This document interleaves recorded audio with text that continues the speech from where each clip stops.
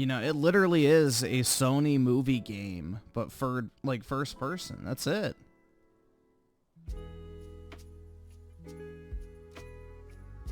Like, it's literally just a movie game, but a first-person perspective. But, you know, at least Sony's games, for the most part, have, you know, standable combat. Like, I'm not really a huge fan of, you know, the shitty fucking slow-ass combat from God of War. But at least it's actually manageable.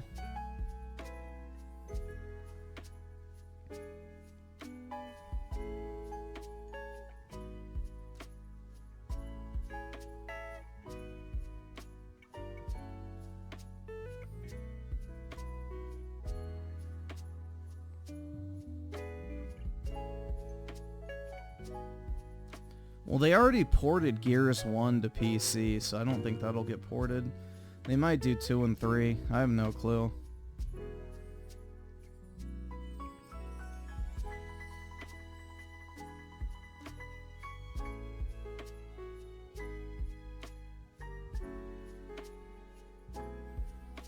Why is Ltanga shilling so hard for Indiana Jones?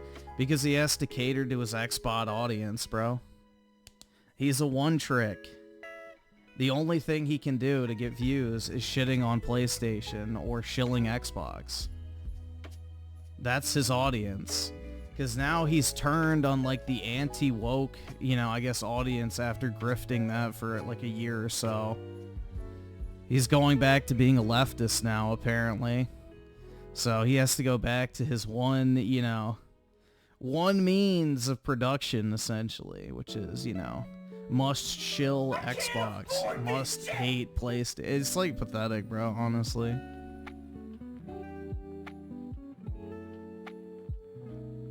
I think he's one of those guys that does YouTube full-time that really should not be doing YouTube full-time.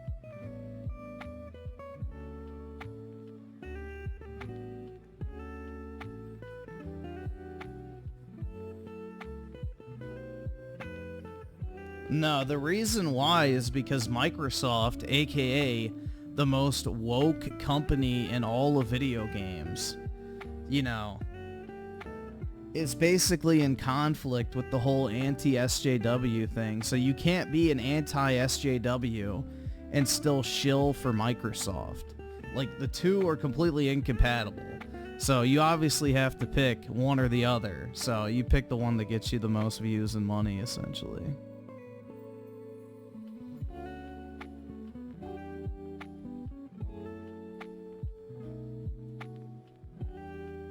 That's how it goes, man.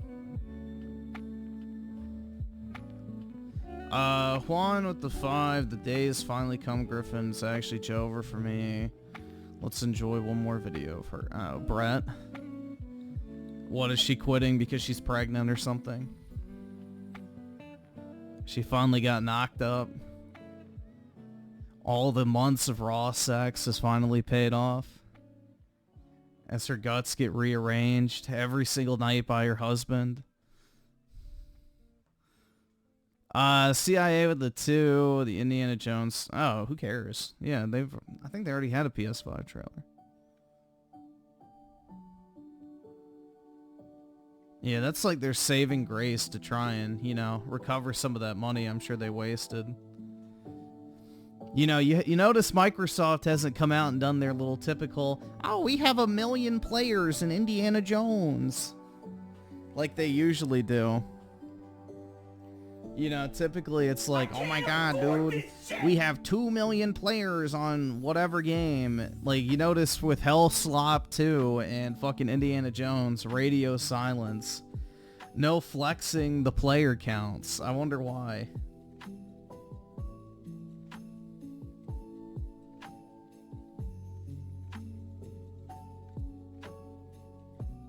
I wonder why they're not flexing the player counts, man.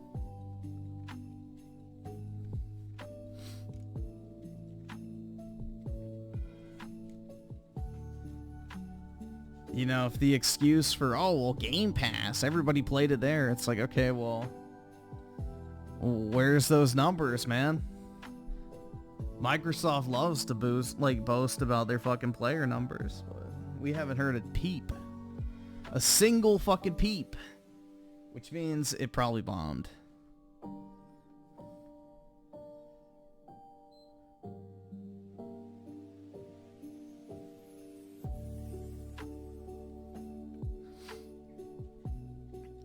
Daryl's on the 2. I put a dislike on your Indiana Jones review. Oh my god, Xbot.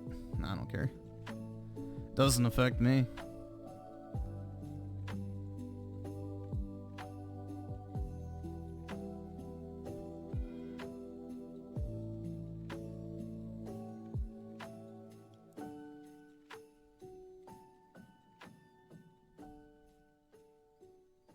If Indiana was only on PlayStation, he would be shilling and jizzing for it. Who?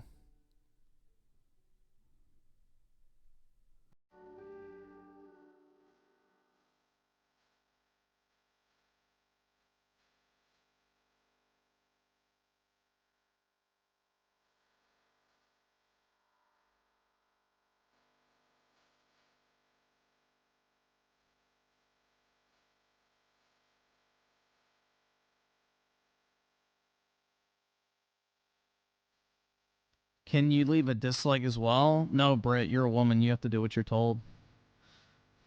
You don't get agency anymore. We live in a fascist dictatorship now. What do you think hurt the game more, the terrible gameplay or the decline? I think both. The game looked absolutely awful every time they showed it. And yeah, Disney.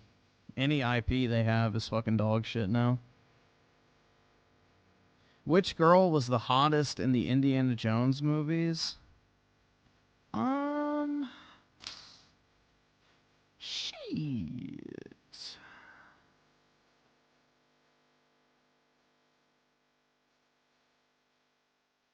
I want to say the German chick from The Last Crusade. Definitely not that fucking dumb whore in Indiana Jones 2. I fucking hated that one. But yeah, I think probably the German chick, what was her name? Like, is it Schmidt or Schneider? I don't remember which one. But yeah, that one. The German chick. Blonde hair, blue eyes.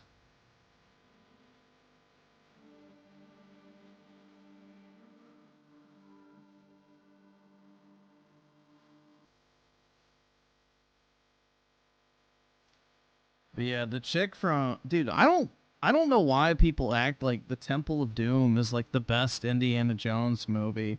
That's like by far the worst, in my opinion. At least of the 4 I've seen. I've only watched, you know, the first 4. I never watched the fucking shitty Disney one. But yeah, dude, people are like, oh my god, bro, Temple of Doom is so good. It's like, what fucking world are you living in, bruh? Like, Temple of Doom is not good.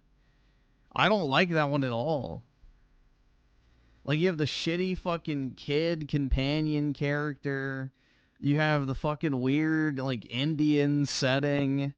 You know, Indiana Jones is, like, out of character almost. So, I like the first and the third, and then the fourth. In that order. Or no, the third, the first, the fourth. That's the order that I like. And then 2 is the last. Kingdom of the Crystal Skull, I did not mind. I actually liked it.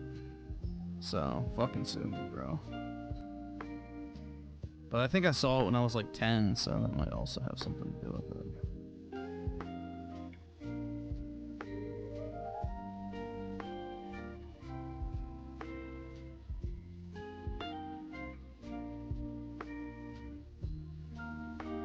Yeah, that was with Shia LaBeouf. Which, I don't know, bro. I like Shia LaBeouf's Spurg energy that he brings to his roles, personally. So, I think that shit's funny.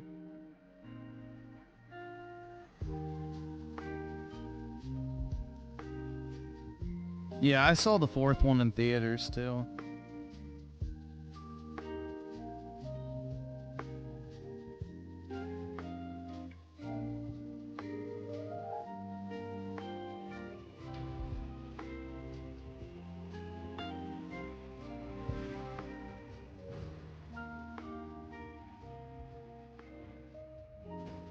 Oh, look at that.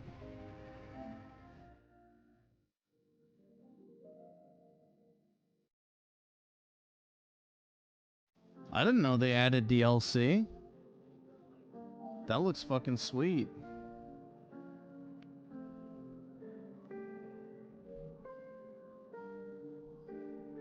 That's fucking sick, bro.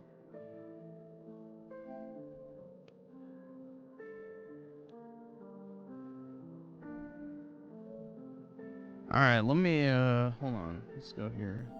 Did they add more or just that?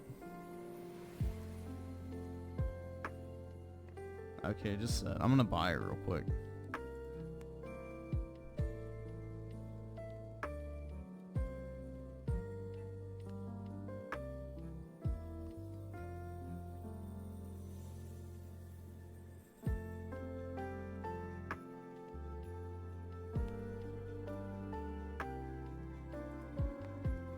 I guess it's doing the pro update. That's a shame.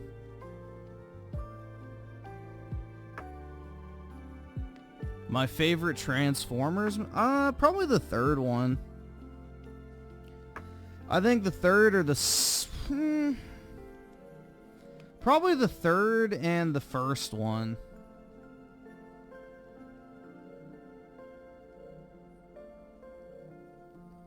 Griffin lost 5K and the Hawk to a shit. Dude, I've never bought a shit coin. The only time I was gonna buy a shit coin was during the fucking Dogecoin shit, and the fucking exchange that I was gonna buy it on wouldn't fucking work. So I was like, fuck it. And it was like at 6 cents, and then 2 days later it went up to 80. And I was pissed because I was gonna put in like 5 grand because we were doing it on stream.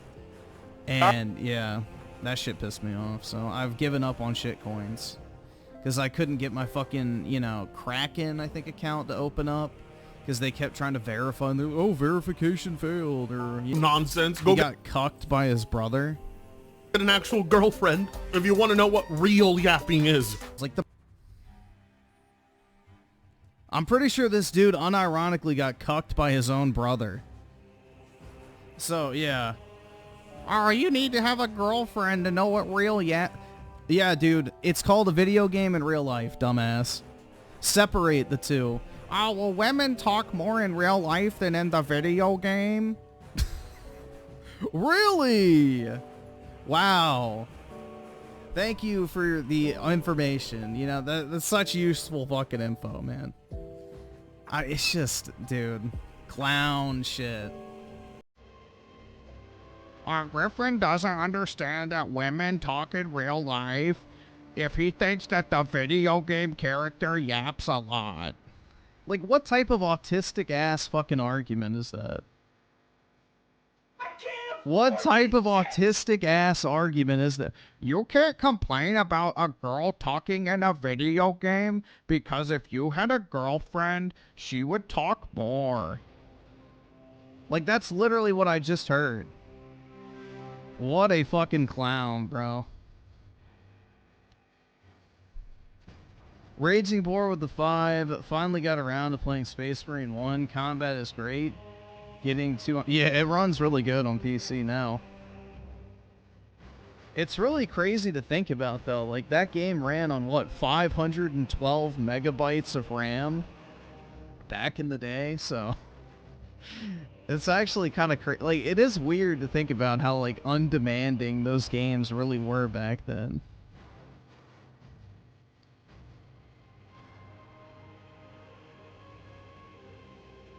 Fluffle Nugget with the 2.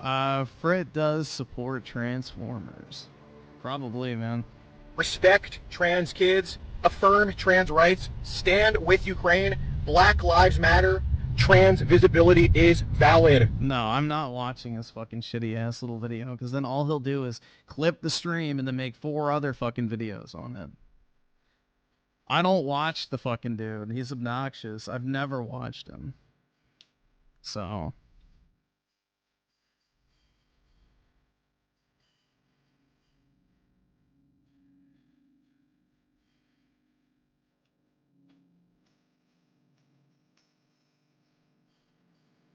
Is it true? Yeah, I'm pretty sure. Bro, people have been telling me that for years. So, you know. I'm assuming it's true. Why not, right?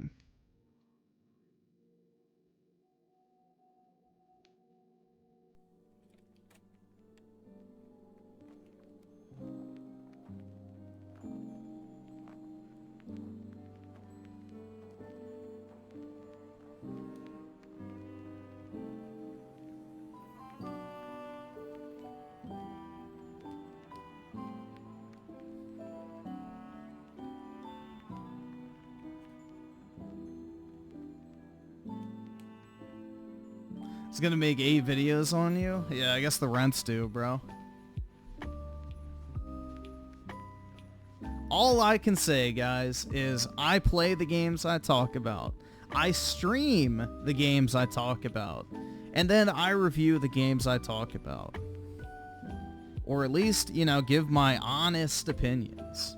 You can do or say whatever you want about that. I don't really care, but, you know, all these fuckers who talk shit don't even fucking play the games that they love to fucking chill for. So, why is he playing fucking Red Dead Redemption 1 in a video where he's talking about my Indiana Jones review?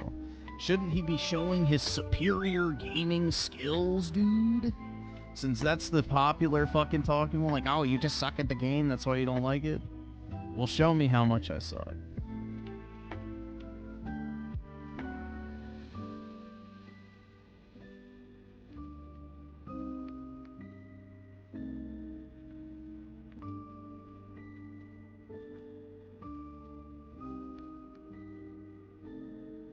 Final Fantasy VII Rebirth is your game of the year choice or you're banned? Exactly, dude. Not only banned, but you will be bent over a chair and, you know, the BBC will matrix nut in your ass 7 times, then will flip you over, bend you backwards over the fucking chair, and repeat the process.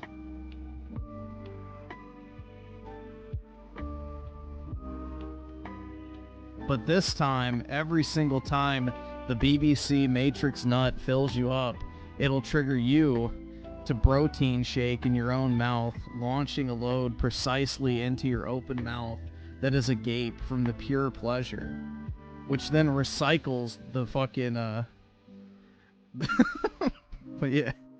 I don't want to get... Dude, I can't do that with the stream fucking face. I don't know how Low Tier God does that shit without breaking. That shit's actually funny as fuck, man. Oh my god.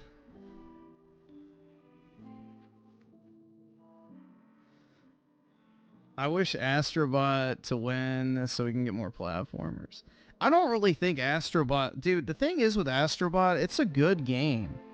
But I feel like it just was missing something, if you know what I mean. It's like there's no replayability in that game. And it's kind of sad, because it's like every single level is a gimmick level. There's no levels where you're actually like testing your abilities with multiple different, I guess, abilities. I wish there would have been like some levels in the game where it's like, okay, you have access to all your different power-ups. Now you choose what you want to use and when you use it. I feel like that is what was missing from Astrobot. Like, give us like a weapon wheel, basically, where you can swap between the different abilities and like chain them or whatever and use it to, I guess, give some player choice in how you explore and complete each level, and that way it would like also encourage the speed running aspect of it. I don't know, it's just, I feel like every single level being a gimmick level kind of get old pretty quick. Like Super Mario, I guess, Wonder, thank you, I'm fucking retarded. Like every single level had a lot of variety to it because there was 2 different variations of each level. And then on top of that, depending on what ability you brought into the actual, you know, level with you, it played out differently. So, I feel like it was missing like that level of depth. But aside from that, I really liked it, man. I thought the mechanics were good for the most part. The music was good. The graphics obviously were great. So, I actually really liked it. I just wish it had a little bit more. I wish it had a little bit more. Yeah, but the challenge levels are still, you know, just go in a straight line, essentially. There's no, like, actual Alright, awesome. variance. Thanks, nigga. Alright. Alright, awesome. Thanks, nigga. Alright. There's no variance, bro. Raging Boar with the 5, Oski and Lonky have offered to help with Space Marine 2 campaign. I 100% will be buying after I play a bit more of 1. Yeah, it's definitely worth getting. This is a top tier quality content title for sure. Did I like it was okay. I'm not really huge into like hero shooters in general, and I'm definitely not really into Marvel. But it was okay.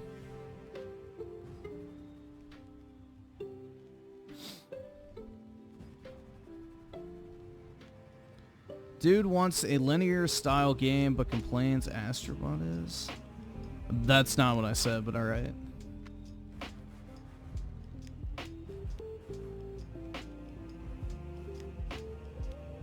Major Jeff with a 5. I wish I could say that. Skip it up and fucking lose There we your go. Let faggot. Rich say it. Has been attacking you over Indiana Jones and calling you a Sony pony. Oh my god, dude. I'm a Sony pony. Oh no. Okay, well, life goes on. Yeah, apparently there's a pro patch. I don't know, I guess speed. I don't know, like, how it works, but whatever.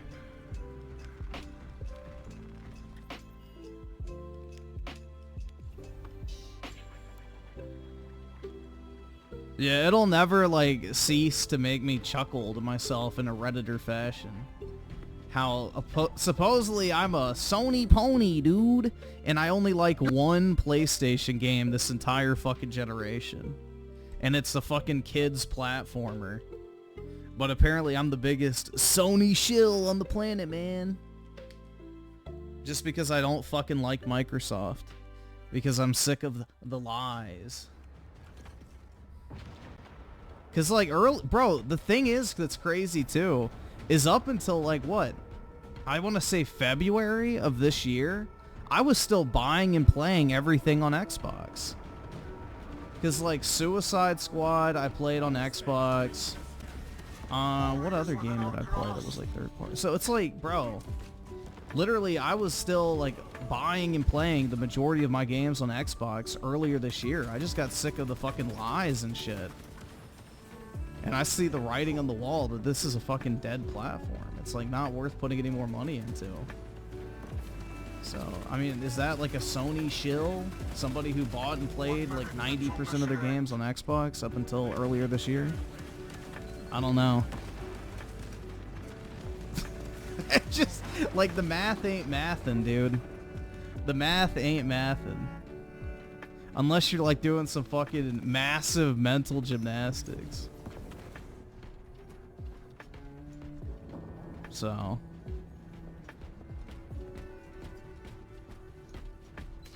yeah, Phil cannot be... dude, it's like a cult, bro.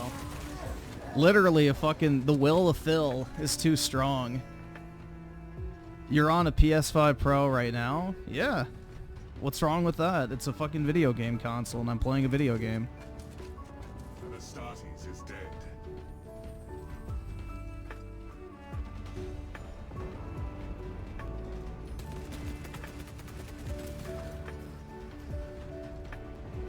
I can't afford this shit!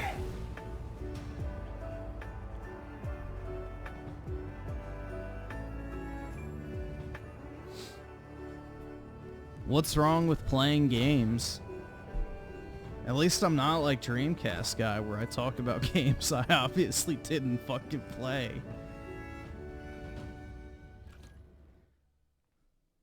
Yeah, I'm doing, oh, shit, what part? I'm in, I guess the second to last dungeon now of Metaphor, so I'm almost done with that. I have like 60 something hours in that shit, bro. I put in way too much time grinding. But I'm like level 76 or 7 now, I think. So, I'm in the Skybound Avatar doing like the Royal Palace. So after that, I think I only have one more dungeon and then I'm good.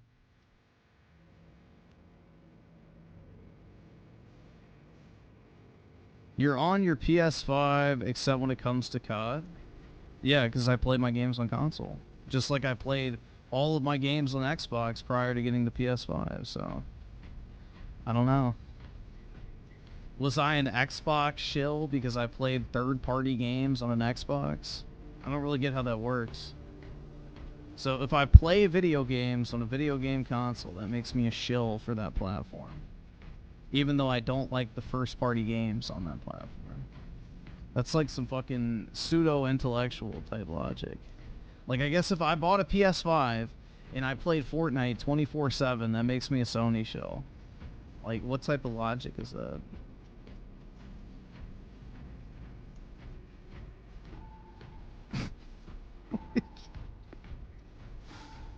Oh my god, man.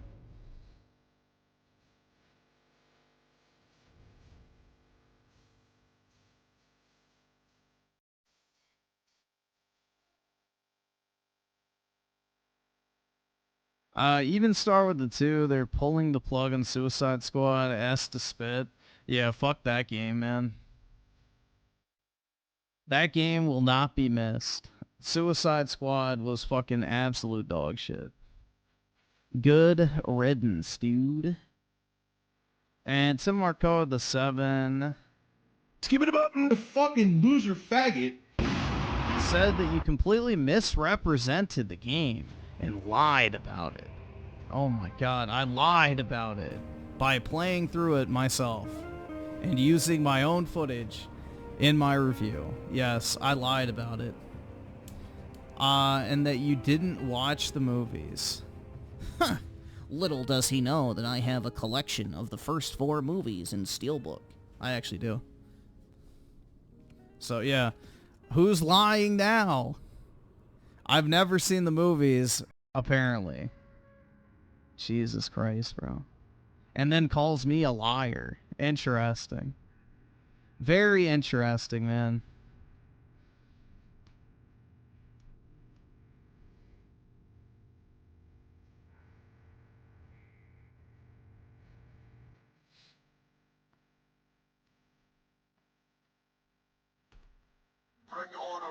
Yeah, he goes like, you're a liar. Going fucking Walt Jr. on my ass, I guess. You're a liar.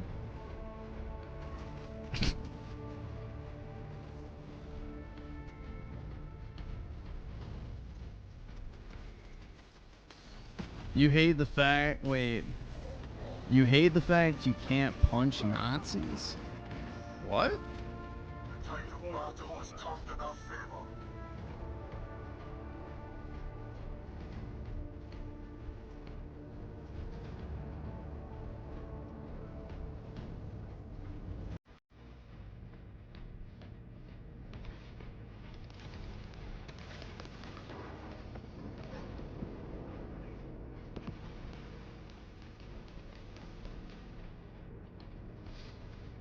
Yeah, so what? The Game Awards stream will be not tonight, but tomorrow night, right?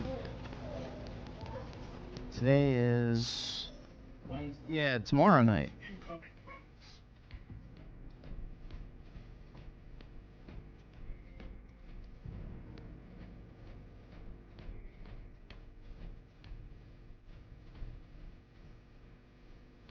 You're broke! You're fucking poor!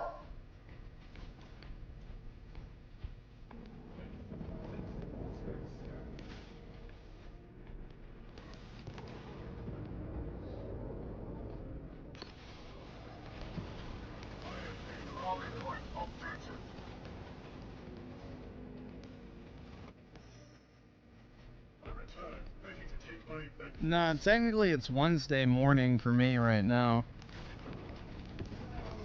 It's like 2:40, right? Bro, I hit legs at the gym today. Like, I did 10 sets of 15 fucking leg extensions, and that shit knocked my ass out, bro. And then I did like the fucking squat machine after that. I did like the I don't know what, dude, I don't know what they're fucking called, but I did like a bunch of leg exercise, and that shit just like knocked my ass out when I got back. I was fucking cooked after that.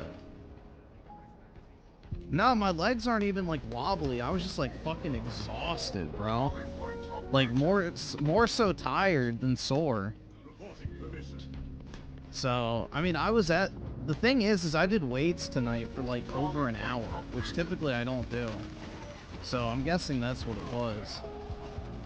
Because like cardio doesn't make me tired anymore, because, you know, I walk my dog and then I do cardio at the gym every single night. So it's like not even a big deal. So I guess the fact that I did like so many like different, I guess, weights, it just like drained my ass, literally. Do I even sleep? I slept a little bit before I started streaming, from like I want to say 10 until I guess 1:35.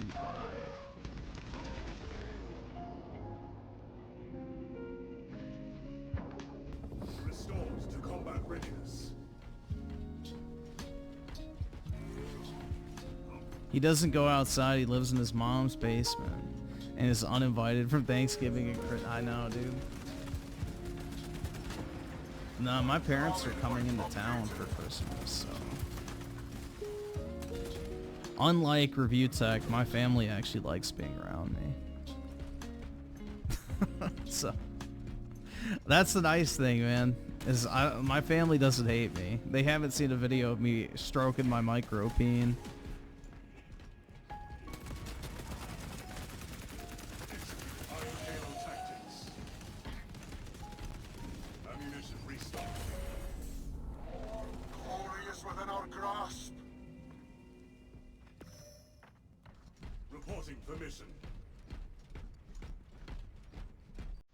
All right, awesome. Thanks, nigga. All right.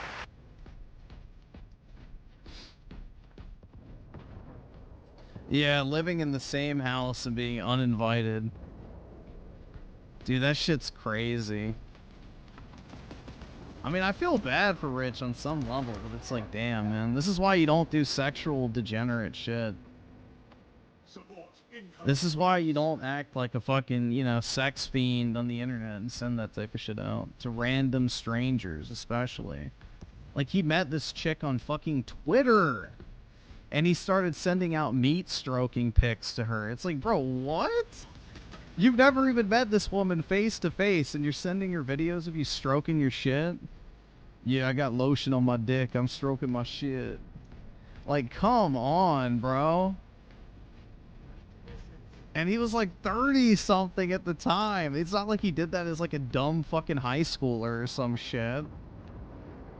Like, you know, it'd be one thing if you're like a dumb kid doing that shit and like, oh no, dude, your nudes got leaked at school because you're a fucking horn dog and you sent a girl a dick pic or something. Like, no, this is a fucking 30-something-year-old man with a YouTube channel sending out videos of him stroking his fucking meat to random bitches on the internet. Like, what? That is crazy to me, dude. I wouldn't have even done that shit as a child.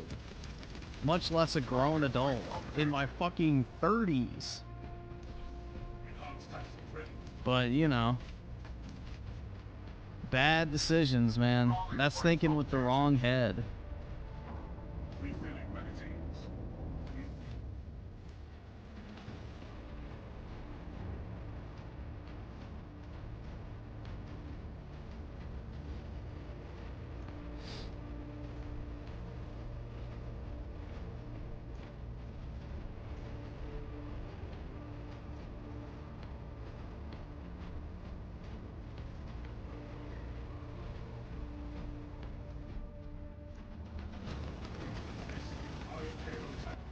Oh, nice.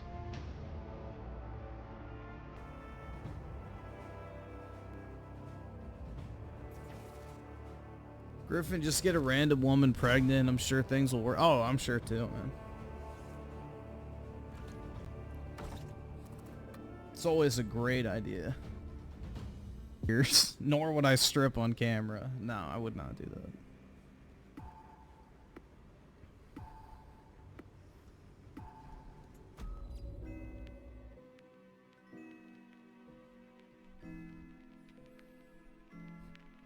The only way I'm a whore is you can pay me to play shit games. There you go.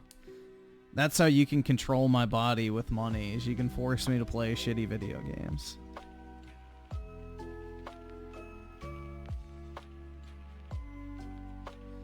Tim Marco, the 279, lying is so evil, dude. Exactly. Accuses me of being a liar and then proceeds to lie about me. Gaming.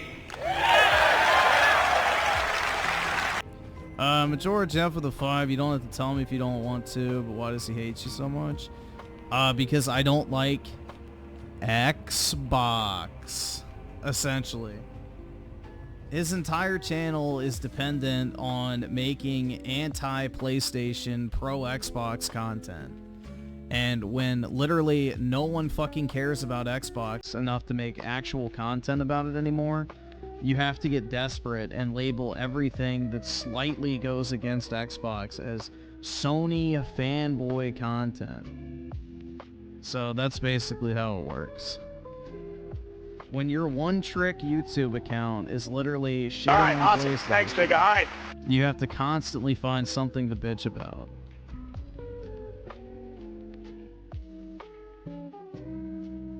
Yeah, even CulteastWood's becoming more and more negative.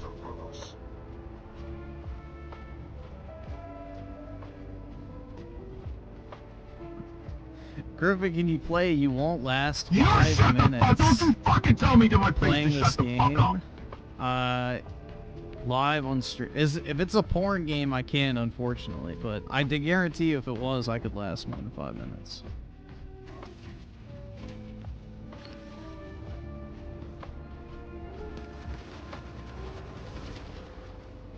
Oh, come on, bro. I seriously didn't kill that guy. He's gone now. I'm not gonna find him. Oh, unless... I'm not gonna get there in time.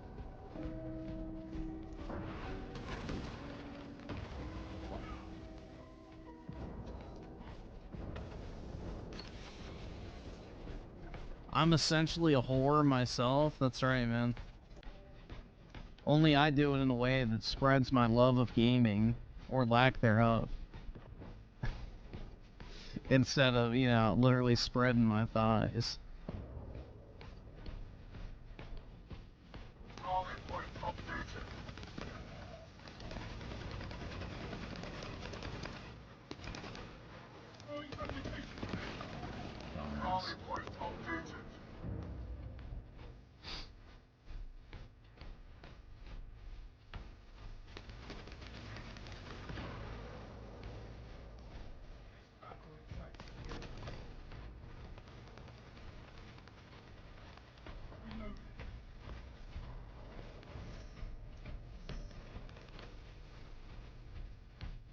Griffin's KKK Space Marine skin looks funny. Lol. Wow, bro, did you really LOL? Like physically and verbally?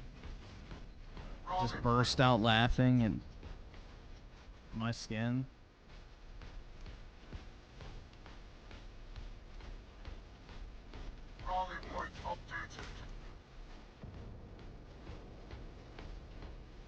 Renadog with the 10. Apparently older CODs will be on Game Pass soon. I'm not sure if that counts as a big surprise. Most won't abandon all the money spent on skins, emotes, etc. on recent CODs. Well, the thing is everybody already owns the old CODs on Xbox, so it's kind of like a nothing. Like, everybody already bought that shit when they became backwards compatible, so I don't know if it's going to be a huge announcement or not.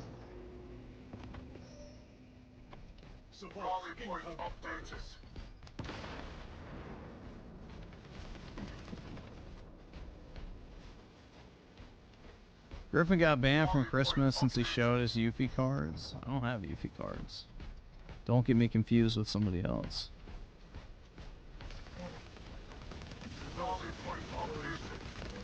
Dumbass.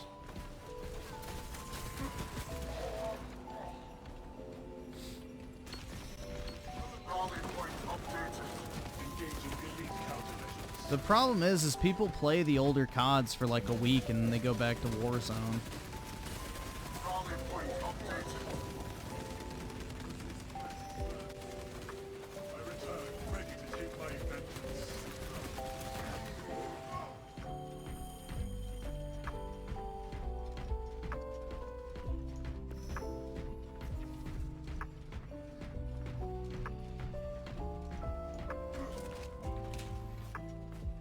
He got banned because yeah, my dad's a Tifa simp from back in the day. So he was like, yeah, son, you failed me.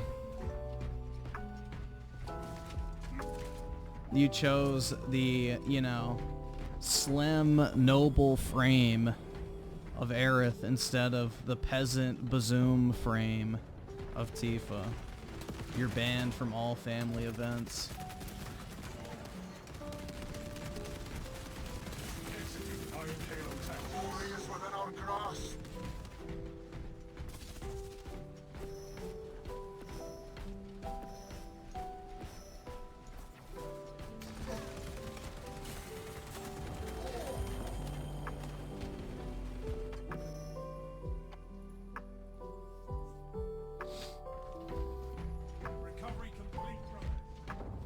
One of my former coworkers showed me that Trump wants to keep the Dreamers here if and only if the Democrats work with him, which is a W. He essentially said Biden did nothing.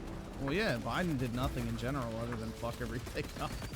But yeah, that's the thing, is like Trump is not this fucking ultra right-winger that a lot of these fucking, you know, lefties love to portray him as. He's like basically the most moderate president we've had in a very long time.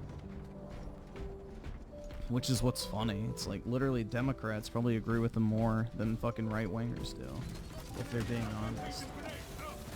But leftists have like shifted so far to the fucking left that they're like unrecognizable.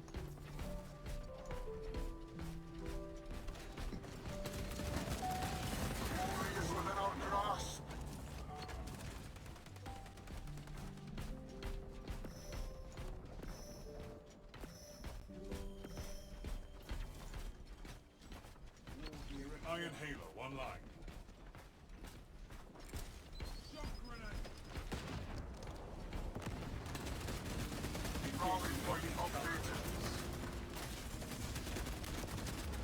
Shit. Yeah, I'll stream the Game Awards most likely.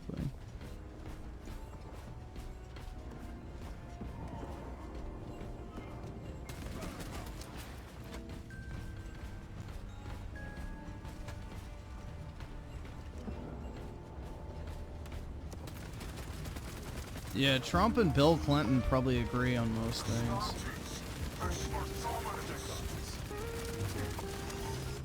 Damn, bro. I just did a fucking squad wipe right there to win the game. Easy clap.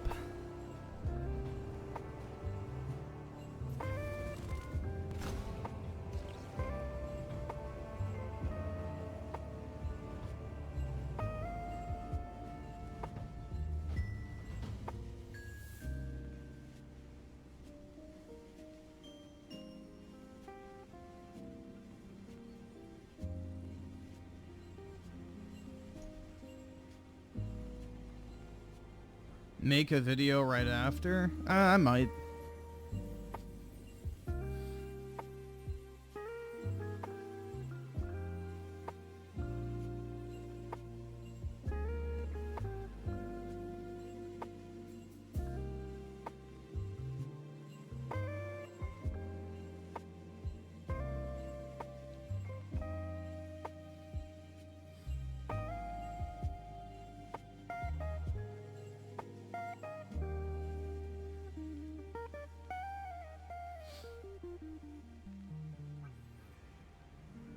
When I heard Griffin on the Clips channel saying RTU can't stroke his little Richard and to stay in his room during Thanksgiving. It's like, Richard, I told you stay in your room, young man. You're not coming up to the family Thanksgiving gathering. You stay in the basement and think about what you did. And no stroking that little Richard while you're down there. You've done enough damage as it is to the reputation of this family.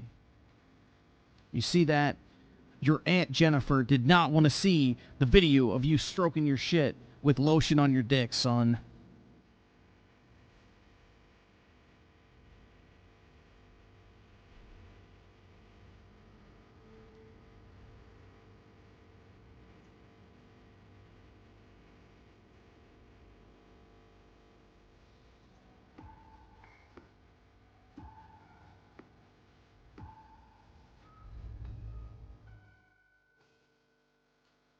You gonna get thrown back to the Covenant dungeon? Bro. Yeah. Take his gem. Well, dude, I think most guys are still gooners at age 40. Like, the thing is, for men, bro, your sex drive never really goes away. Unless you're, like, completely just soyed out, but... That's why I think it's funny people act like, oh my god, why would you ever want to bang a 20-year-old as a 40-year-old? It's like, bro, what fucking porn are you watching? You're probably watching a bunch of 20-year-olds get fucked. What the fuck are you talking about? I don't understand how you could want to bang a 20-year-old when you're 40. It's like, 20-year-old women will never not be attractive to men. It doesn't matter if you're 13 years old or fucking 73. A 20-something-year-old chick is peak. It doesn't matter. Even when you're a fucking youngin', you'll always be like, yeah, you know. I don't know, bro. People are, like, in denial over that.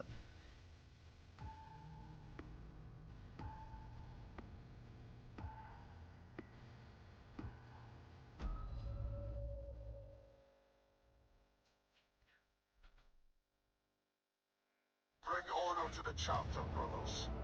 Griffin's going to date an old hag next year, and that's right, and then I'll fucking divorce rape her.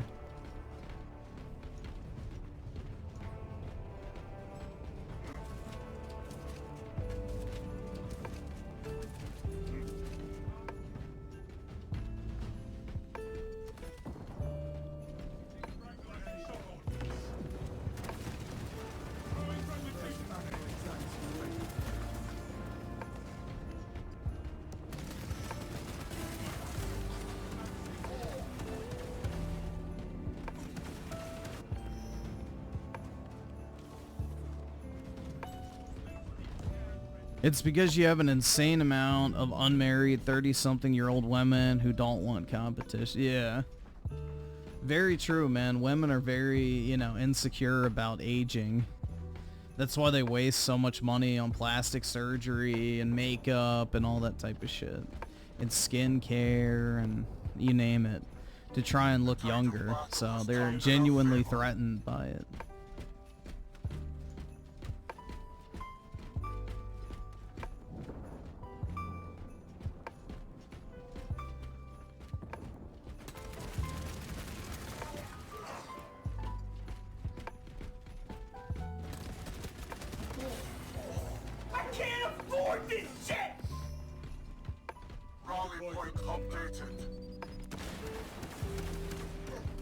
Your take on Indiana Jones is probably the worst shite take I've heard on a game in a while. How so? What aspect in particular?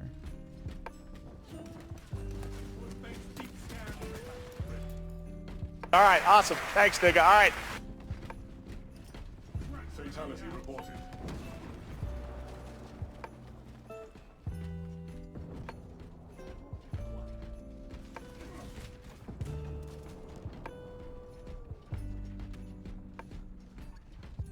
Women get intimidated by fictional... Yeah, dude, it is true. They do. That's why so many fucking fat journo bitches were upset about Stellar Blade.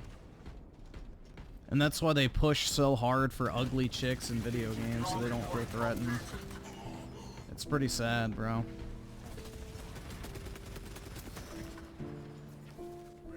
Human type title, in my opinion. The gameplay is the worst part of it, and in order for a game to be good, the gameplay actually has to be good. So you can say whatever you want about the story and the exploration and the setting and all that type of shit, which I agree, they did a good job with that for the most part, but the fucking gameplay is not good. Like, that is some of the worst first-person combat I have ever seen. All right, awesome. Thanks, nigga. All right.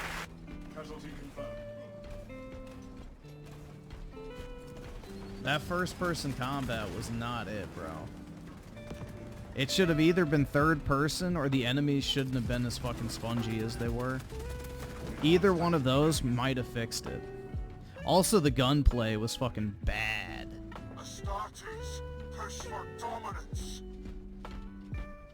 Like, coming from Machine Games of all places, they have no excuse for the shooting to feel that shitty.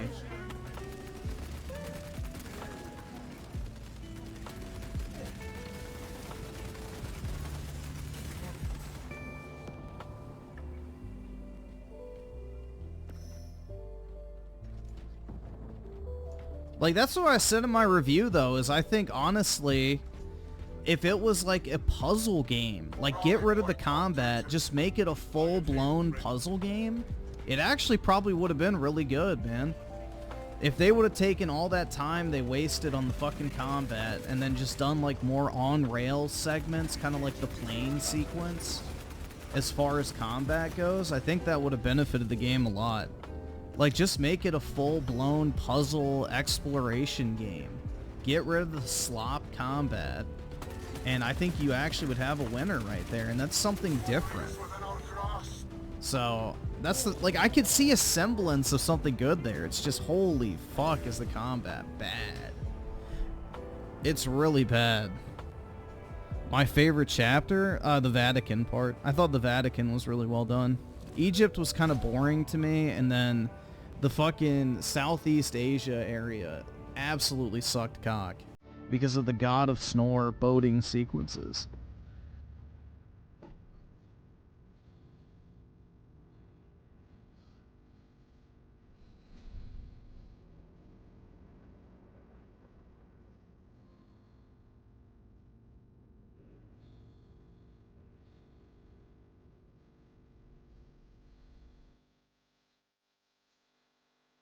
Do I think it'll outsell Rebirth? No, I don't.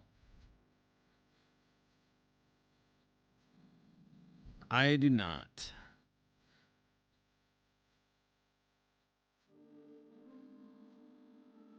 Let's see. Tim Marco with a 7. RT is trying to claim he's back together with his kid's mom to avoid accusations of being single from Kino. What a cat. Dude, that shit's wild. I don't know.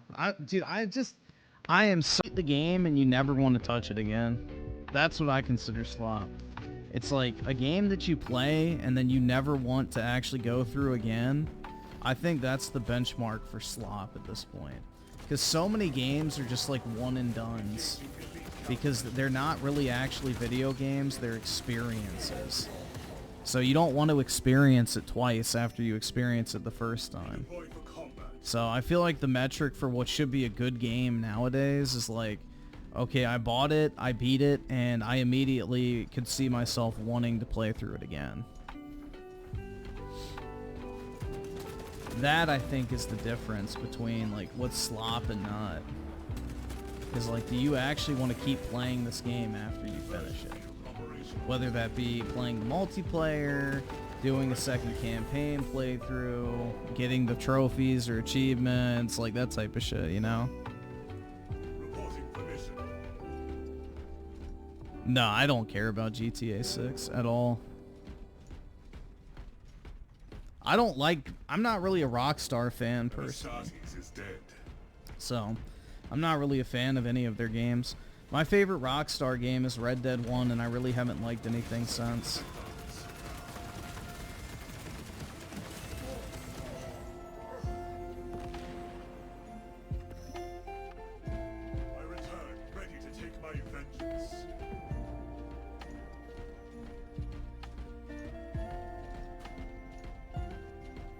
Red Dead 1 or I don't like 2. Red Dead Redemption 1 is the only Red Dead Redemption game I like. Or I guess Red Dead games. I haven't played the other Red Dead, so this is Brother killed in action. I haven't played Revolver. Our allies are halfway done. But yeah, Red Dead Redemption 2 I've tried to get into twice. I just couldn't do it. Way too fucking slow.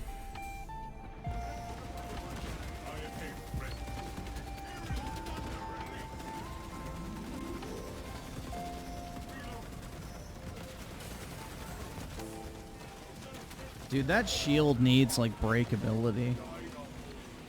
That shit's crazy that you can just sit there and tank infinite hits.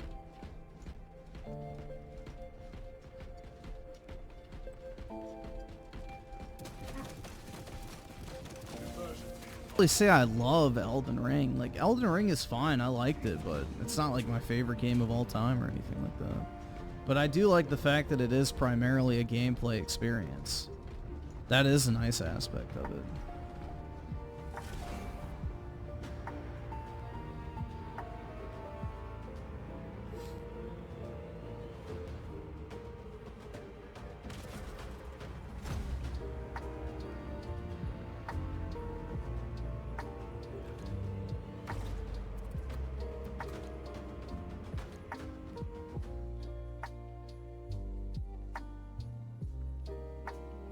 Kid Smooth said Indiana Jones is hit.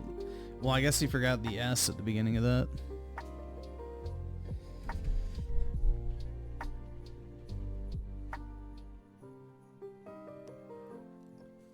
Griff, why is Ltanga so in love with you? I mean, how could you not be, man? There's just so much to love.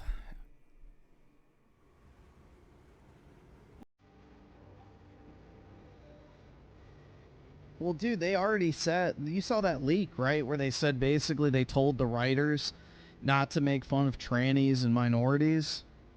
So, dude, I'm telling you, GTA 6 is going to be Trump bad, the video game. It's going to be making fun of Florida conservatives. That is going to be the entire theme of the game, is trashing Florida Republicans. Put that shit down, bet it all on black, whatever you gotta do. I will bet anybody money that one of the main themes of GTA 6 is gonna be Republicans bad. 100%.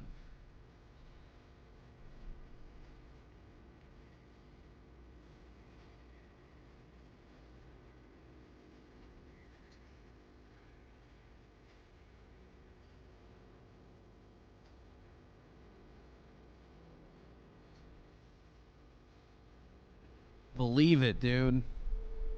Believe it.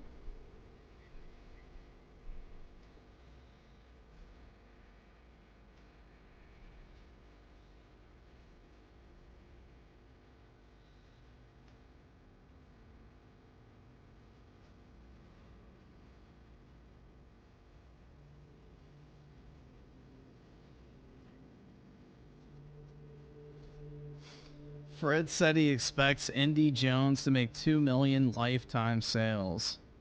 Isn't this the same motherfucker that said Final Fantasy 16 flopped when it sold 4 million to 5 million copies on one platform? Bruh.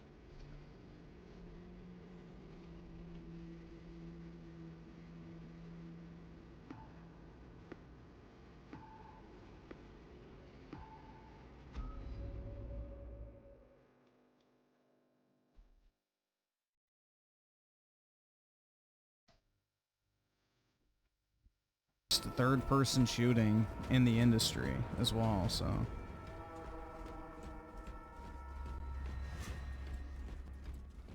Like, for a game that's solely about shooting people and driving, it has some of the worst gameplay in both of those categories.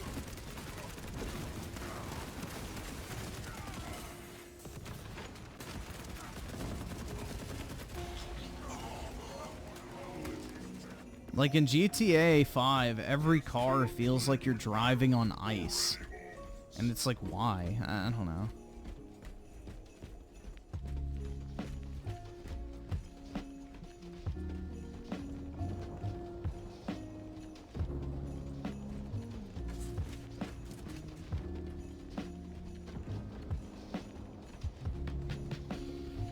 Like, you would think with all the money Rockstar makes from that franchise, they would just buy, like, a racing game studio to do the controls. But, guess not.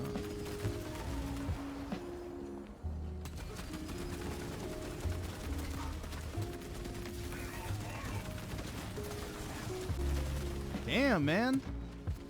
We're straight up cooking these tards.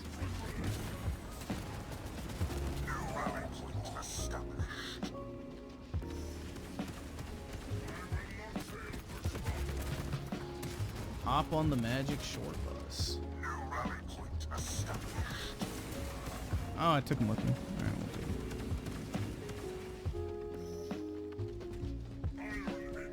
it. Yeah, I just prefer fantasy games personally. I don't really like sci-fi anything personally. Very few like sci-fi, I guess, franchises that I like. And then I'm not really into, like, you know, open world sandbox games. I don't know. I just like structured games, personally. I miss turning on a game, playing it for 5 to 10 hours, beating it, and being satisfied.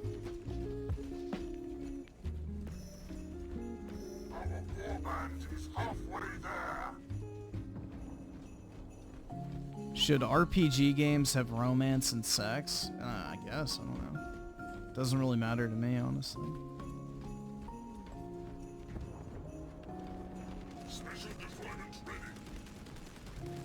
As long as it's not gay sex, then I guess it's fine. You're playing a woke game right now? Yeah, exactly.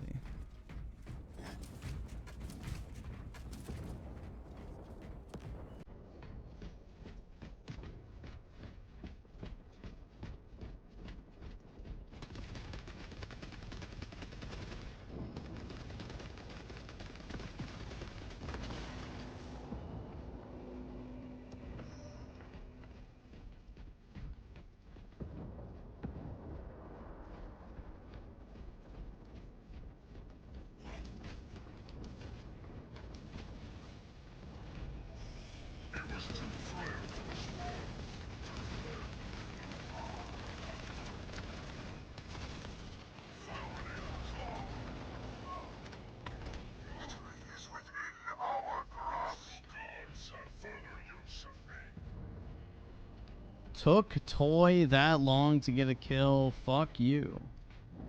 What the fuck?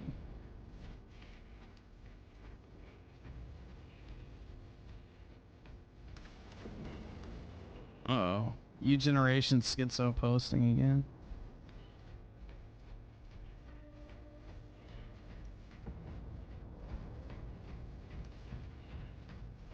I don't know if Wolverine's coming out next year. I think it got delayed to 2026. Because they're having to rewrite the game because of the leaks.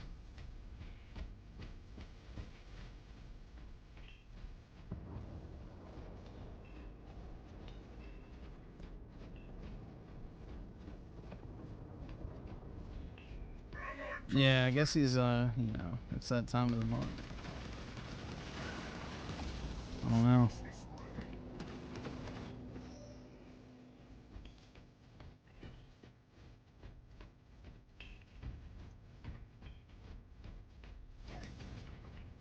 I'm excited for Wolverine. Insomniac doesn't miss. You're not at all disappointed with Spider-Man 2? Like, even if you like the gameplay of Spider-Man 2, the story was all over the fucking place.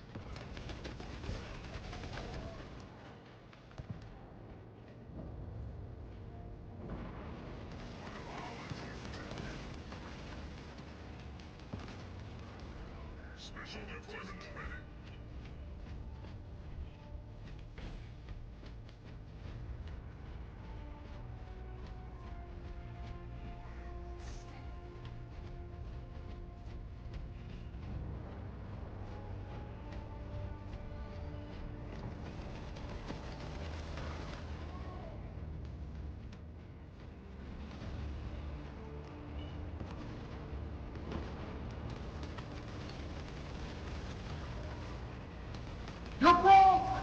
Hey, You're final fucking kill. poor!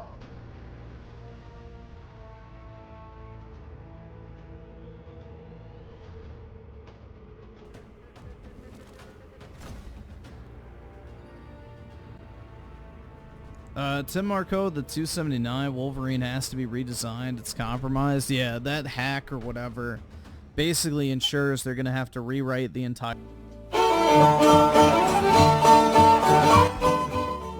I downloaded this song because, you know, I put it in the video.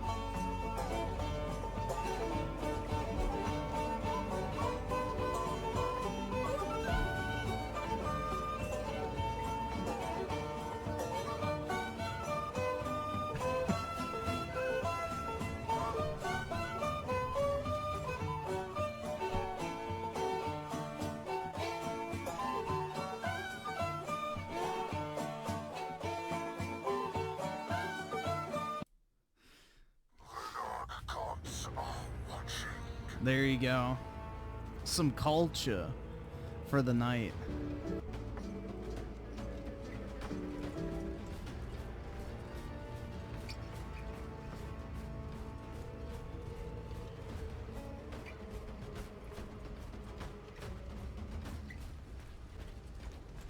Yeah, that fucking director is a piece of shit. He's like, oh yeah, people didn't like the Mary Jane missions, so I'm gonna add more of them.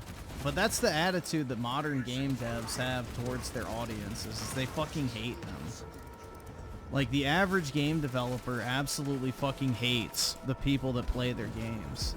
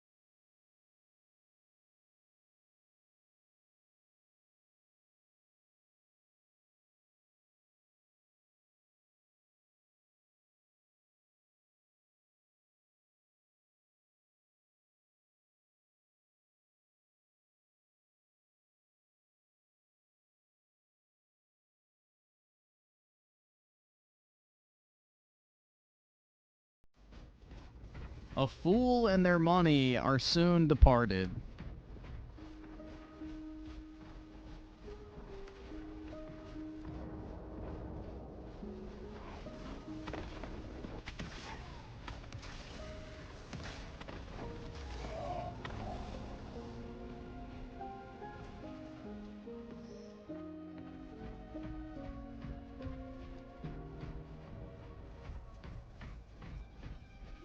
In the end, Griffin is gonna settle for a single mom of 3 kids.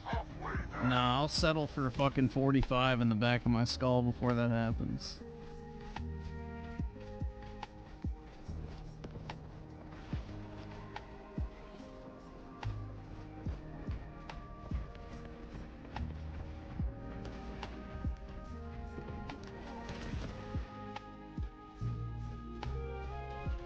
I am not going down that route.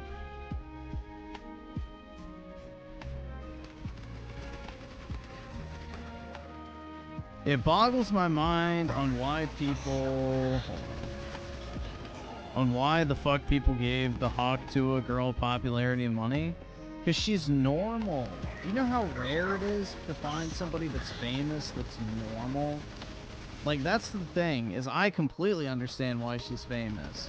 Because she's a fucking normal human being. She's not one of these, like, fucking ultra weird celebrity types. Slash fucking, you know, Californians. So... she's just a normal person that got famous for doing something on the internet. Like, that's organic.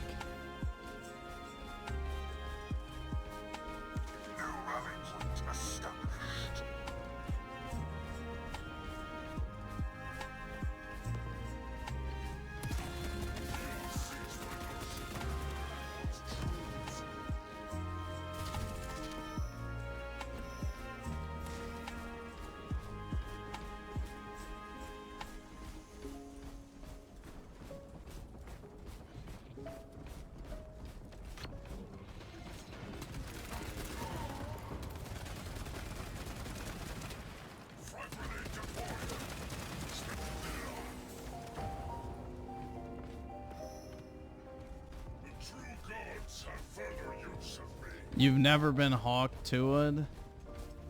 Well, get on that, bro.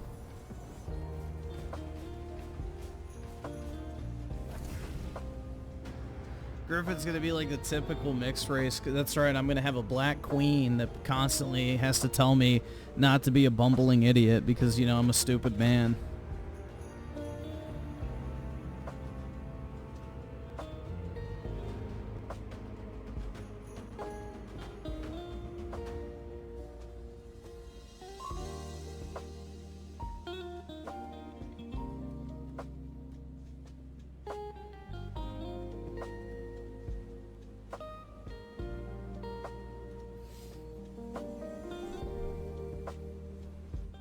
The Kamala oh my god, ew.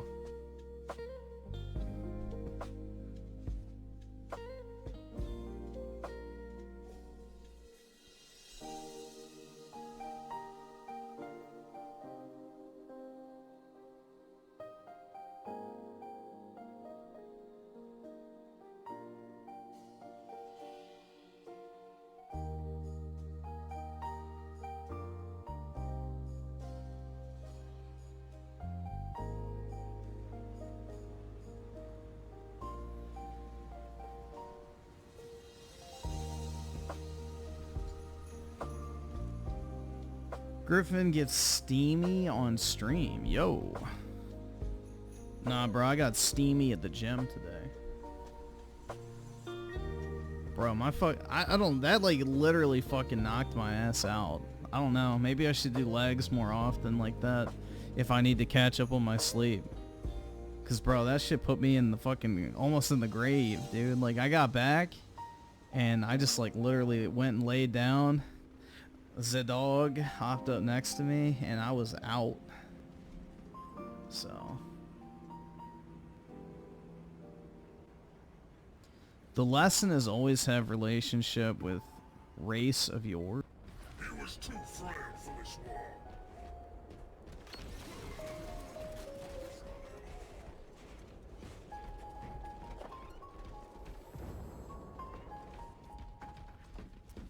I think Modern Warfare 2 2022 is better than Black Ops 6. Black Ops 6 is Treyarch's best game since Black Ops 2, though. Multiplayer-wise, at least. Campaign-wise, definitely not. But there's not really much competition there. But.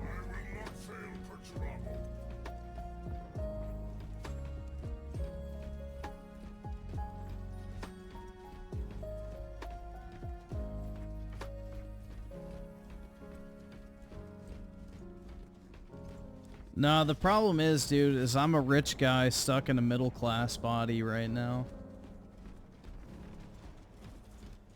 That's the issue. I don't enjoy doing normie activities.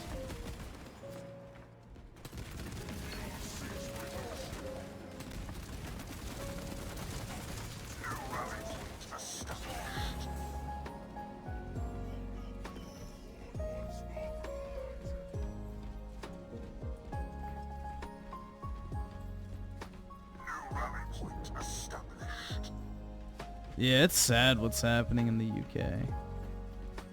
They've completely destroyed London and other major cities. Shit's sad, bro. 1,500 years of fighting to keep the fucking Muslim horde out of fucking, you know, UK and Europe, all undone by a bunch of dipshits.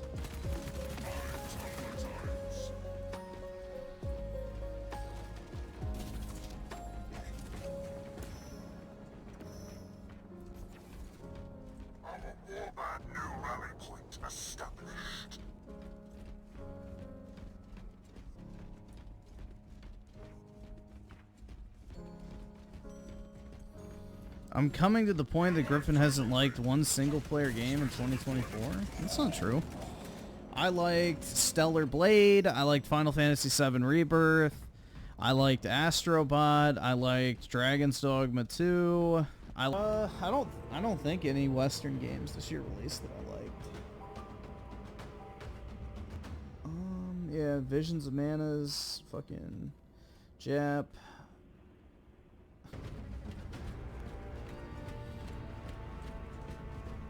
Griffin philosophy, that's right, man. Absolutely.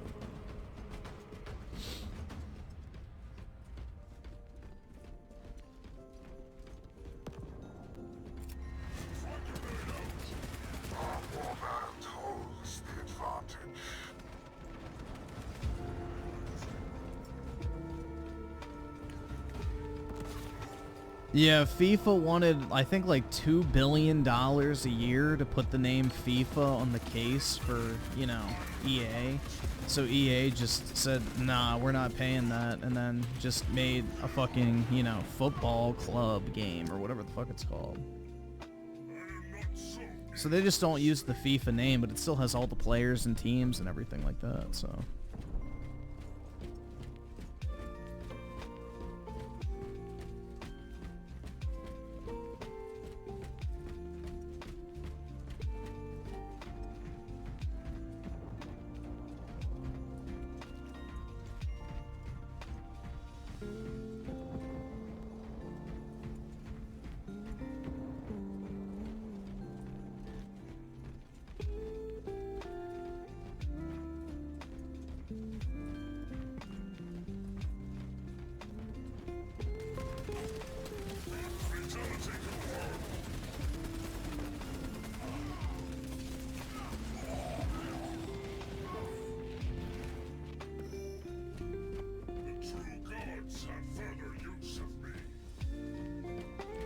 Yeah, that's kind of a weird copyright thing since FIFA is just the governing organization. FIFA, yeah, exactly. It doesn't own any of the teams or players, so they just went to the individual leagues and then licensed the teams out that way and said fuck you to FIFA, which was kind of smart.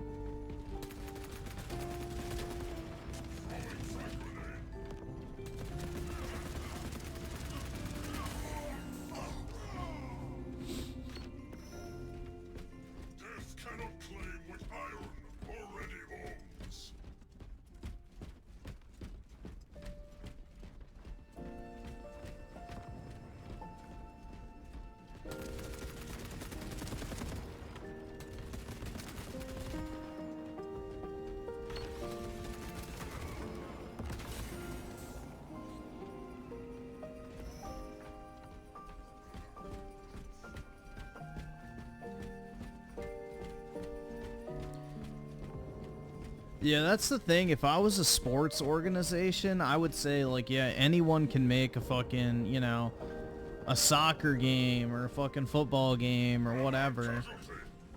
But what you have to do is give me royalties. Like, I want 15% of sales. And then you can use the license for whatever you want. And then that way you could have, like, a ton of different games out there that make a shitload of money. And then you get a cut of all of that from each source, rather than just one game.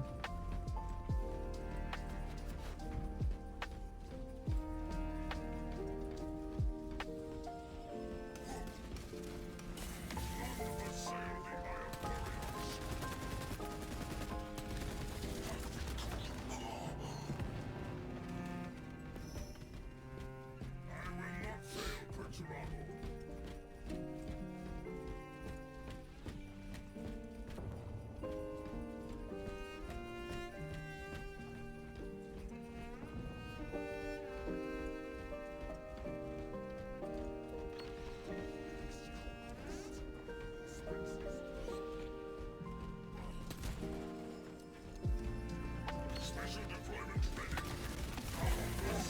Yeah, the LeBum James controller.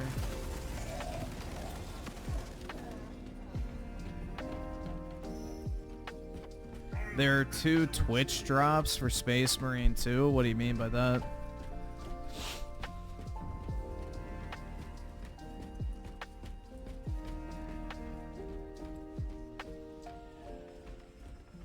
Do you have to watch like certain streamers or some shit?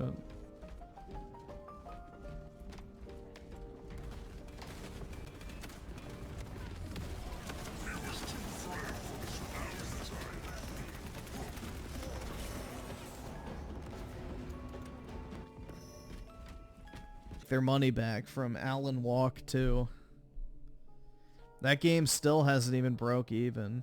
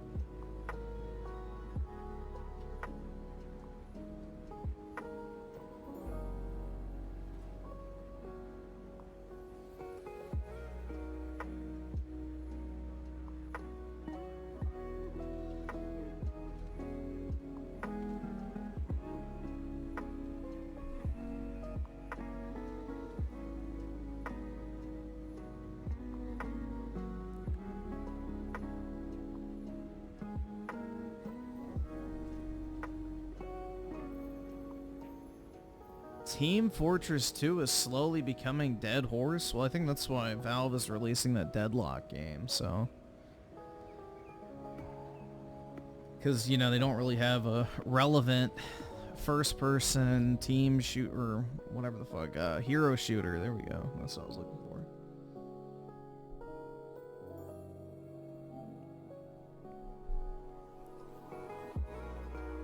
I tried to do that PlayStation Wrapped thing today, but the website apparently broke and they pulled it down. Which kind of sucks. I wanted to see what my most played game of 2024 was.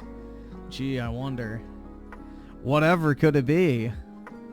But yeah. How many hours do I have in 62? So yeah, this will be number 1. This will be number 2, and then most likely Metaphor will be number 3. And then it'll be Stellar Babes, and then possibly... Or no, I think Dragon's Dogma 2 I had like 80 hours in, so maybe that'll be number 3. I don't know. We'll see. That's why I was curious. I wanted to see how much time I'd put into like games.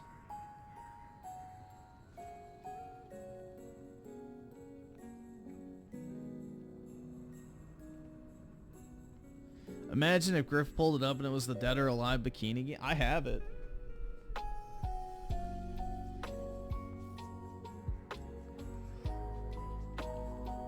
Yeah, I was in the top 3%, or no, top 3 or 2%, I don't remember, for Xbox, yeah, playtime. And I barely even play on Xbox anymore. Bring order to the chapter, brothers.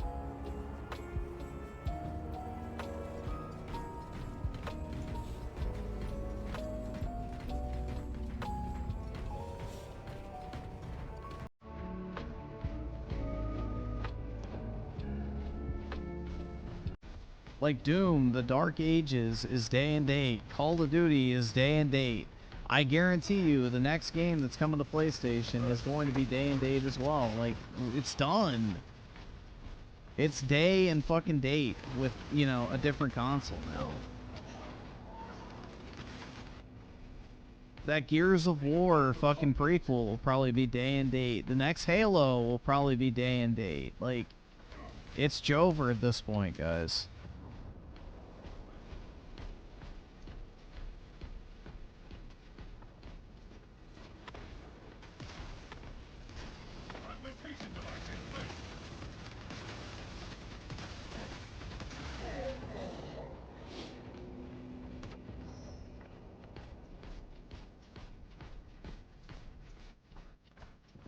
The only reason to buy a Series X is if you want to play 360 games. That's it. Literally the only reason to buy an Xbox now, and specifically the Series X, is to play 360 games in like a higher fidelity. That's it. It's basically a glorified 360 emulator. Other than that, there is no point.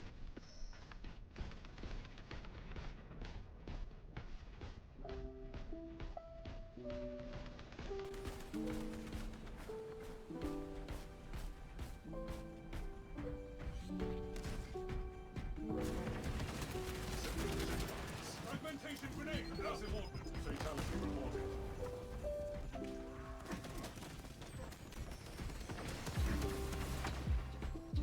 Conversion field operational.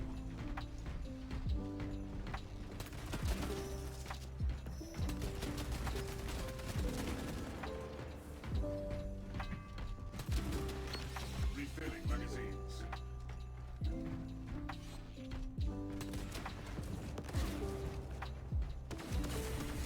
Shit.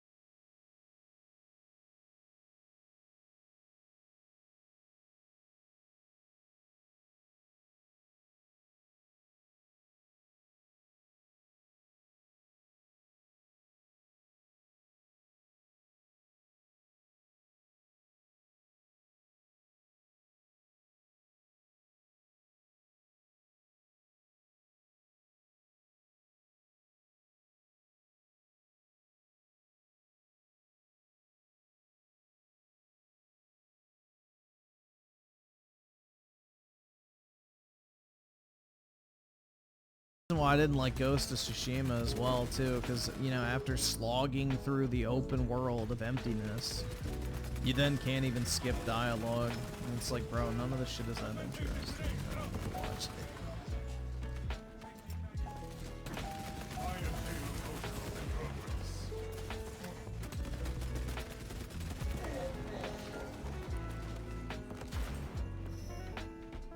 Reporting permission.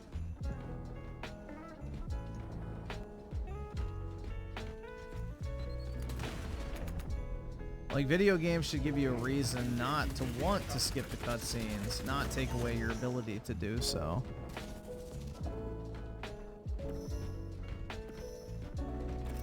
Throwing frag grenade.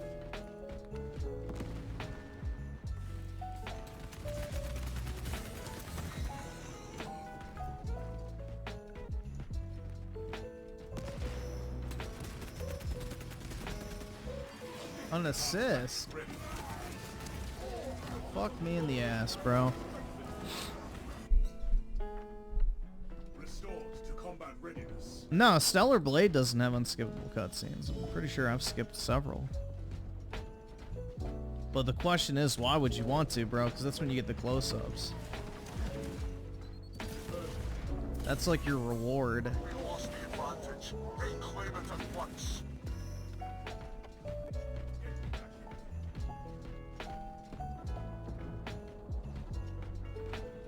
Yeah, like...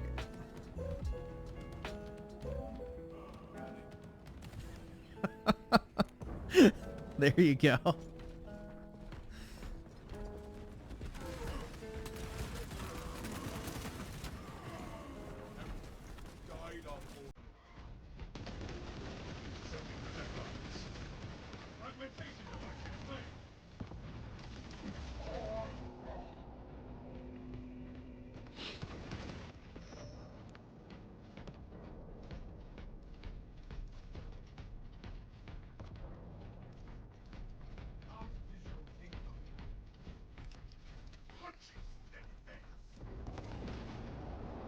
Remember Bully? I've never played it, so no. I mean, I remember the game existed. One of my friends had it, but I never really played it.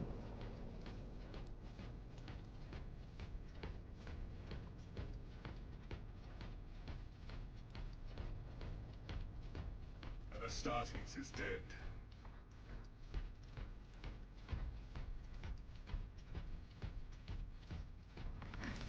Execute Iron Halo tactics.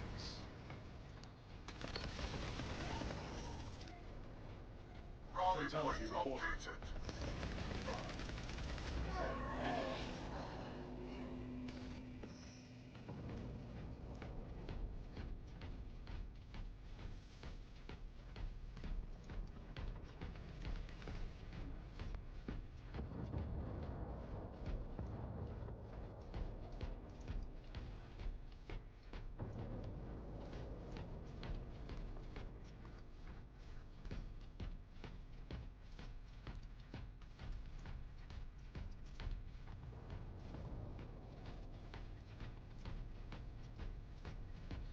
Griffin quickly becoming another Harmonsmith with his bad takes. What bad takes?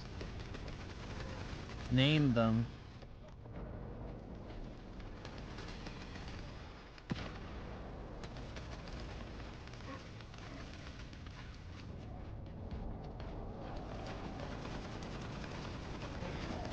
Arch enemy closes in on victory.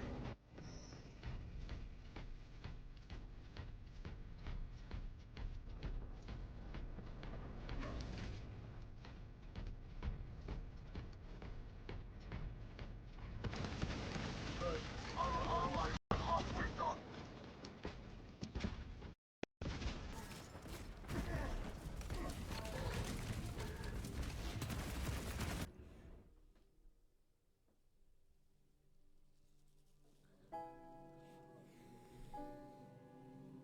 Should have made Koff the main character. Exactly, dude.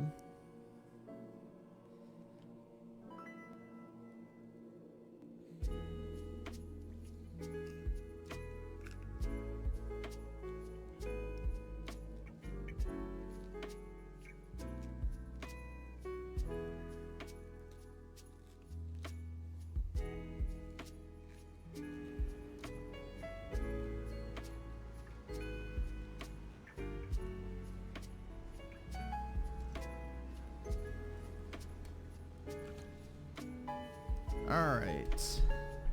Let's see. I don't really know if there's too much to watch tonight.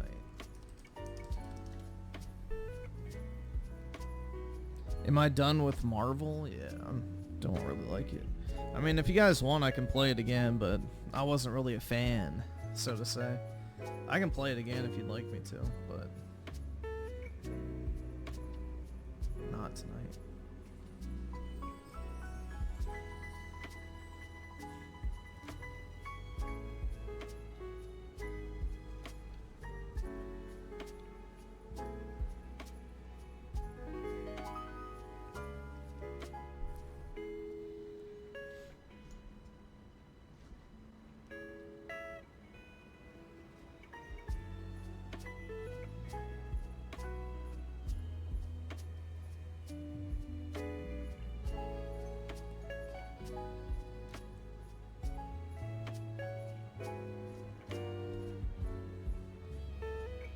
Borderlands? Yeah, apparently Borderlands 4 is getting announced tomorrow.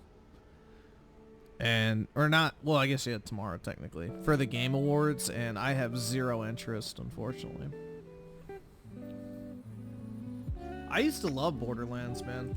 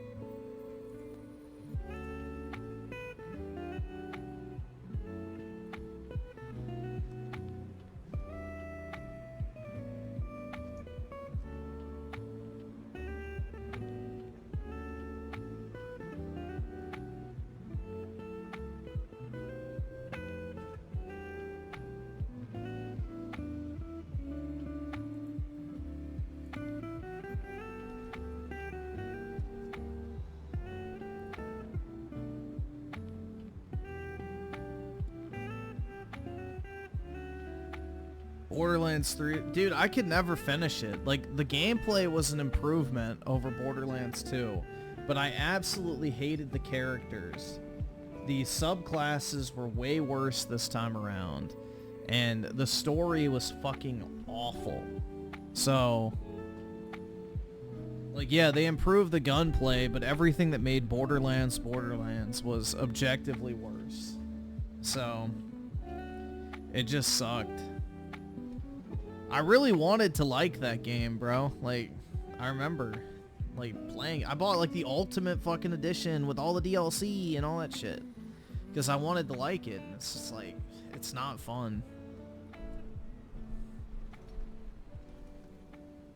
It's not a fun game, and that's the problem. Games need to be fun. That was not fun.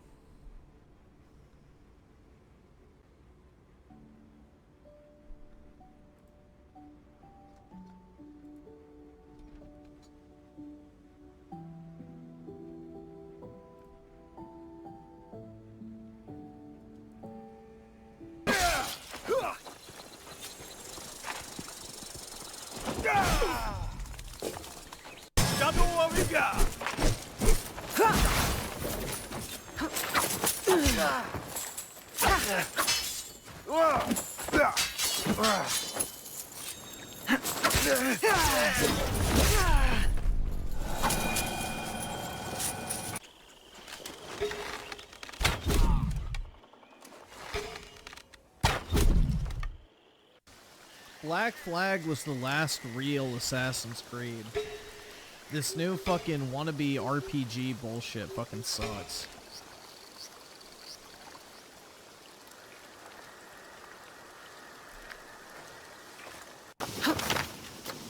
Oh, look! They brought it back, dude. They brought back the ability to, or no, the inability to assassinate enemies based on level. Remember that was a big deal when they were advertising that shit? With Assassin's Creed Valhalla, that you would actually be able to assassinate any enemy at any time? Because people were pissed off about that? Well, look at this. He's too high of a level to assassinate. See? He's too high of a level, so you're not able to actually assassinate him.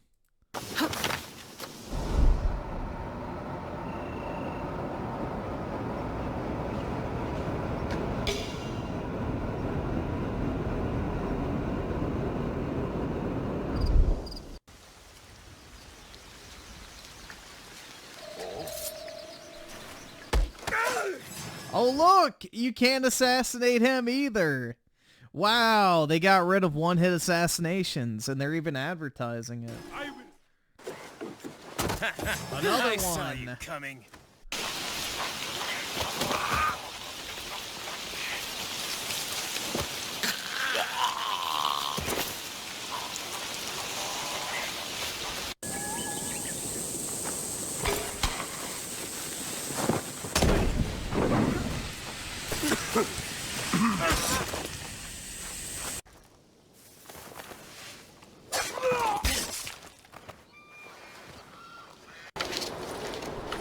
This is undefended. Stand up.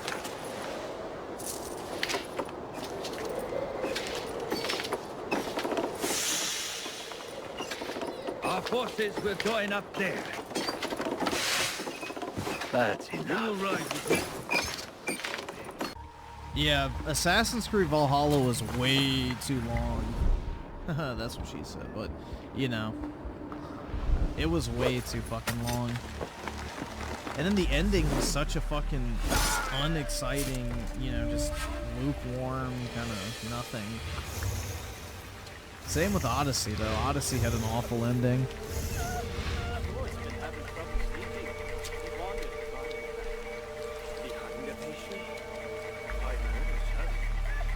You're mine now, Snake.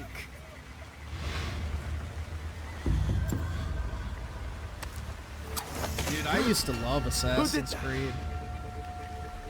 It's a game I look forward to every year. Not anymore, though.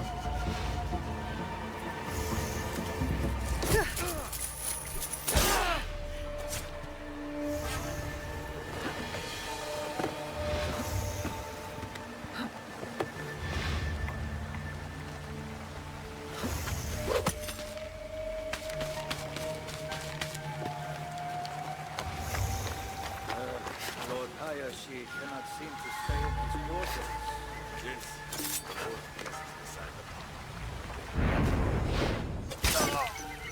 You dig himself a trench with those nightly footsteps. That's obviously a scripted sequence. I don't know, dude. This game just does not look interesting to me. I'm so sick of the Ubisoft formula. It's just really bland at this point.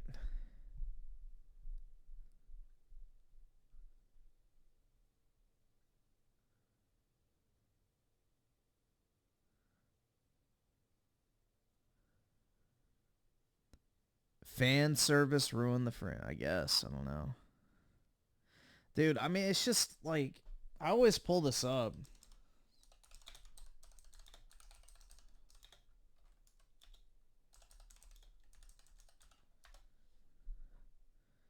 But like, how much better does this look?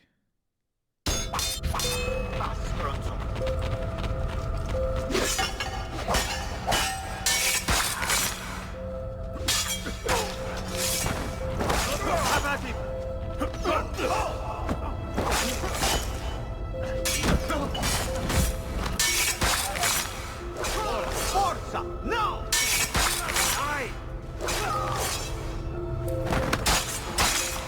Yeah, he actually looks like an assassin. Like the choreography and everything just looks so much cooler. Right, ora! No!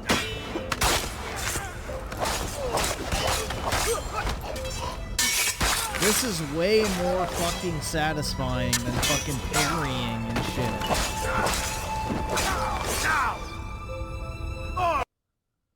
That is combat, dude.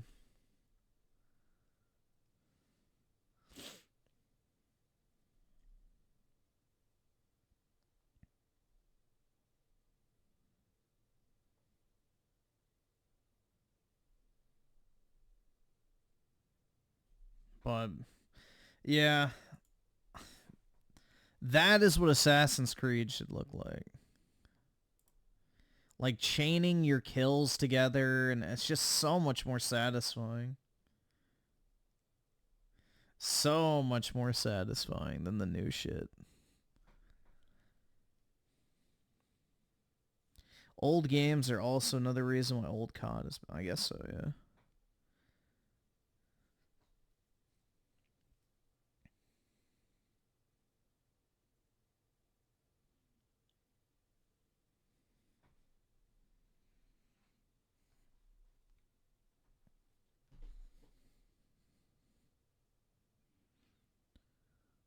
The fact you can't play as a Japanese man in this game is just baffling.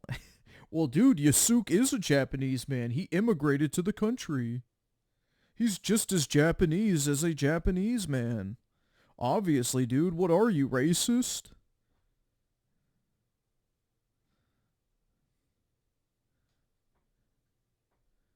Yeah, I refuse to call him anything other than Yasuke. I'm not gonna say Yasuke.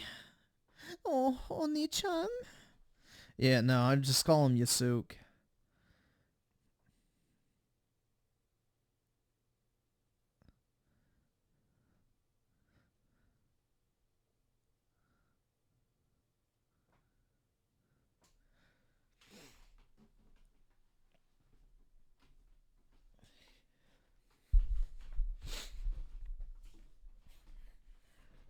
Not Samurai Creed? Well, that's too damn bad, bro, because that's what you're getting.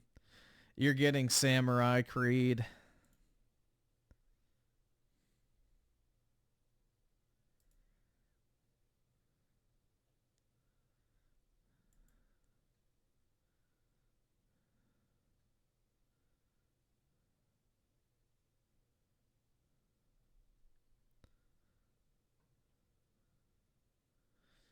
I don't know if Dreamcast guys uploaded or not. Best games? I feel like we should save that for tomorrow, because it's already 5 o'clock. I wasn't playing, like, bro, I was going to get on at like 10:30 because I got back from the gym and I was like, oh yeah, let me just go lay down for a second and then I'll get on stream. Because I was planning on, you know, actually starting early, but that did not happen. Watch CulteastWood. Yeah, we'll probably watch this tomorrow. We'll save that. Since that's a 20-minute banger, so it'll take a while to get through. We'll see if CulteastWood has uploaded. Oh, I don't think... Did we ever watch his Indiana Jones review? Ultimate guide for Indiana Jones. See, bro, there's no interest in this game. It's just cooked. Like, he got the game early and only got 50k views on his review. Let's see. Indiana Jones and the Great Circle is the combined work of Machine Games, the team behind Wolfenstein, LucasArts, and Bethesda's Todd Howard. A project planned for some 20 years, based off of 20 years, just like Starfield was, what, 30 years in the making? a franchise that had its heyday in the 80s. A game expected to copy the popular formula of Uncharted and Tomb Raider. This is the review of It should have copied the formula of Tomb Raider because Tomb Raider's actually fun. Indiana Jones and the Great Circle.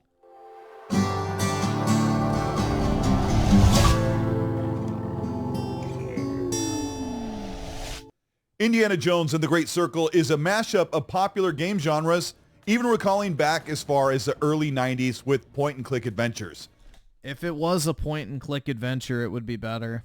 Puzzle tomb games popularized from Uncharted and Elder Scrolls Skyrim, and all the expectations that come... Oh, no! Wait, hold on. Popularized from Uncharted 90s with point-and-click adventures. Puzzle tomb games popularized from Uncharted and Elder Scrolls Skyrim. What?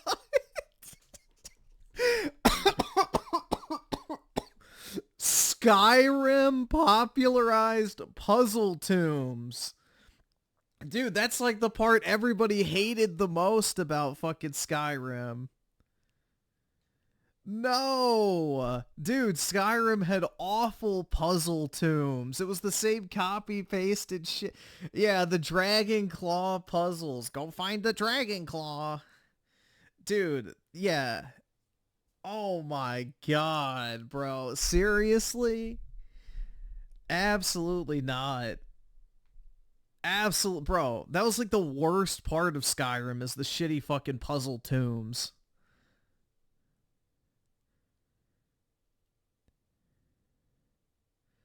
Skyrim, and all the expectations that come from Bethesda and a franchise. And they said they were going to use it to drop tanks in New York City.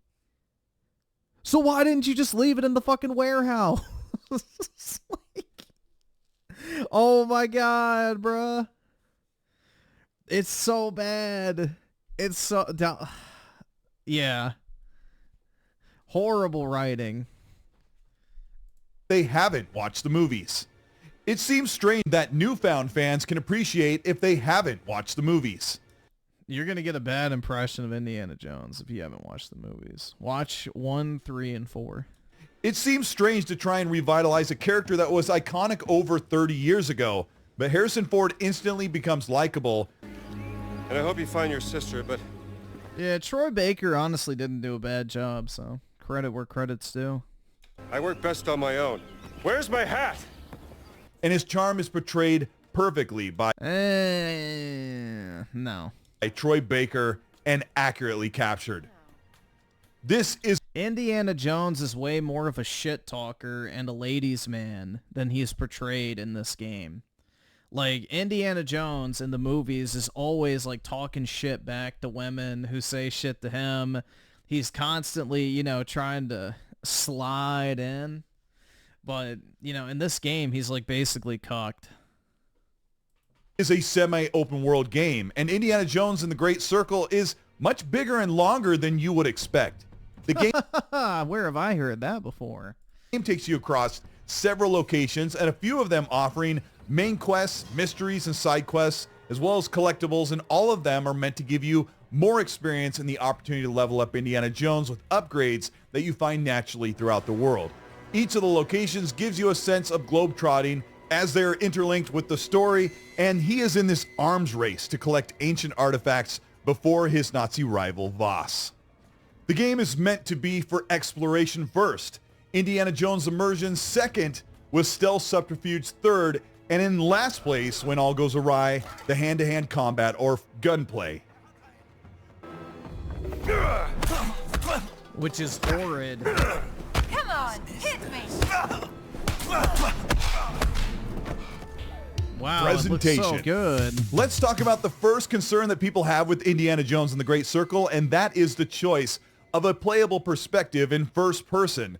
As the majority of the game is played in first person, you will see Indy every time he mantles, climbs, or interacts with large objects. You'll see his entire body in third person perspective, but most of the game is meant to be played behind the eyes of Harrison Ford. Yes, there are 4 hours of cutscenes in the game. You won't notice it.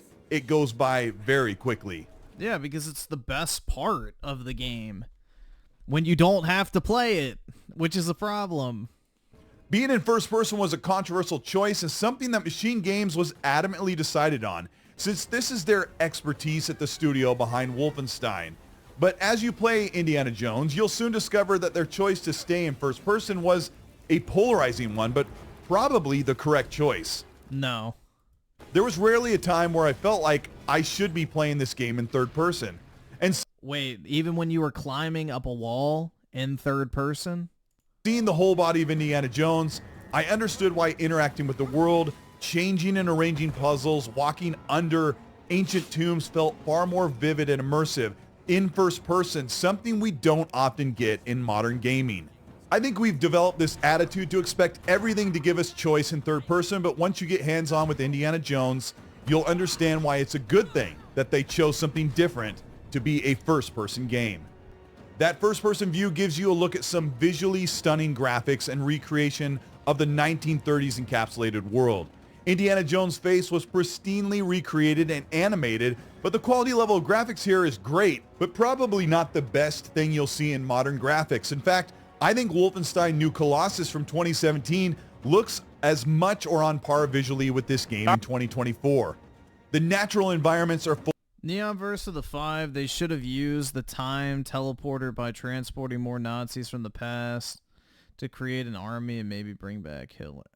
But that wouldn't really fit with the timeline. I think, honestly, the Noah's Ark thing should have been, you know, to bring about the Great Flood, wiping out the Earth, and purging the inferior races. Like, I feel like that's the best Nazi, you know, story arc you could do with that entire plot element. Because, like, you know, that's the whole premise for the Nazis, is they wanted world domination. So what better way to dominate the world than basically to kill everybody in it that you don't like.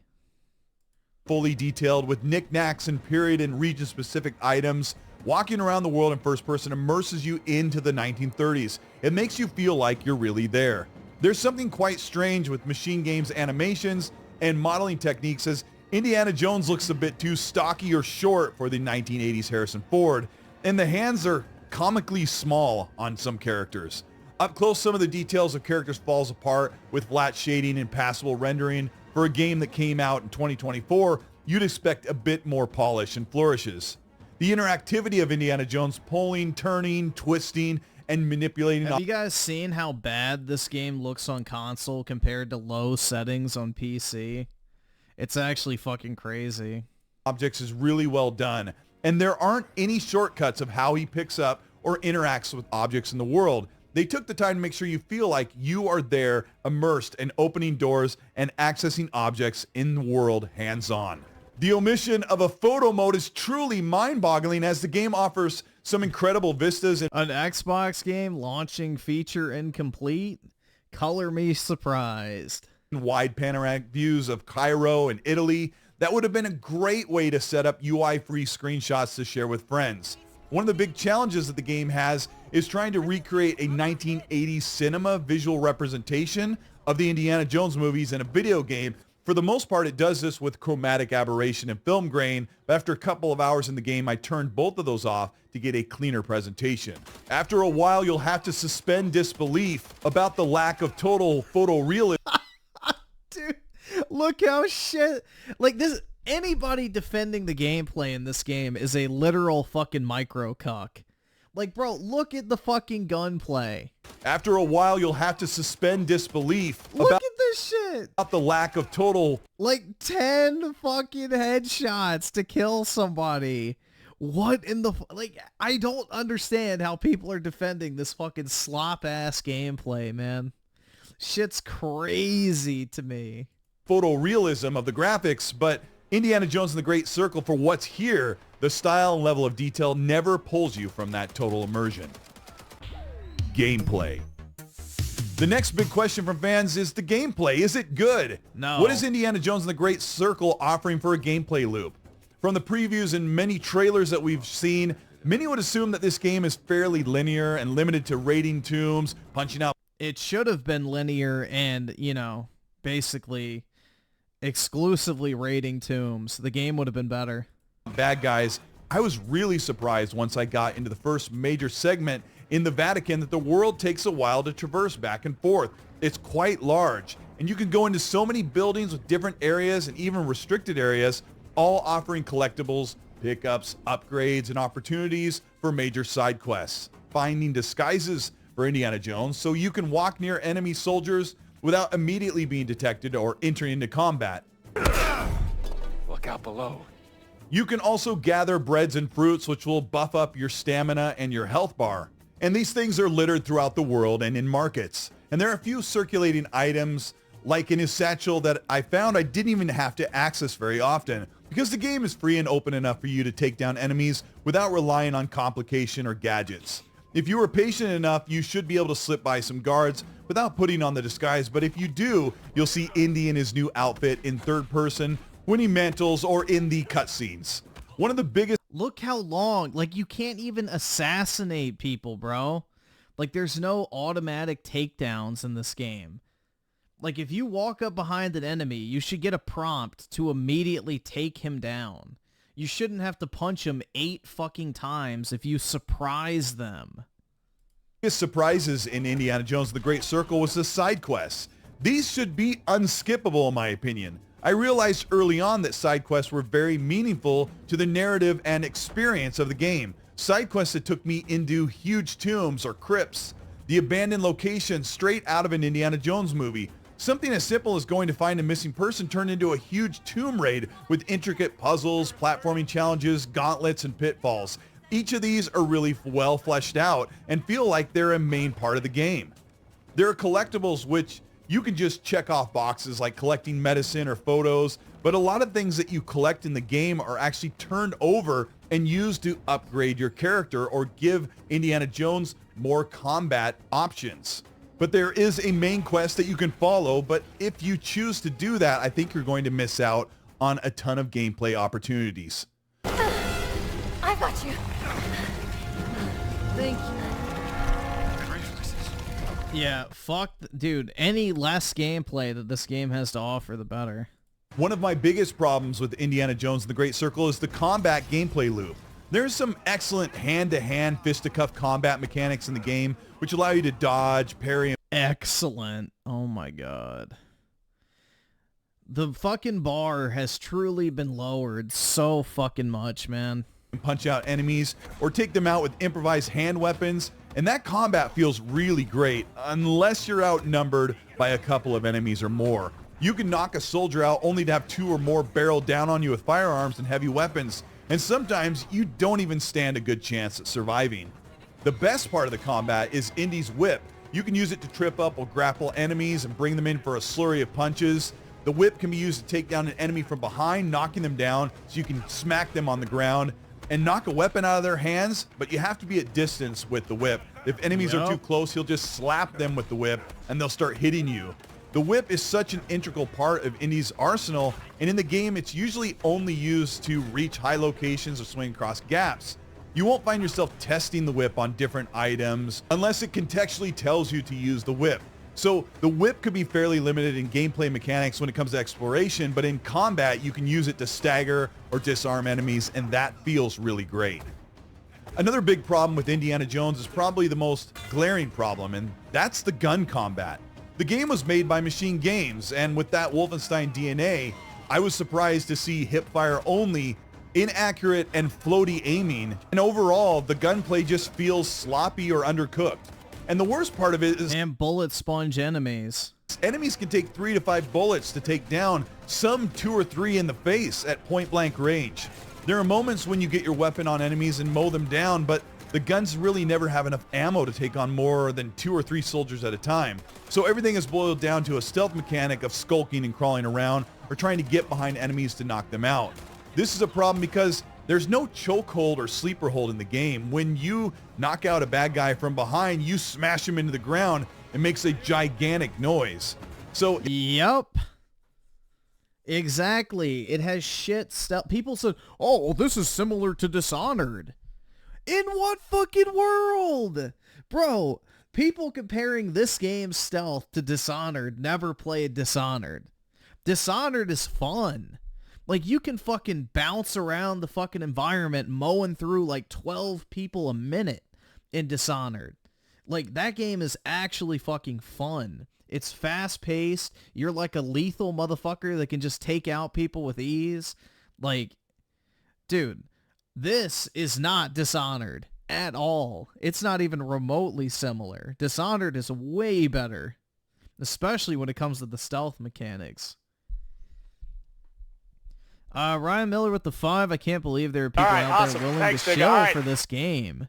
But it's Xbox fanboys, so it's not surprising to like this slot. Yeah, I mean, by comparison, this is like the best game they've gotten from Microsoft in years, which is really sad. It's your best bet to do a ton of optional exploring in the open world so you can get more silent takedowns from optional upgrade books.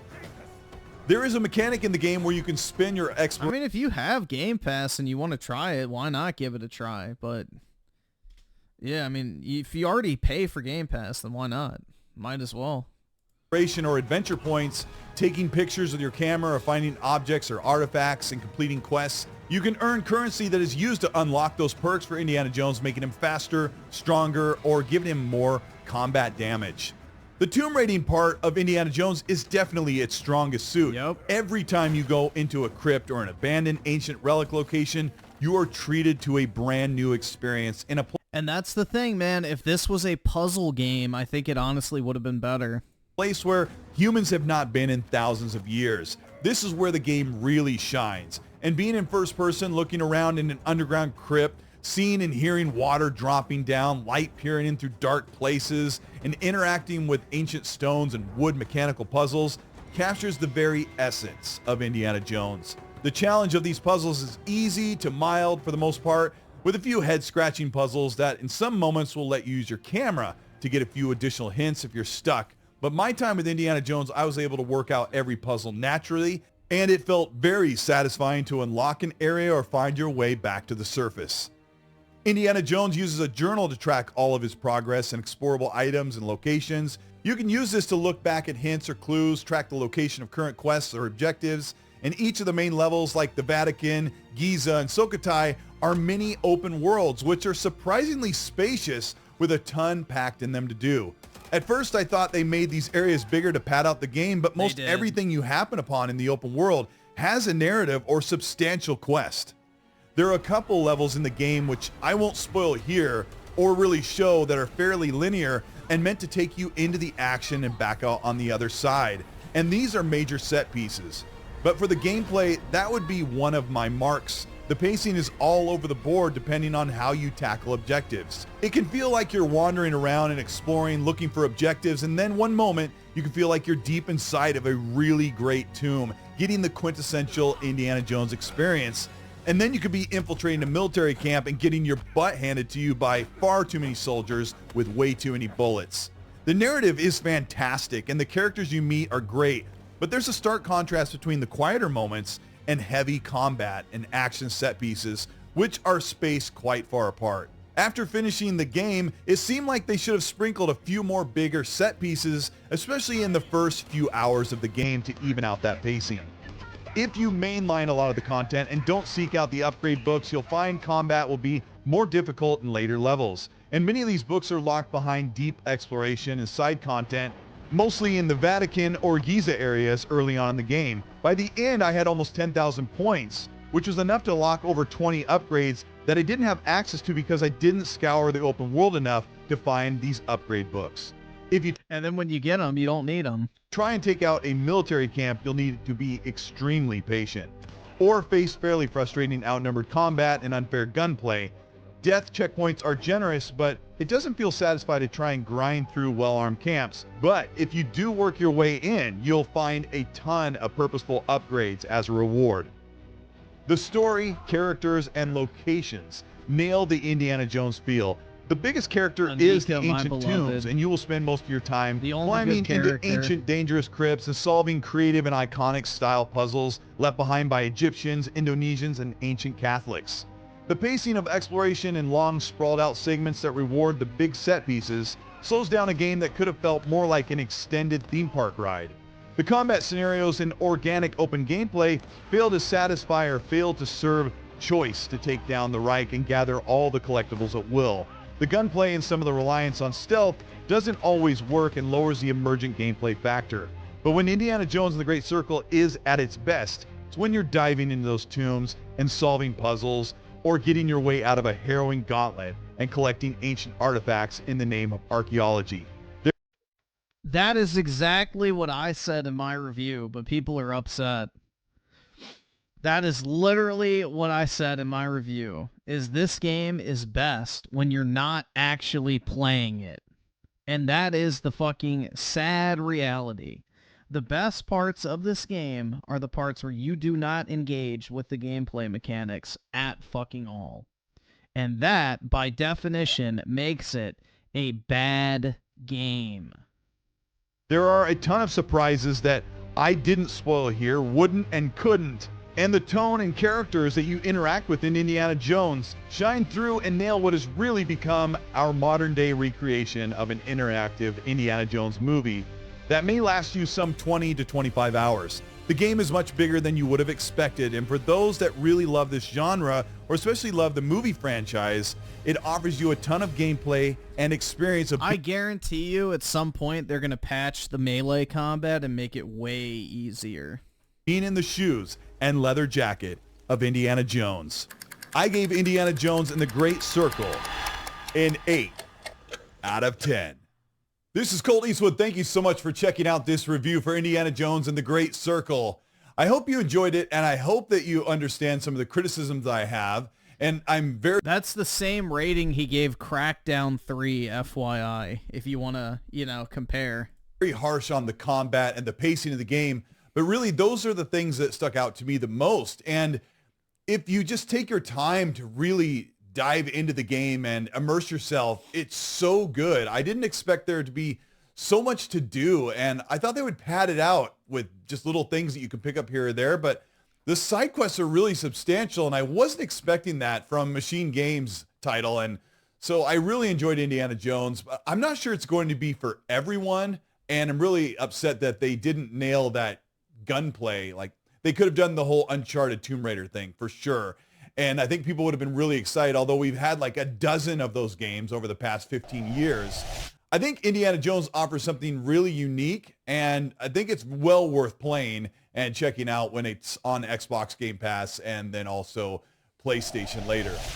If you ended up enjoying this video, let me know by liking and subscribing to the channel. Hit the bell to be notified of new weekly content. If you want to further support what we do here on the Cult Eastwood channel, I made 2 videos this week. Also check out my sponsored video. I just noticed it, guys. Colt has blue eyes, which might explain this. Golden Era, just before World War II, line of the German Reich and his perfect in 1937. This is the political hotbed timeline of the German Reich and is perfectly illustrated as the Golden Era, just before World War II.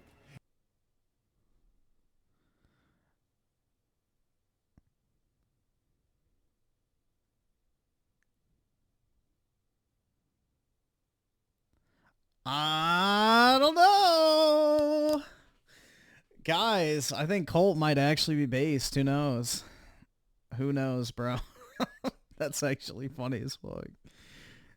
Oh, the Great Race. Yeah, I was only blonde hair. No blue eyes for me. Sorry. But I do have German heritage. So, not everyone in Germany had blue eyes. So, yeah. Oh my god, that's actually fucking funny though. The Golden Era. I don't know if that's the words you want to use to describe Nazi Germany, but hey. To each their own. That's actually fucking funny.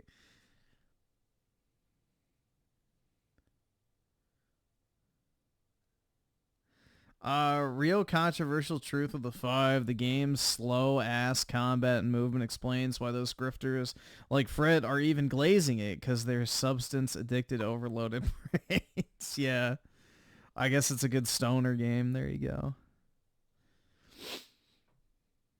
There you go. I guess that makes sense, you know, right? It's nice and slow so they can process it.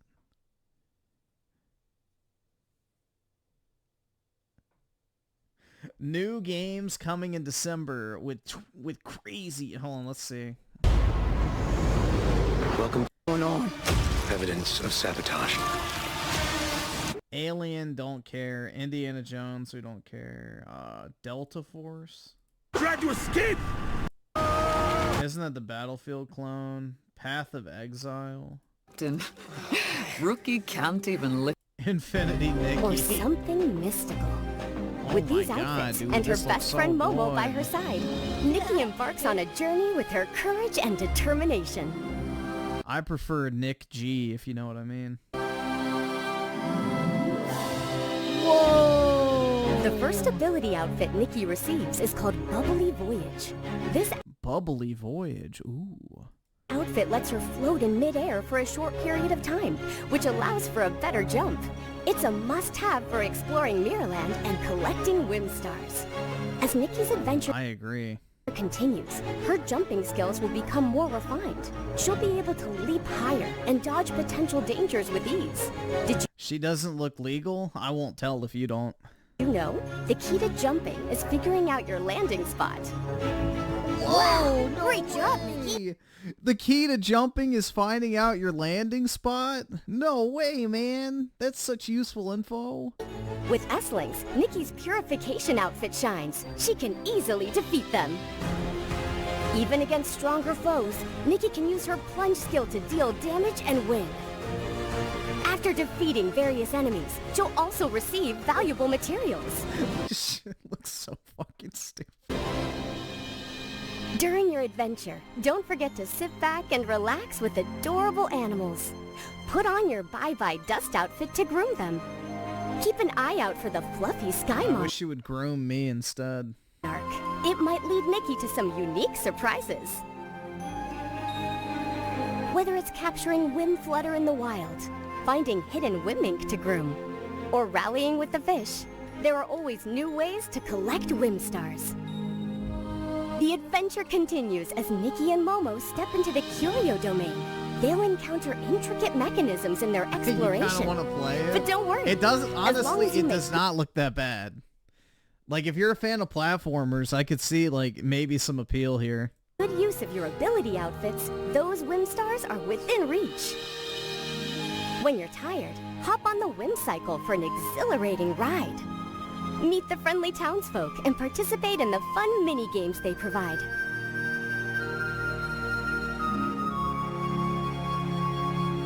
As Nikki's loyal friend, Momo will take pictures throughout their journey. No way. Unforgettable moments will be captured as special memories. This is free to play. Relax, appreciate, and take in every bit of Mirrorland with its breathtaking beauty. Your adventure is about to begin. In this world brimming with whimsy and inspiration, find your rhythm and enjoy the fun and freedom that accompany the power of whim. Spirit of the Samurai. Ew. I hate that animation style.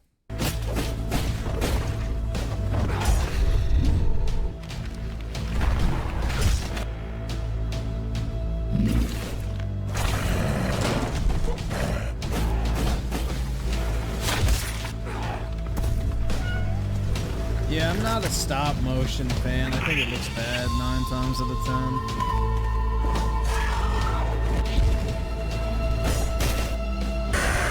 10. 3 incredible warriors defying fate and even death. I, Kitsune, spirit of the forest, was a witness and a part of it. Weeb shit.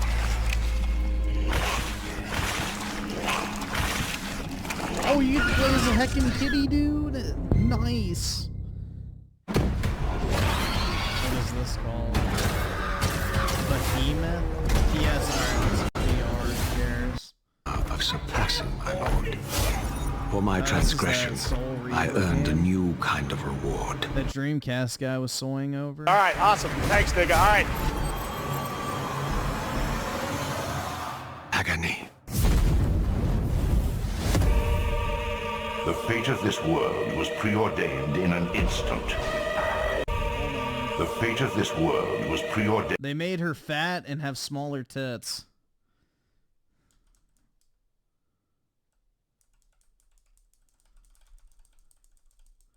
Look at the waist. Look at the waist. A wide load coming through. It was preordained in an instant. What madness is this? Am I so changed? I was not prepared for what lay beyond this threshold.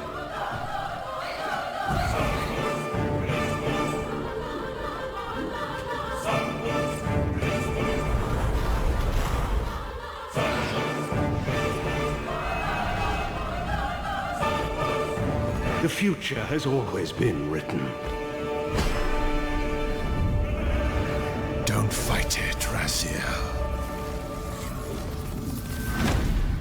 They changed the statue back. That's good. They shouldn't have changed it in the first place. All alone. What the fuck is this? Are you not? Go home, Annie. Annie?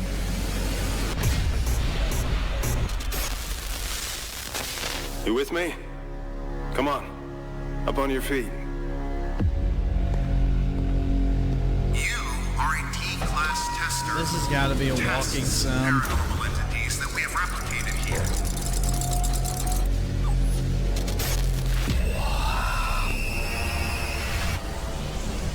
You have got to be kidding me. Yeah. I know this place.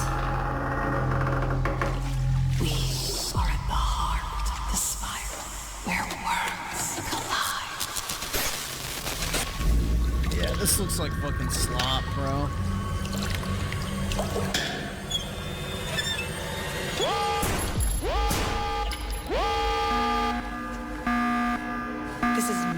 what I meant when I said you should take control for a change.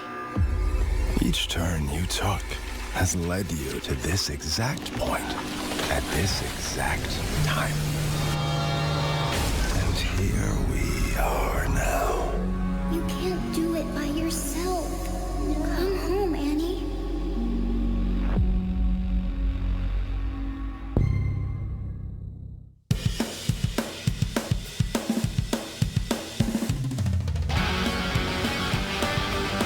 What the fuck is this music? Voin?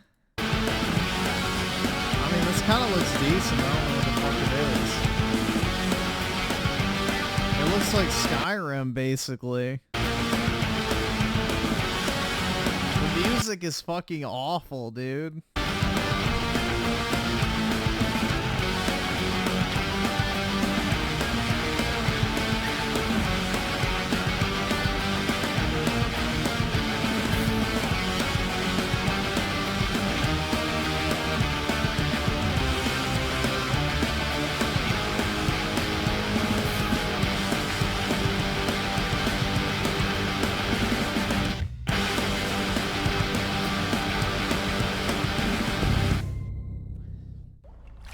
Dude, that fucking music is awful. It didn't look bad, honestly.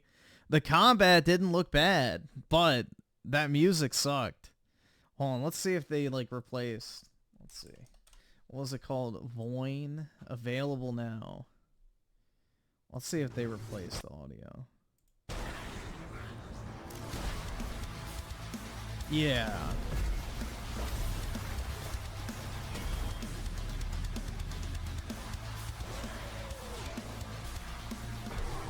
I don't know. I might get this. This actually looks pretty good.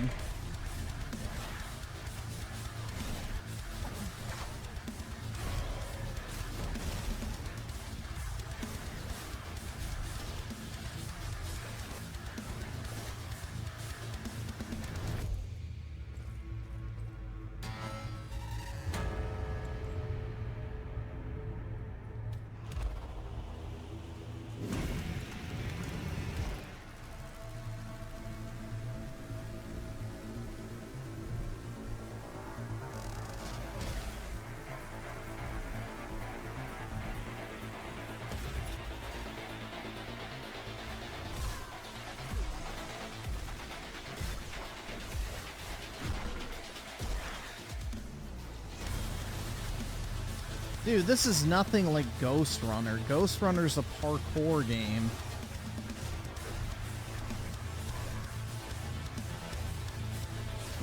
This is an action hack and slash.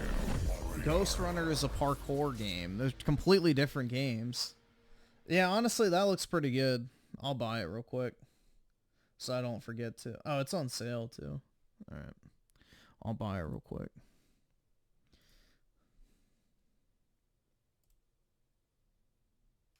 Yeah, I think it actually looks good, so why not? It's $18. Yeah, what Avowed should have been. Exactly. Alright, install. Oh, it's only a gigabyte, dude. That's nice. A game that respects your hard drive, too. Yeah, that actually looks pretty decent. I'll try that out.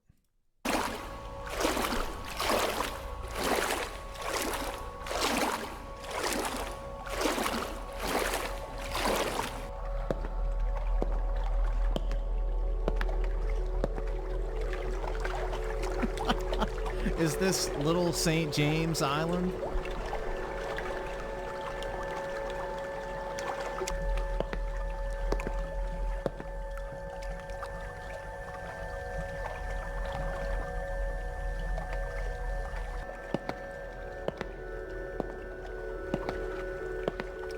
Let's see. So Oski Woski with the 5. I have a friend who's trying to get me to play it, and I don't know, maybe one. Oh, the Infinity Nikki game, but she really is trying. Apparently, it's like an ultra popular mobile game too. So That's right. That's right. it has like actual, I guess, brand recognition to a certain degree.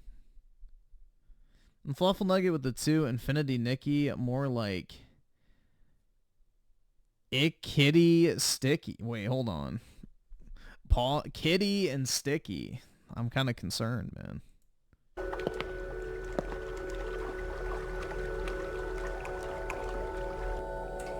What the fuck is the point of this shit?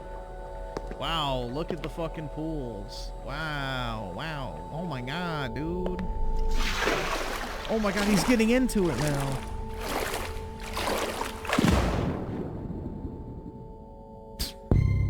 Fuck was the point of that? Yeah, right. I can't wait to buy a game where I walk into a fucking pool. Let's start at the beginning. You may think you know the story, but not quite. Oh, is this Marvel slap? Yeah. Can skip that. Astromatica. Another shitty survival game.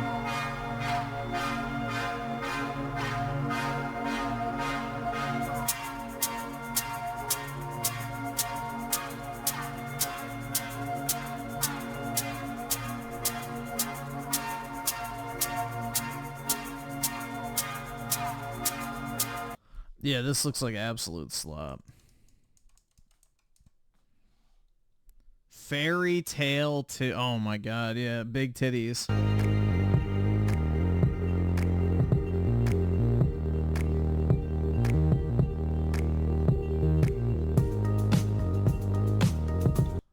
The back shots outfit.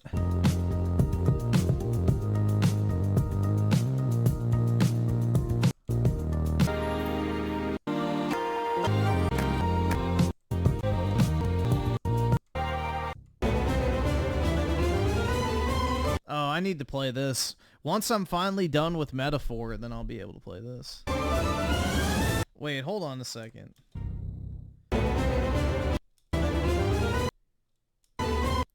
Are those Emil heads?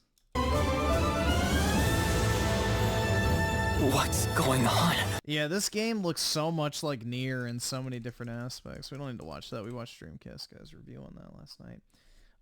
Flint, Treasure of Bring terror in some and admiration in others. Locked up on this island, in this stinking prison. All I could think about was freedom and fortune. I am Captain Flint. Now it's time to set sail again. Accompanied by Billy Bones, my first mate, my last companion, I have but one goal. Regain my former glory and make my name resounding. There's a hard pass for terrifying dangers. Me. Absolutely not. Collecta.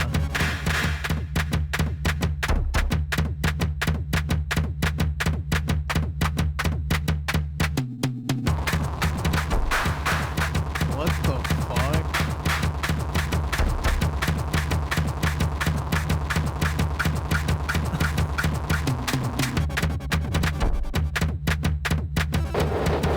Is this a, oh, it's so heckin' quirky type game?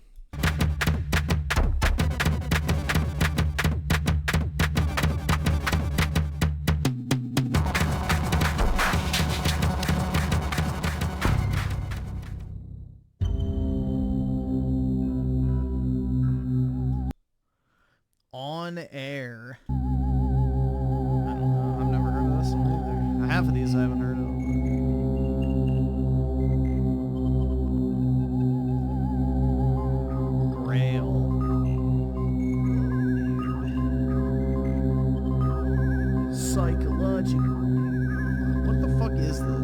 Show me the actual game.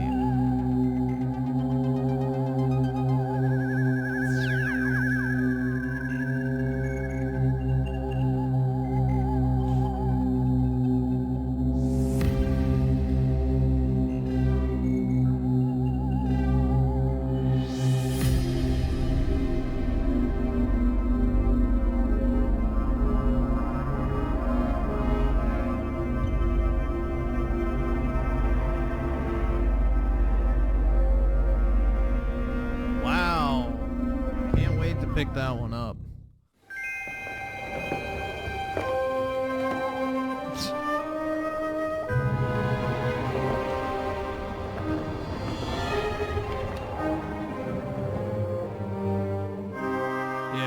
already a pass for me.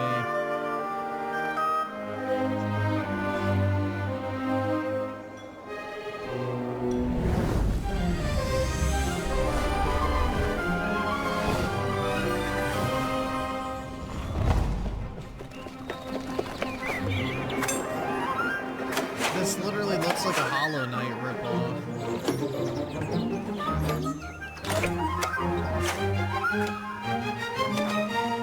It has the exact same art style.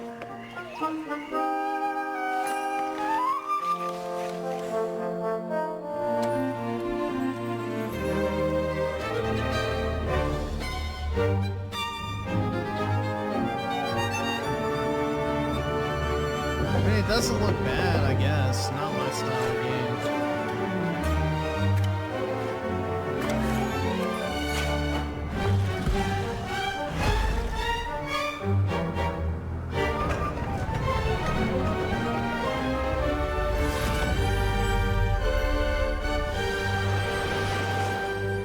What was the name? Wait, the fucking like weird one? Klekta.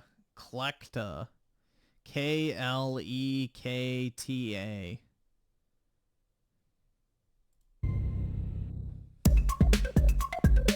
Oh, great. I already know I'm not gonna like it. Cabin Factory.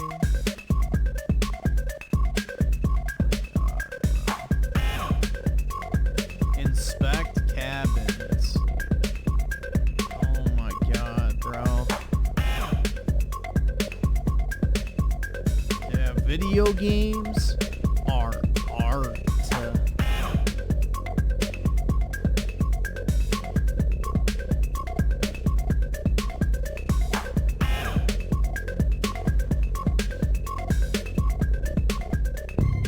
Japanese letters. What in the fuck is that dog shit music? UFL. Nobody cares. And then some slap survival game. It looks like it's off a cell phone. If this is next gen, then the future of gaming looks grim. Yeah, exactly. Oh my god.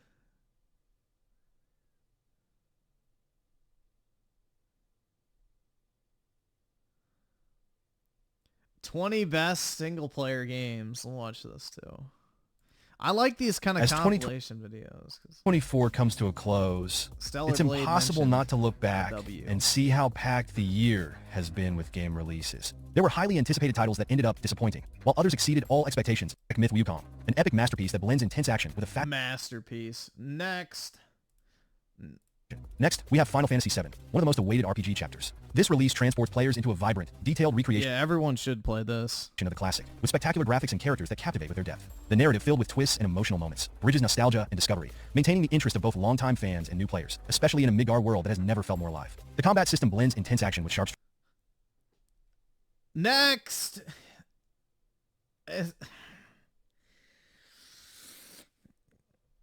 I'm gonna Bro, the game does not take place in Midgar. Next, fake AI content.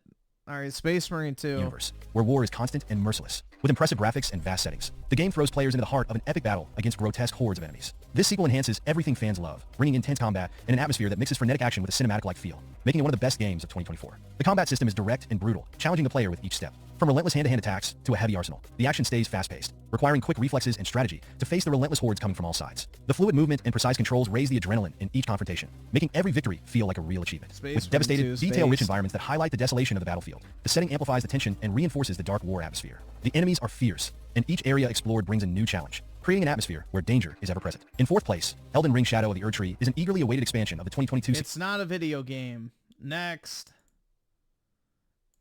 In 5th place, 9 Soul surprises by combining an aesthetic inspired by ancient Asian cultures with an engaging sci-fi narrative. The game takes players on an intense journey through a cyberpunk futuristic world where mystical traditions intertwine with advanced technologies. Every environment feels like it's taken straight from a painting, with vibrant colors and richly detailed settings that capture the never heard of this. essence of a completely new and captivating universe. The action is marked by quick and precise combat, requiring reflexes and strategies that go beyond simple hack-and-slash mechanics. With skills that can be upgraded in varied fighting styles, the player must master the mechanics to defeat powerful enemies in battles that challenge with each blow. The combat demands constant attention, and every victory brings a unique sense of evolution and triumph, especially for those who appreciate skill-demanding games. Exploring this world feels like opening an ancient scroll. You liked it, this game? Yeah, I've never heard of it before. There's always something intriguing lurking, whether it's a new technology or a mystery tied to the past. The settings, from ancient temples to gleaming cities, create a contrast that makes the journey unforgettable. This balance between tradition and modernity gives the game a distinctive identity, capturing the player's attention and leaving them wanting to explore every corner. In 6th place, Indica offers an introspective and dark narrative set in 19th century Russia. Fuck off, dude. That game sucked dick.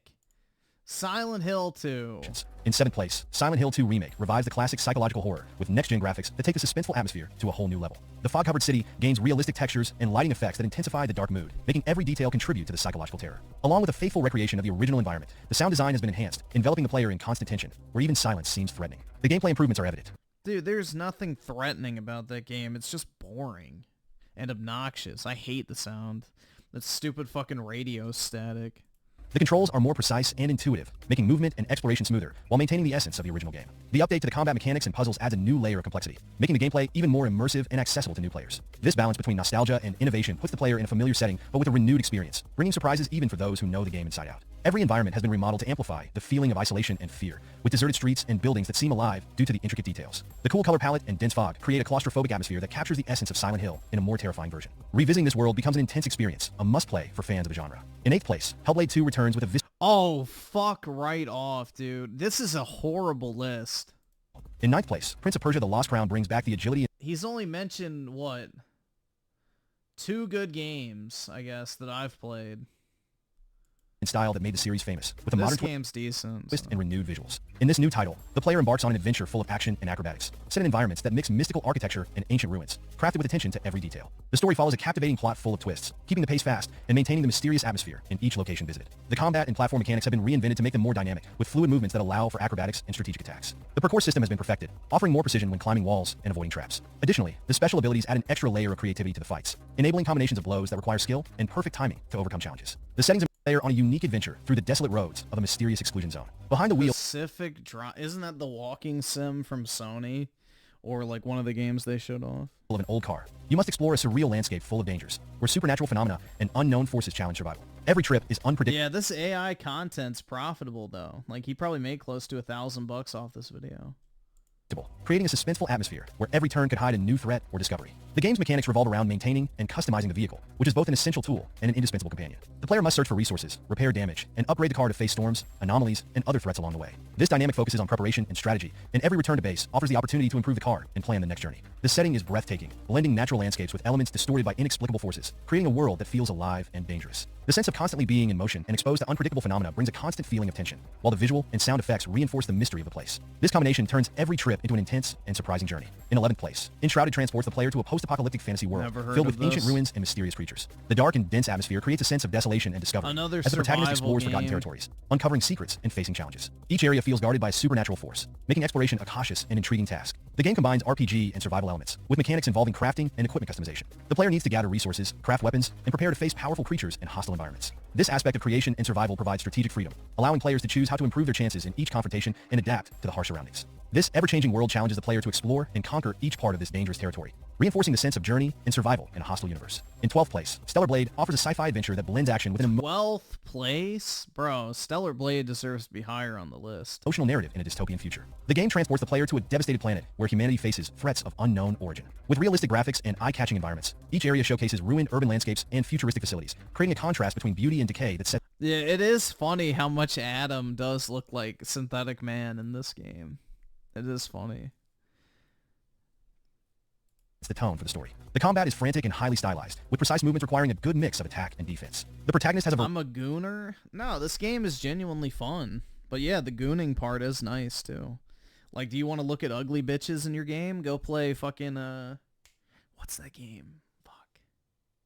Flintlock. There you go. Go play Flintlock if you want to look at ugly women.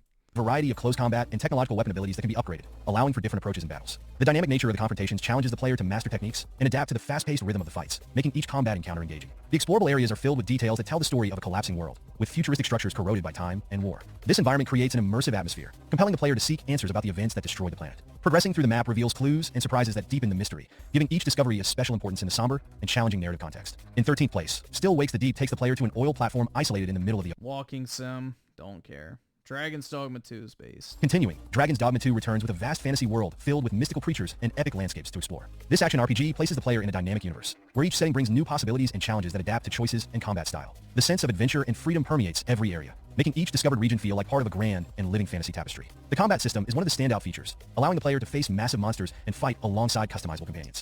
I think the creator of this game left Capcom. Let's see. Dragon's Dogma 2 developer. Yeah, Dragon's Dogma 2 director leaves Capcom after a 30-year career. Highlighted by Dragon's Dogma and Devil May Cry. So I don't know if it's going to get any more support in the future. I hope it does, man. This game was really good. I like Dragon's Dogma personally. The battles require strategy and precision. It just needs a little bit of like tweaking. They need to make, the end game a little bit more involved, and they just need to add the content from the first game, but... Variety of classes lets each player explore distinct abilities, creating a unique approach to each encounter. The creatures exhibit realistic behaviors and present a real danger, requiring constant adaptation to different situations. The landscapes and cities are vast and rich in detail, with each location transmitting a different atmosphere, from enchanted forests to imposing castles and deep caves. This combination of settings, creatures, and narrative transforms the game into a vibrant and unforgettable fantasy experience. In 15th place, really Banisher's Ghosts of New Eden plunges the player into a dark world where ghost hunters confront supernatural entities in a setting marked by mystery. The narrative brings a story of vengeance and redemption, where every decision influences the fate of characters haunted by their past. The environment blends beauty and darkness, with details that create a constant sense of tension and uncertainty. The gameplay balances combat and exploration, with unique abilities that allow the player to confront or exorcise the enemies that arise. This combat system is enhanced by special powers that vary based on the abilities acquired throughout the journey. Each encounter requires a strategic approach, as the confrontations involve both brute force and the intelligent use of resources, adding a layer of challenge and depth to the adventure. Yeah. The environments, ranging from dark forests to abandoned villages, reinforce the supernatural aspect of the plot and intensify the suspenseful atmosphere. The areas explored tell their own stories, each filled with visual elements that deepen the immersion, while the player uncovers the mysteries left behind by the spirits still inhabiting this universe. In 16th place, Tekken 8 brings the classic fighting franchise to the new generation, with updated graphics and incredible dynamism in the battles. The new edition keeps the established style, but with stunning visual quality and animations that give a unique fluidity to the movements. Each combat arena is a masterpiece, with effects and details that enhance the intensity of the fights. The fighting mechanics have been refined, offering more precise combos and gameplay that demands quick reflexes and a well-defined strategy for each character. The fighting styles are diverse. Fighting games always keep getting cooler. Other than Mortal Kombat, they fucking ruined it. Allowing players to explore unique techniques, pushing each fighter's skills to the limit. The precision and command... Tekken 8 equals single player, exactly. Increases the competitiveness, resulting in thrilling battles that constantly test your ability. The vibrant and lively stages complete the experience, bringing arenas that react to the action and heighten the intensity of the confrontations. The lighting effects and special animations during attacks create a visual spectacle, making each strike feel even though the echoes of wisdom. Technically not wrong. Takes the iconic series to new heights, with a journey blending tradition and innovation. This new chapter introduces a vast open world filled with mysteries and unexplored areas, where every region is unique and full of surprises. The carefully crafted visuals and detailed animations bring the kingdom to life, immersing players in majestic landscapes and settings that pay homage to the series' legacy. The exploration mechanics have been expanded, allowing players to interact with the environment in more dynamic and creative ways. New items and abilities open up strategic possibilities, encouraging players to solve puzzles and challenges with various approaches. The freedom to choose your path makes every discovery feel special, offering a sense of discovery and reward as new areas are unlocked. The story delves deeper into ancient legends and secrets of the kingdom, unveiling new aspects about familiar characters and locations. The narrative connects the past and present in an engaging way, with encounters with surprising allies and enemies adding weight to the journey. The plot intertwines with exploration, creating an adventure where each step reveals a new detail in the... I don't know what I did with my case of Switch games, because I was going to play this the other day, because I haven't actually gotten into it. And I don't know what the fuck I did with my big ass folding thing of Switch cartridges. There's I think 40 in there. So that would be a devastating blow if I actually did lose it, but I don't know where the fuck I put it.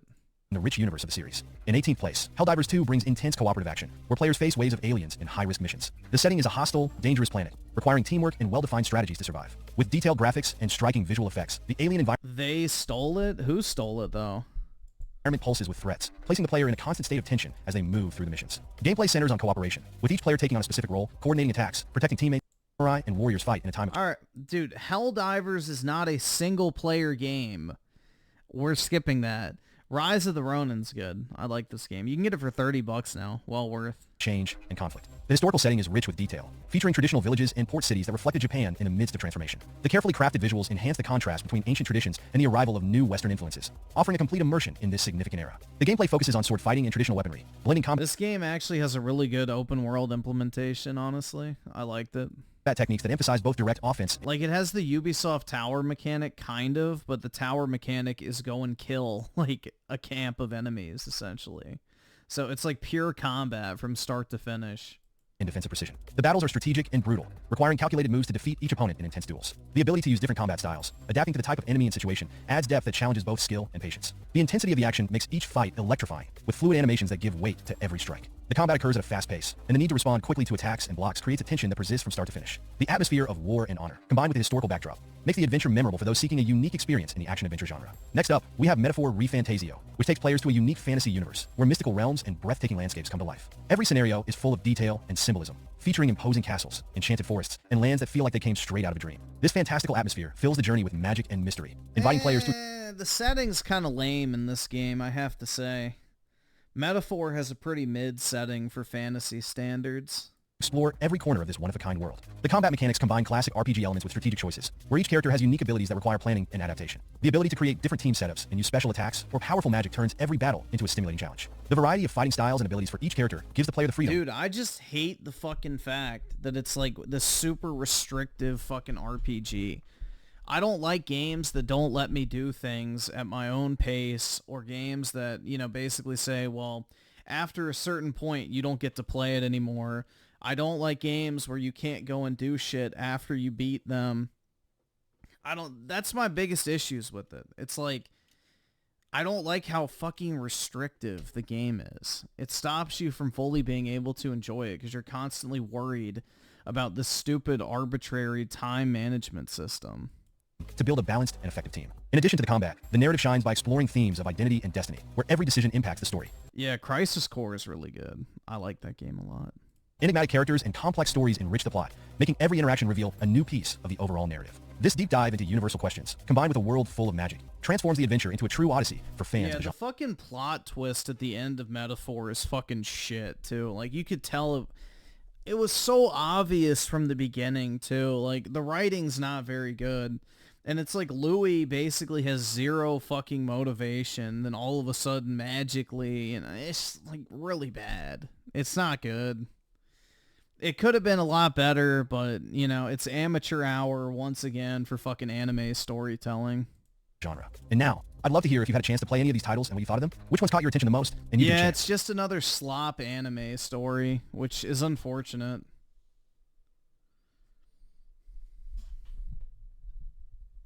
He forgot Pal World. That's right, dude. Pal World, the greatest game of the year. Hell yeah, man.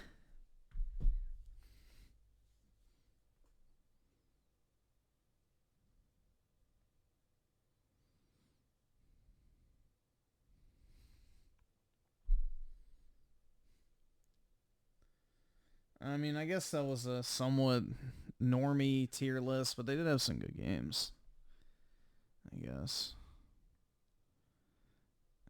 15 new games everyone's eagerly waiting for. Yeah, I wish Assassin's Creed Shadows looked like that.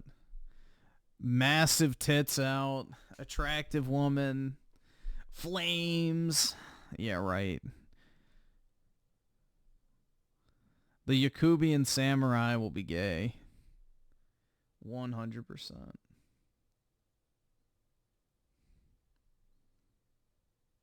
What are the leaks? Oh, basically that there's 2 huge announcements that are going to blow people away. Like, apparently it's Borderlands 4 and possibly GTA 6 getting another trailer.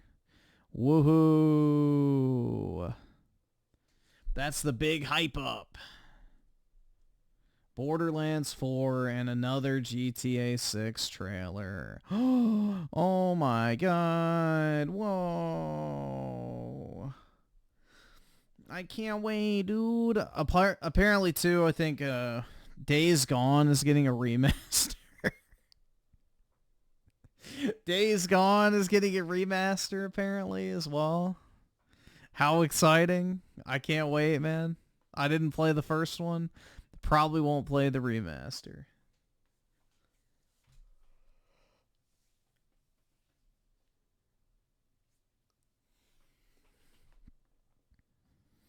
Yeah, Sony can't do anything without remastering their games 8 fucking times, man.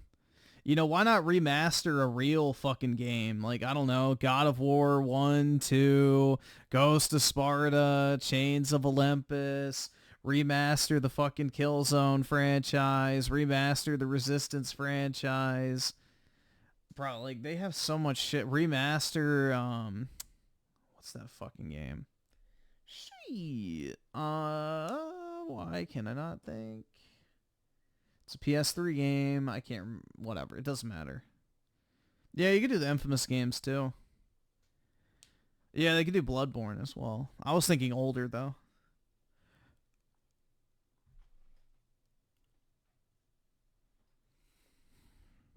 Well, they just did remaster the Sly Cooper games, I believe.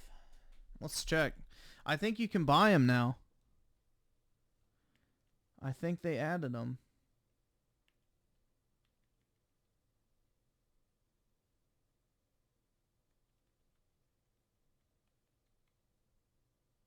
Yeah, they did.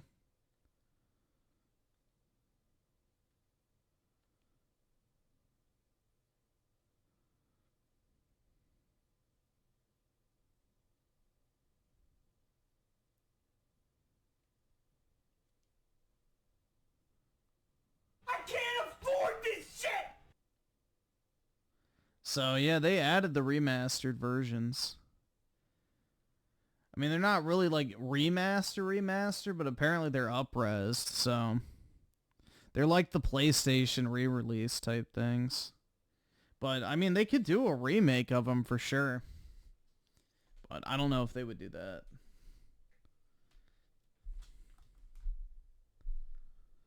But they added them to PS4 and PS5.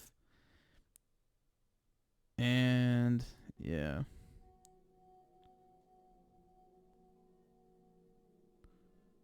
Oops. Why did it... fuck, man. It closed. Why? Hold on. Pull it back up. I don't know why it closed. But yeah, there you go. One, or what? 2, 3, and then 1.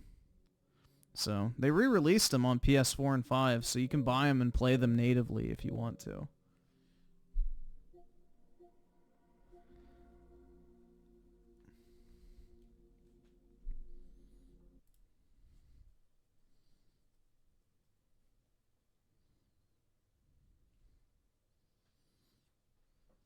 Native gaming? That's right, bro. Much better than foreigner gaming.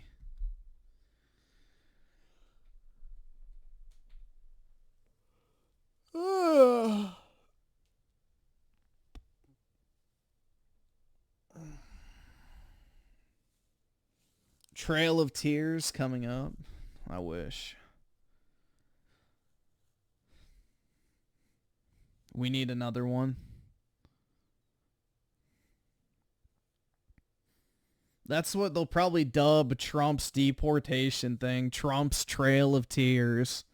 I guarantee you. Yeah, now that you mention that, that's what they'll call Trump's mass deportations. Trump's Trail of Tears. Oh, he's killing them. Yeah. Boo-hoo. Oh, no. Who gives a shit? Flash Gordon rocks with a 2. Watch Ltanga's video. No. I'm not going to. That will just give him more content to fucking, you know, milk. I'm fine. I don't really have an interest in listening to him for a prolonged period of time, if I'm being honest.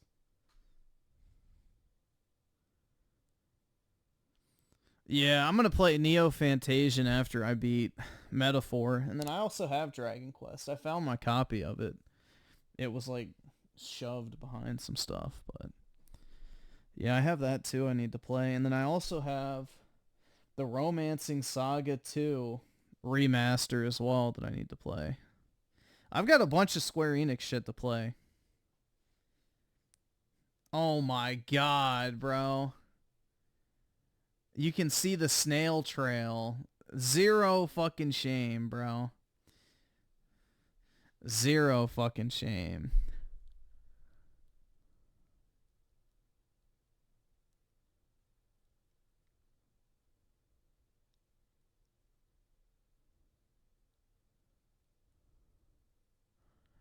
You don't want to watch it because you know you're wrong about the game. How am I wrong?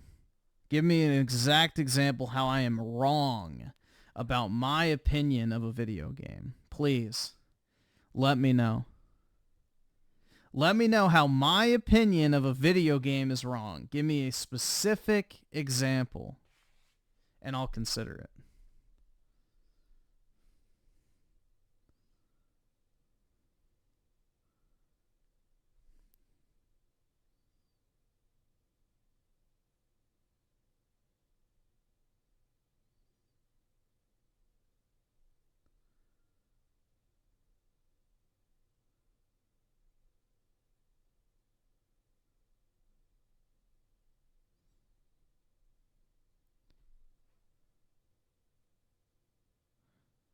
Basically, he's desperate to make anti-PlayStation content, so because I play third-party games on PlayStation, that means, obviously, I'm a PlayStation fanboy because I don't like Xbox.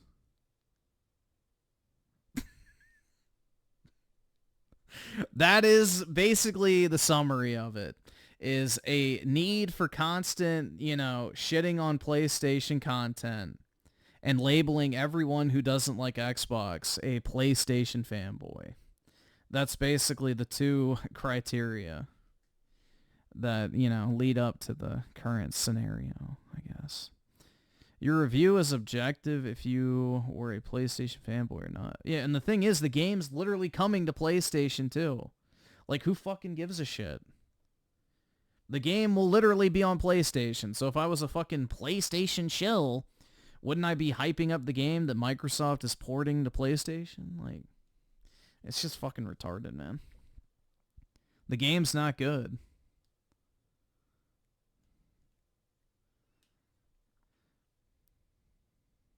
So yeah, literally this fucking dumb shit who came here to talk shit has nothing.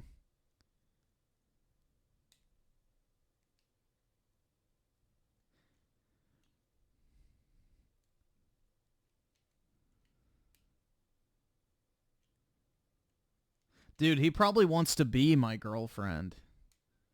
So, he's constantly got my name in his mouth, so I guess the next step is putting my dick in his. I don't know.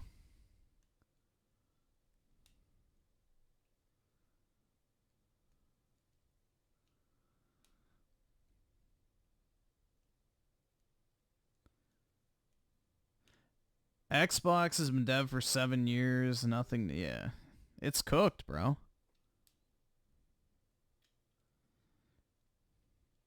Yeah, so no reply on how I was wrong about Indiana Jones. So there we go. As I thought, as usual, we have some fucking mouth breather that comes in here and goes, "You were wrong about this. You were wrong." What was I wrong about? Silence. Absolute fucking silence, bro. It's always the same. I was wrong about an opinion of a game that I sat here and played from start to finish on stream for everybody to fucking see. What did I get wrong? I literally had my own footage, my own clips, and played the fucking game from start to finish.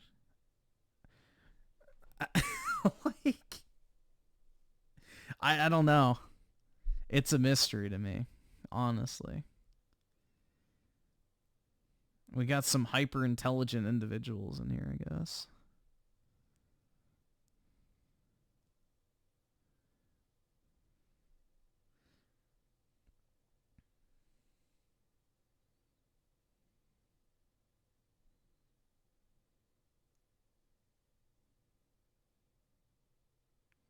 Yeah, dude, the thing is that's funny about Xbots is they literally hype up a company that fucking openly hates white men.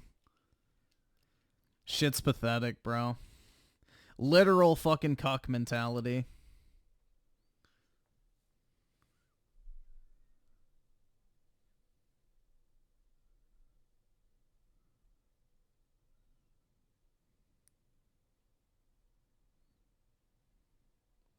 Oski with the 2, you're wrong because I said so. Exactly, man. They're like, actually, you're objectively wrong in your Indiana Jones review. Okay, well, tell me what I'm wrong about. And then nothing. Absolutely nothing.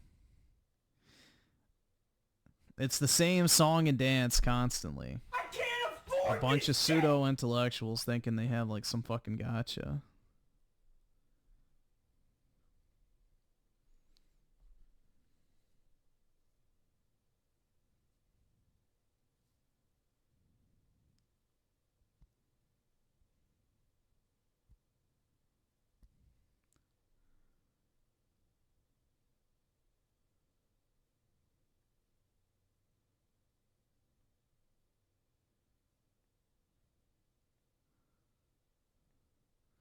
Fred hates that you can have... No, the thing he hates is I can be authentic.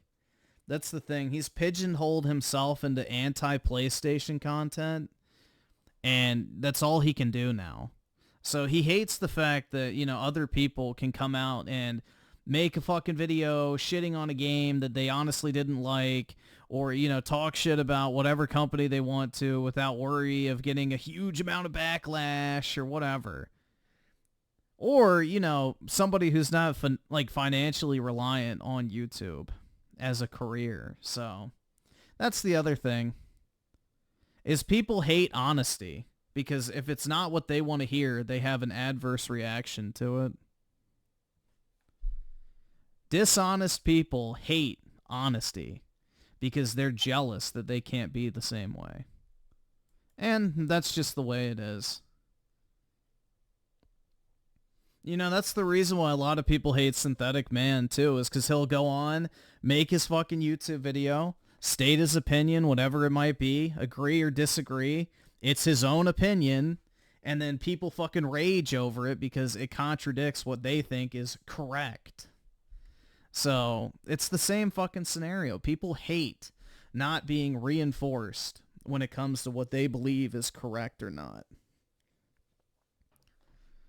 You know, honest disagreement scares most people. Especially a very low IQ person.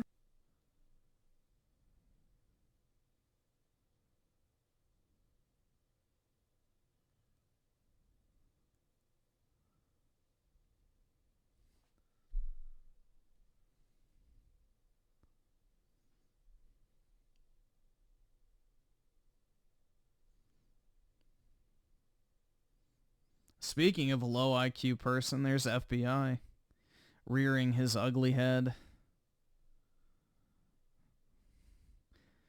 An opinion can be either correct or false. No, an opinion is not correct or false, bro. An opinion is your opinion. If I say I think Indiana Jones is a shit game, that's not correct or false. You can agree or disagree with that, but it's still my opinion. You can't tell me whether my opinion is right or wrong. It's my opinion.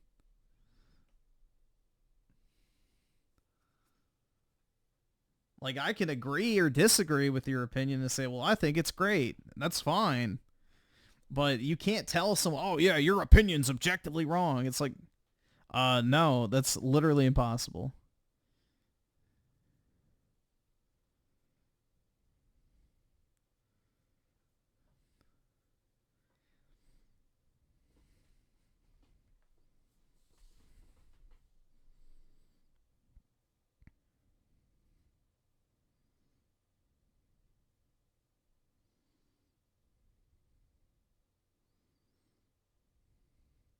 Synthetic Man's honest to a fault? Yeah, I would say so.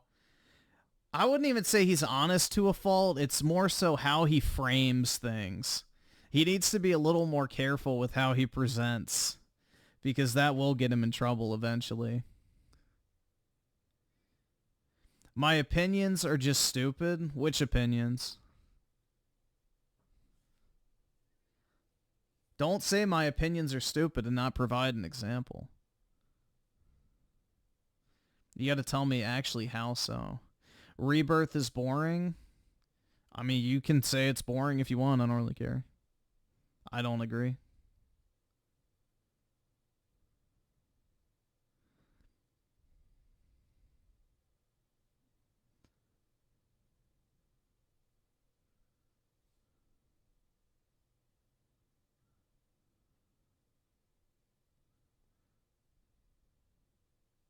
I'm wrong mostly about everything? Yeah, true, man.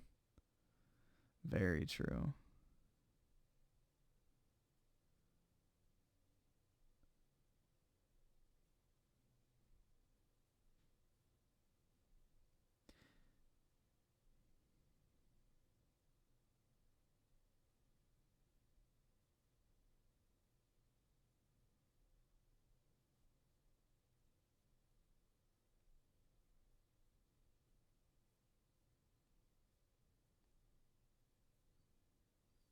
Let's see. I'm just checking something. I don't think... Because we'll watch Dreamcast Guy's top 10 video tomorrow. Because hopefully... I'll make sure when I come home from the gym, I will not... I won't lie down. So that way I can get on in time. But... Dude, the PlayStation wrap-up is still down.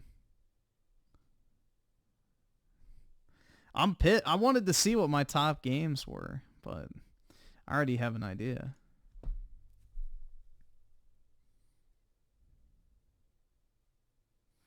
Well, Rebirth will eventually go to PC. It's just going to be a year or so, most likely, post-launch.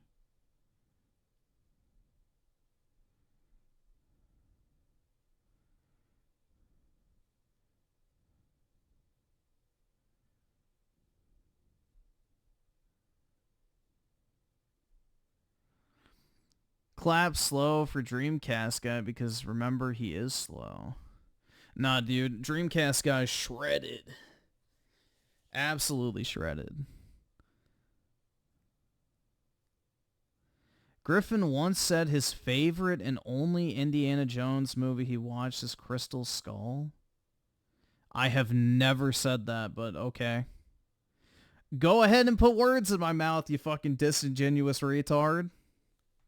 I literally said that The Last Crusade is my favorite Indiana Jones movie.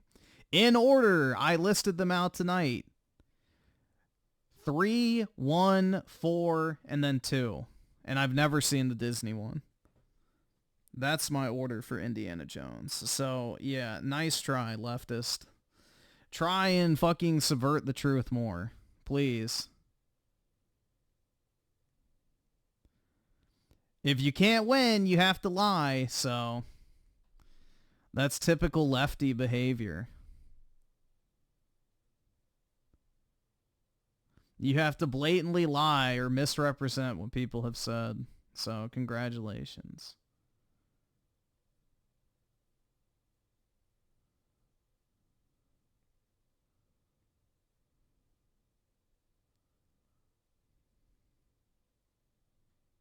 Yeah, I think the, what was it called? I don't even know what the 5th one was called. The Disney one, yeah, it lost like $400 million or something insane. It lost a shit ton of money.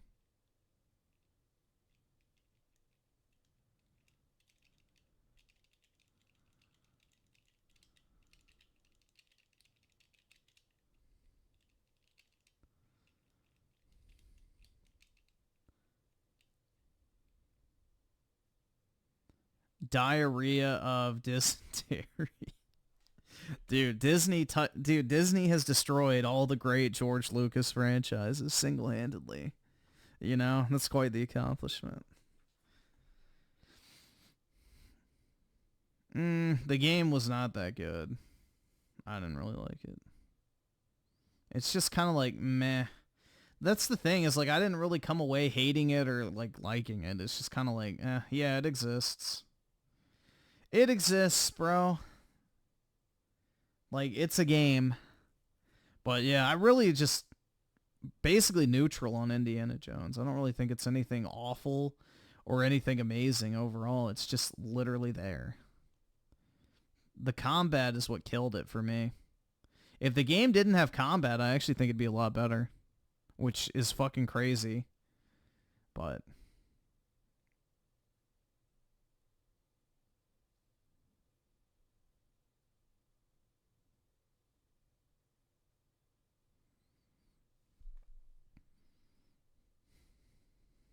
Temple of Doom is the only one that's watchable. Oh my god. You like the little singing Chinese people at the beginning? And Indy's fucking Chinese child companion and the fucking obnoxious whore? I don't know, bro. I don't like Temple of Doom at all. Or the fucking bug eaters.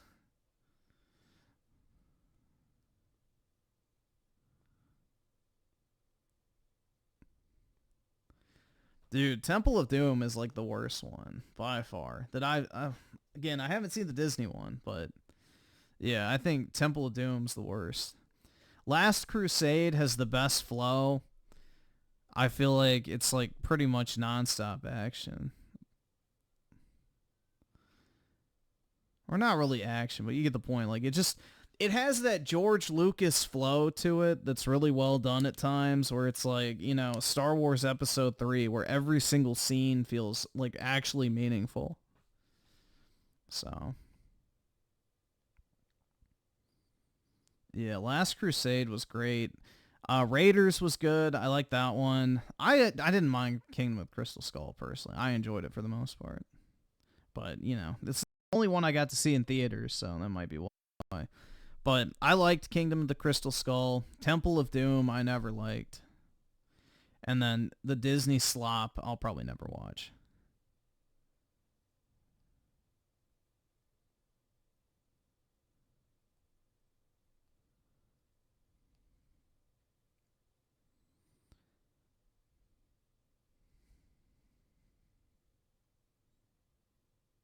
Apparently the Disney one had a Mexican kid campaign. Oh, God.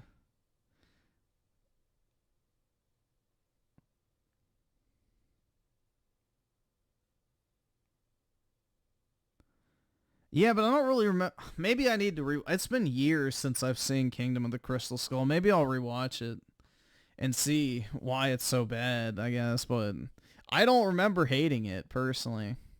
It's been years since I've seen that one. I've rewatched the first, or not the first three, the two of the three that I liked. I've seen those recently, but I have not seen Kingdom of the Crystal Skull in a while. But yeah, maybe I'll watch it, refresh myself. But yeah, I just don't remember hating it as a kid. Like, I liked it, so call me crazy. The ant scene, yeah. Yeah, I like the ending too, where like the aliens like mind fuck the Russian chick or whatever, and she has like a brain blast.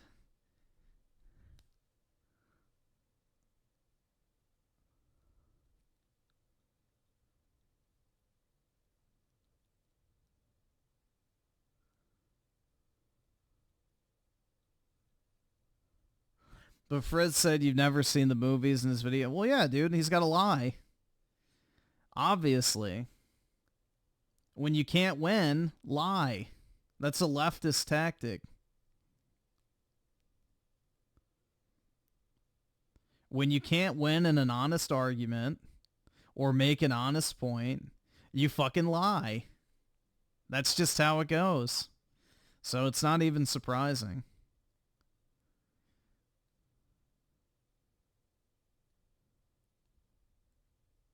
Like I said, it's not worth responding to it because it's probably dog shit anyway.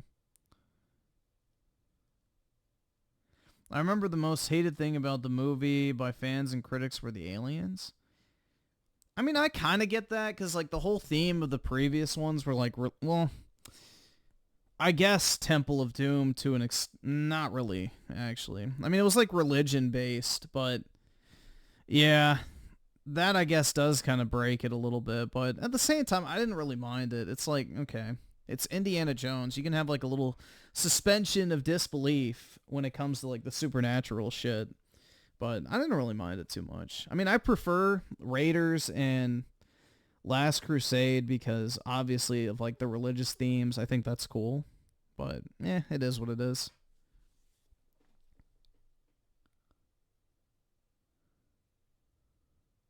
The reason why he said that is because the thing you said about his fear of snakes not being what it was in the movies, even though... What? Hold on.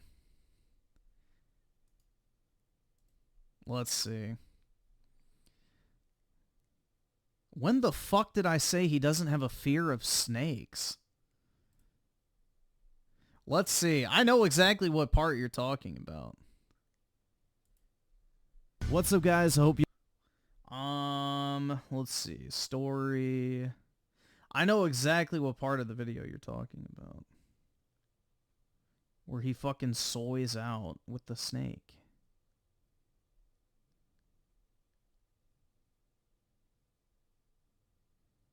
Where did I... Hold on, it may just be easier to do it this way. It might just be easier to pull it up and... because I can see the cuts. I know exactly what part you're talking about, and that's not what I said.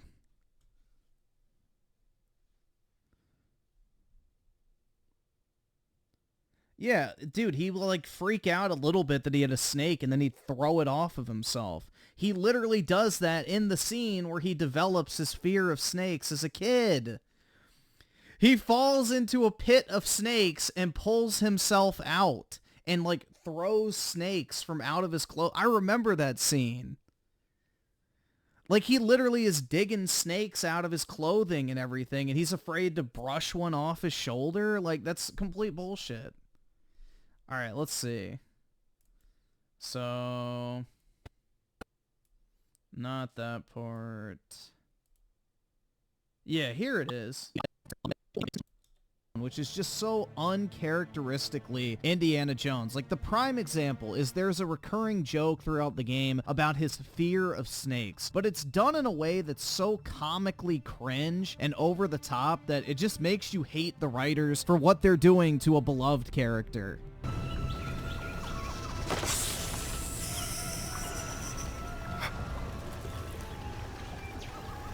Gina. Jones? Gina! Oh, Gina, get it off of me. Stay still.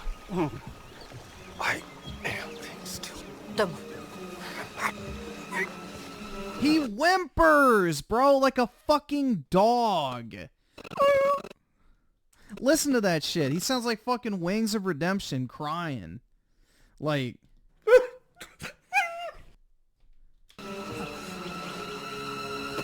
Hold on, I didn't go far back enough. He literally fucking whimpers like a dog. There it was.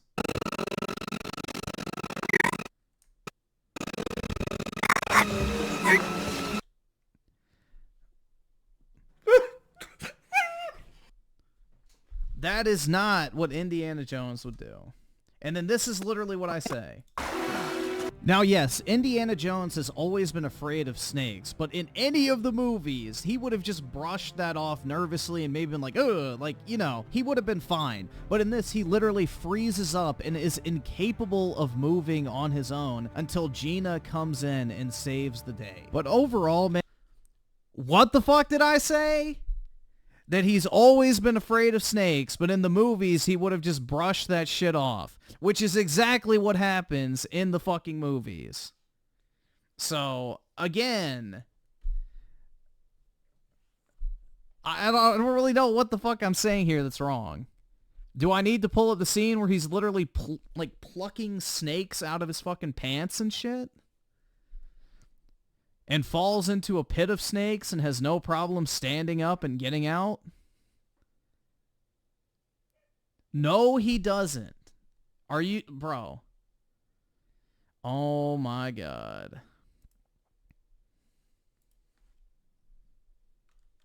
Indiana Jones Last Crusade train.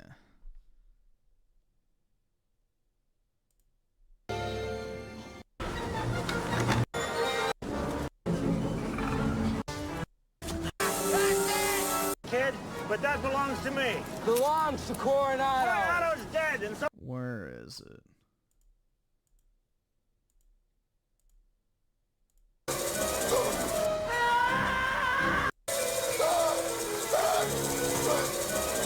Oh, look! He can move! And this is when he was a child!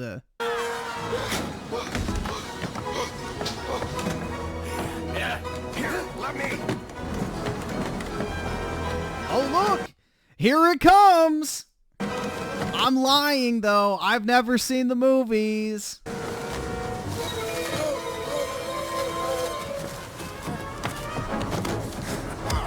Oh, no! Oh, what a... Wow. It's almost like I've seen the fucking movies.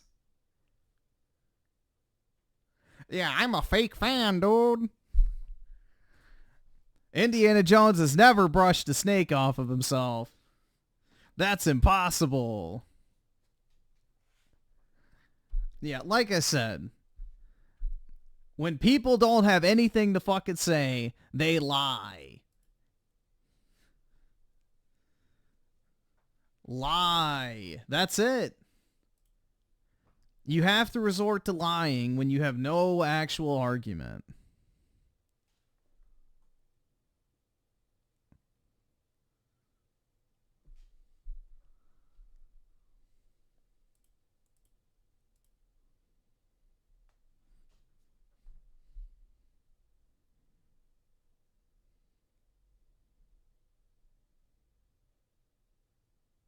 He doesn't whimper like a dog. Oh, Gina, please. Get it off of me.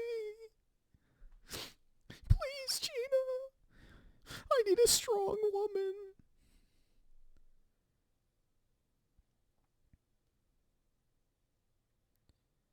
I'm more referring to the fact that it's more a reference to the Temple of Doom. You mean the scene where he's literally sitting at a table where people are eating snakes in front of him and he looks completely unfazed? That scene? Is that the scene you're talking about where people 3 seats down are literally him eating? They're literally eating snakes in front of him and he doesn't even fucking flinch?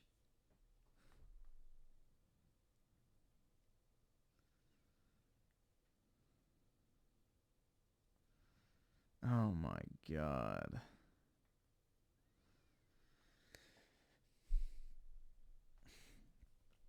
Bro, he does not whimper like a fucking dog.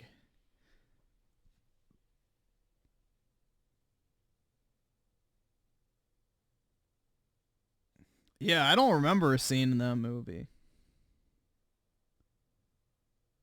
where he's like literally unable to move and pure fear and whimpers like a fucking dog. What's the act that Indiana Jones would not be able to brush a snake off of himself is the claim, apparently. And because I said that he could brush the snake off himself and wouldn't whimper like a little bitch, you know, apparently I've never watched the movies.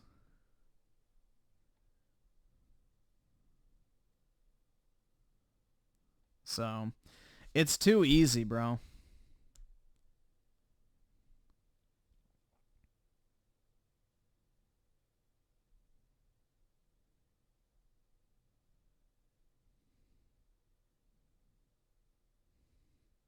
There is one where he's quite scared when a woman... Yeah, when someone throws...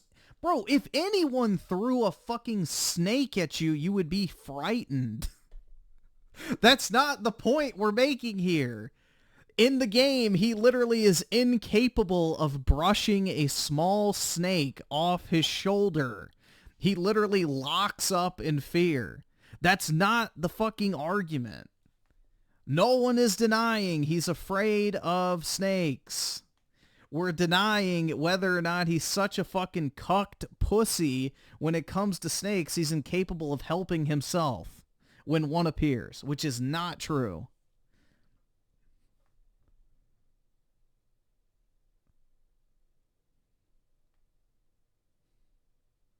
It is objectively false that Indiana Jones freezes up in pure fear, unable to literally move when he encounters a snake. Being afraid is not a fucking subject of debate. Everybody knows that.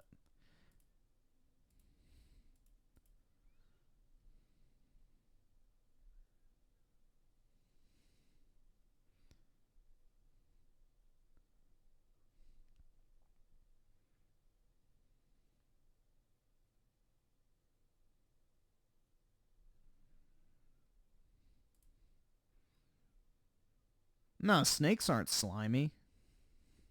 Snakes are dry, bro.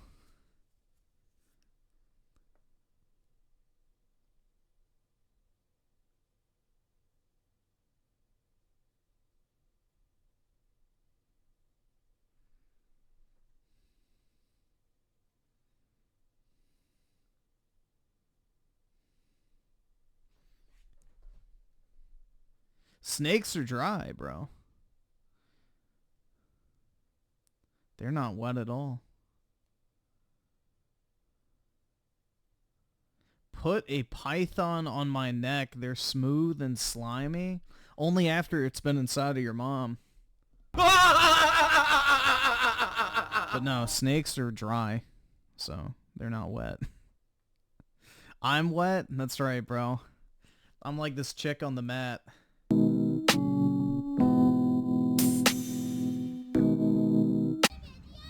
I suppose.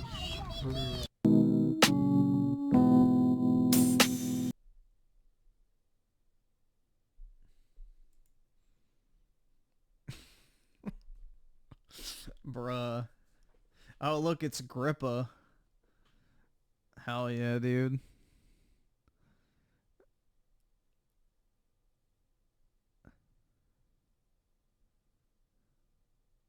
Nah, you don't get the link. Nobody gets the link. It's mine. Yeah, that's on YouTube's homepage, man. These are the recommended shorts. Yeah, the YouTube shorts are wild. Neon Verse of the 2, for me, it's 2, 3, 4 are good. Oh, you don't like Raiders? That's fair. It's a little rough. It's your pet snake now, Griffin. That's right, man. Nah, not Crippa. Grippa.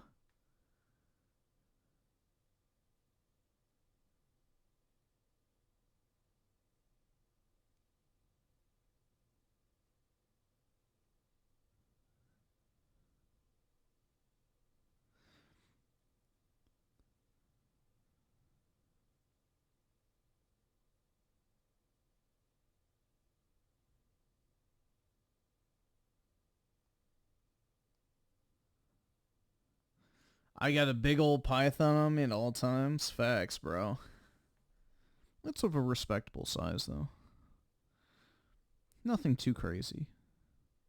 Those Indian porn videos with the guys in the bottom right are hilarious. Oh, this one?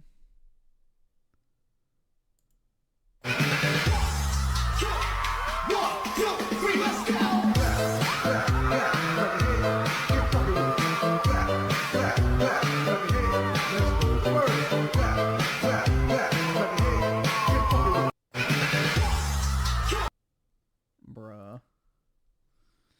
Top tier content, bro. I'm so glad the internet's international. That's what people say is like nice about TikTok, apparently, is that there's no Indians on it. So there's no like re-uploaded slop content to the degree that we have in like, you know, YouTube and Twitter and Instagram and all that type of shit, because the Indians aren't allowed on it.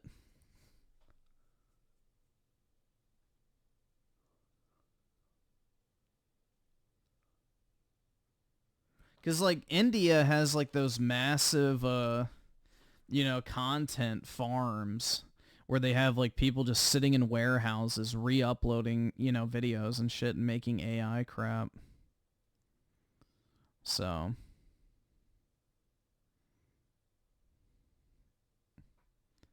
But yeah, India completely banned TikTok. Watch the Rand Thor video. Indiana Jones and the Great Circle has been one of my most anticipated games of 2024. I'm sorry. I finally got the chance to play through it. Did it live up to my expectations? Is this Machine Game's best work to date? How's the puzzle? Absolutely not. The first Wolfenstein reboot is their best game, in my personal opinion. Solving. What about the stealth and combat? Does it capture the essence of Indiana Jones? We're going to be answering all that and more in my review of Indiana Jones and the Great Circle. What is going on, everybody? It's Randall419, the man with the million, back again with maybe the final video of 2024. And it's a big one. We're going to be talking about Indiana Jones, everything that I feel about this experience. I put over 30 hours into the game. Yes, 30 hours. Sorry. That caught me by surprise, because I was expecting a more linear experience. I was not expecting a game that took me 30 hours. And it's a game that I basically spent 8 hours a day playing for the past 4 days. So that should give you some hint about how I feel about this game. Now, really quickly, I'm editing myself in here. If I had to play 8 hours a day for 4 days, I'd want to fucking kill myself. Fuck, man. Finishing the video because I Holy realized shit, I was ready for this slop-ass combat to be done. People might be concerned about the spoilers in the video itself. I know I said I wasn't going to talk about story spoilers and I kept that vague, but the visual aspect is equally just as important. I want you guys to experience the game how I did. So the clips I will be showing are mostly from the beginning of the game, mostly centered around the Vatican. I will show some of the smaller mysteries and some of the cutscenes from there. I do have a couple clips from later on in the game, from the desert area as well as the jungle area, but they're strictly just combat. Nothing about the story, none of the puzzles, none of the set pieces or anything like that are in the video, so you're pretty safe. Mostly what I show here is from the very beginning of the game. And this is going to be a tougher game to kind of speak about, because everybody has their own expectations moving into this. For those of you who are huge Indiana Jones fans, this game is probably a dream come true. You probably always thought about the idea of stepping into Indiana Jones' shoes and solving ancient mysteries. And if you're one of those people, you don't even really need my review. Go play the game. Get it. Because it is fantastic. It is a great representation of what Indiana Jones is. And honestly, it feels like the lost movie or the lost chapter in the Indiana Jones film trilogy. It slots greatly in between Raiders of the Lost Ark and essentially The Last Crusade. But I know there's people out there who don't care for Indiana Jones, who don't like the comedic overtones that the character has, or maybe don't like solving secrets and that sort of stuff. The game's available now in early access. There weren't really any comedic overtones in this game, though. Indiana was like such a flat character in this game. Like, he was so, like, bland. You know, Harrison Ford and, like, you know, his Han Solo role, Indiana Jones, and pretty much all of his roles has, like, that super fucking snarky, dry humor where he's, like, constantly, like, talking shit, basically, in, like, a comedic way. That's not really present in this game at all. You can play it on Xbox and PC. It's day one on Game Pass. It's going to be available on PlayStation 5 sometime next year. And I got to give a big shout out to Bethesda and Xbox for sending over the review code so I can talk about the game at length. Now, I am an Indiana Jones fan. I really enjoy the movies. I've seen them multiple times, but I wouldn't say I'm a super fan. I enjoy them for what they are, pulp movies. Blade Runner's not really that comedic, though. Probably the highest compliment I can pay to this That fight scene was supposed to be fun. It was not. It just looked gay as shit. Game is that it was so bad. He, like, literally jumps up in the air like a fucking retard, and then, you know, she hits her head on a fucking shelf. That shit was just dumb. It wasn't funny. Like, it was funny how bad it was, but not for the reason they intended. I can see the love and passion that Machine Games have for the franchise. It completely comes across throughout this entire experience. Whether you're going through the main story and uncovering the mysteries of the Great Circle or doing the many different side quests, the love that these people at Machine Games have for this franchise comes across very clear. I mean it when I say that this could easily be the Lost Indiana Jones movie. And at times it certainly felt like it was a movie. There are something like over 4 hours. Yeah, it is a movie. It's a movie that unfortunately was turned into a game. It should have never been a game. Or at least get rid of the combat and then, you know, make it a linear fucking puzzle game. Cutscenes in this game, and sometimes it's overly cinematic. You might pick up a book and get a 15 to 20 second cinematic. You might climb a ladder and it will go into a cutscene. You see Indiana Jones and all the different characters play out like it is a movie. And really, the game works, that aspect of it, because of the performance of Troy Baker. He absolutely kills it as a stand-in for Harrison Ford and young Indiana Jones. And at a certain point throughout this game, I stopped thinking it was Troy Baker and I honestly thought it was Harrison Ford doing the voice. How great this game is basically on the shoulders of Troy Baker and his performance of Indiana Jones, because he completely nails the character. And that's so important, because if that character was done badly or you didn't believe that it was Indiana Jones, then I sort of feel like the whole game completely falls apart. And it's a shame the game is releasing when it is, because otherwise I can see Troy Baker taking home Best Performance at the Game Awards because he was that damn good. In fact, all the characters are great. Not only does the game look great, the game performs great at 60 FPS on the Xbox Series X. They sound great. The voice acting is superb, from Indiana Jones to Gina, and especially your Nazi counterpart, the villain of the story, Emmerich Voss. He's sort of Indy's dark shadow. You know, there's a kind of respect there, although not really. They both are archaeologists. They both want to uncover stuff, but Voss takes it to the extreme. Indy wants to preserve and put things into the museum, where Voss wants to find these things, take it, control it for the betterment of the Nazi Empire. Fantastic work here by all involved when it comes to characters and voice acting. As far as the story, no spoilers. I'm going to let you guys discover it for yourself, but essentially, it's sort of like any Indiana Jones movie. With Raiders of the Lost Ark, Indy is looking for the Lost Ark. In Last Crusade, there's a search for the Holy Grail. And in this game, you're searching for artifacts and relics that pertain to the Great Circle. And the mystery within the story is, what exactly is the Great Circle? What do these stones do? And it's a race against time. Who's going to get all the stones? Is it going to be Indiana Jones, or is it going to be Emmerich Voss? And that's sort of the main story. That is not. It's very obvious who's going to get all the stones because he already has 15 of them. Dude, the entire game is spent tracking down 2 stones. 2 fucking stones. It is not a question of who's going to have the stones. He already has, like, all of them pretty much. In a nutshell. And you can't forget like, that one of the things that makes Indiana bro. Jones is the soundtrack by John Williams. It's way too predictable. Knows the iconic themes he used throughout the entire trilogy, and they're present within this game. I couldn't help but every single time when I would hear those iconic notes, I would just start smiling. It really has that nostalgic throwback to when I was a kid, watching those movies for the first time, and just losing myself in this idea of an adventure. And now, because of the great technology we have, it finally feels, through the power of this video game, that I am stepping into the shoes of Indiana Jones, and I'm going to uncover the mysteries that he would have. So now that we have all that out of the way, now it's time to talk about the moment-to-moment gameplay. The things that you are mostly going to do throughout your entire experience. And this is where expectations come into play. Because if you're expecting this to be like Machine Game's other works, like Wolfenstein, well, it's not really that. And it's not going to be Uncharted or Tomb Raider. This is its own thing. First and foremost, Indiana Jones and the Great Circle is what I would call an exploration puzzle solver. The point of the game is you go to a place, you uncover... Yeah, it's an exploration puzzle solver that unfortunately has some of the worst combat in modern video game history. So if it was just an exploration puzzle game, I would actually say it's pretty good. But unfortunately, that is not the case. Neon verse animations with the 2. Why I like 2 is because it's funny and I grew up with it. Fair enough, man. All good. It's a movie game, but based on a real movie, but failed to capture the essence. I think it captured the essence decently. It's just, again, it's for a modern gaming audience, so good luck. They'll never have another womanizer as the lead character. So, you know, how many fucking flirtatious, you know, lines did fucking Indiana Jones throw out in this game? 0. What does he try to do with basically every single woman in every single Indiana Jones movie? He tries to fuck them. Like literally in what was it? Last Crusade, he like tries to bang the Nazi chick like right off the bat within 2 minutes of meeting her. So like that entire aspect of his character is completely gone, and this would have been prime Indiana Jones too. So it's just, the character's off, but it's because of the modern writing, so... clues that help you solve these puzzles. And you're basically solving these ancient mysteries in many different places. The Vatican, Giza. You see the Sphinx, and you can go there and uncover the secrets underneath it. Or perhaps what ancient mysteries are underneath the streets of the Vatican. That is what you're going to be doing mostly. But surrounding that is the combat, the gunplay, the stealth, and how this game is structured very similarly, I would say, to something like Dishonored. And yeah, even the DNA of Starbreeze is here from the Chronicles of Riddick Butcher Bay. Now, before I talk about why it feels like Dishonored or Chronicles of Riddick, I just got to make mention again about the puzzles and how much I enjoyed them, how much I actually sought them out. Because I am not a puzzle gamer. It's not a genre, one, I excel in, or two, I'm looking forward to. Yeah, but the way he said it wasn't really the same way, so... Bro, like, the way, I don't know. It's the way it's delivered and just I don't know. I don't want to get into, like, the fucking autistics of how words are phrased and all that type of shit, but it doesn't have that same vibe. Considering that this is the main focal point of Indiana Jones, is solving these mysteries at the Vatican, and the desert in Giza, and the jungle level, and all the other places, I really felt compelled to do as much as I could, completing all the side quests, all the mysteries, getting all the discoveries. And while some of the puzzles were easy to solve, clearly, they're going to have those that are just gimmies, there were some difficult ones here that took me an obscene amount of time to figure out that I'm not really comfortable sharing because it makes me feel stupid. But there was a catharsis to solving them that I've never really had before, and it really does add to this idea that you are Indiana Jones. Because you couldn't even see what you're fucking doing. But you're walking through these tombs strewn with cobwebs and bones. You're picking up notes and deciphering how to solve the next part. That they absolutely nail. But when we talk about the combat and the stealth and how you access these areas in these bigger maps, that's where it's set up like Dishonored. That's where player choice comes into it. I infiltrate. Dishonor. Bruh.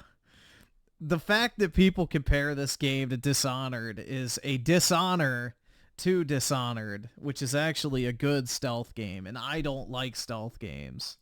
infiltrate a Nazi base within the Vatican for a side mission. And there's many different ways you could approach this. I could just walk straight in and start a fight. I could potentially climb up a ladder and take a zip line in to drop down the top. I could sneak my way in through the side and go underneath the floorboards and find my way in. I could stealth behind enemies and take them out. There's that whole player choice at Dishonored and other games like this where they give you the tools and they say to you, you go complete this objective how you want to complete that. And I love Dishonored and I love the games that do that, and it's done well here. And this is where the butt comes in, because we gotta talk about what I would consider probably the weakest aspect of the game, and that's the combat. And I say weakest, and I don't mean to say that combat is bad or that the stealth is lacking, because it's actually implemented well. It feels good. Like when you are doing the fisticuffs, it feels great to block and parry, and especially when you're punching a Nazi in the face, there's weight to your actions. And combined with the sound effects, it feels crunchy when you're doing that, when you're picking up weapons which are strewn across the world. You grab a sledgehammer, knock someone out. All right, well, the sledgehammer breaks because each one of the weapons has a durability issue. If you use it to knock someone in the back of the head, it might take off too. So like a sledgehammer has more uses than, let's say, a screwdriver. And you can throw everything. There were some pretty funny moments where I would throw a sledgehammer at someone's face and they get knocked out. So the combat, while it's fun to engage in, especially with the whip, let me tell you about the whip, because you need it to be Indiana Jones. And when you're engaging multiple enemies at once, it's really fun to knock out an enemy and see the next one coming towards you, using your whip with right bumper to take out the weapon that he's holding. Or aim your whip at his feet and pull him off his feet onto the ground. And then you can just go up to him and punch him while he's on the ground. Or if you do a long press of the right bumper, you'll whip him and then bring them towards you, hold them, and you can punch him in the face. A lot of great uses there. But the combat really doesn't get any better than that. It doesn't really evolve past those first initial fights. It's Dishonored without everything that made the game good. Exactly.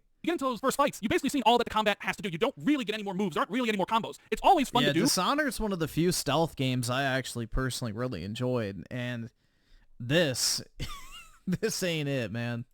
And it feels great. It's just that, for me, the focus was mostly on the exploration aspect. I wanted to solve puzzles to get to the next part, and sometimes they put the enemies in the way, and I had to engage in combat. And I sort of even think they knew that, because you can get disguises. There's a Nazi disguise that you can find in each one of the levels that allows you to just walk through an area and just loot it. I'll get to the loot in a minute. And the only ones that might see through your disguise are these captains. If they see you, they will blow a whistle, and boy, oh boy, you better get out of there, because the entire map now knows that you're there, and they will come to kick your ass. Yeah, I know what you're probably thinking. Wait a minute, Rand, you just said combat and stealth were the weakest elements of the game, but yet you're saying that it does feel good to actually engage in those things. So what is it? Does it actually feel good, or is it weak? And this is where it's very tough to describe it to you guys, because while I enjoyed engaging in combat, I think engaging in too much combat back to back to back to back to back, it does lessen the impact of it, of how much I am enjoying it, especially when it was a barrier between me and doing what I wanted to do, which in this game was solve the mysteries, uncover the ancient secrets. And I felt like combat was a barrier preventing me from doing what I wanted. So even though the combat can be fun and yeah, exactly, the combat is unnecessary.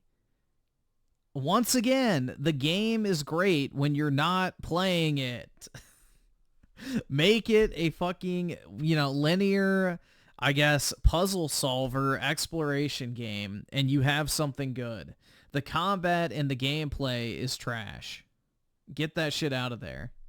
Using the whip is a blast. At times, I just wanted to avoid it. And you use the whip for a lot more than combat. Because the game also has you traversing through dangerous environments, you can't always make the leap from one ledge to the next. So this is where your trusty whip comes in handy, because you can use it to swing yourself over to the other edge. You can use the rope to reach higher places or help you descend into the darkness without dropping to your death. So you're using the rope in a lot of traversal mechanics. I do want to make mention that climbing the rope and... Like, that's the thing, bro. Like, they should just make a puzzle game next time. Honestly, it would actually probably be pretty good. I would have actually liked this game if there was none of the combat. If they completely remove the combat, overall, I would be positive on this game. Personally.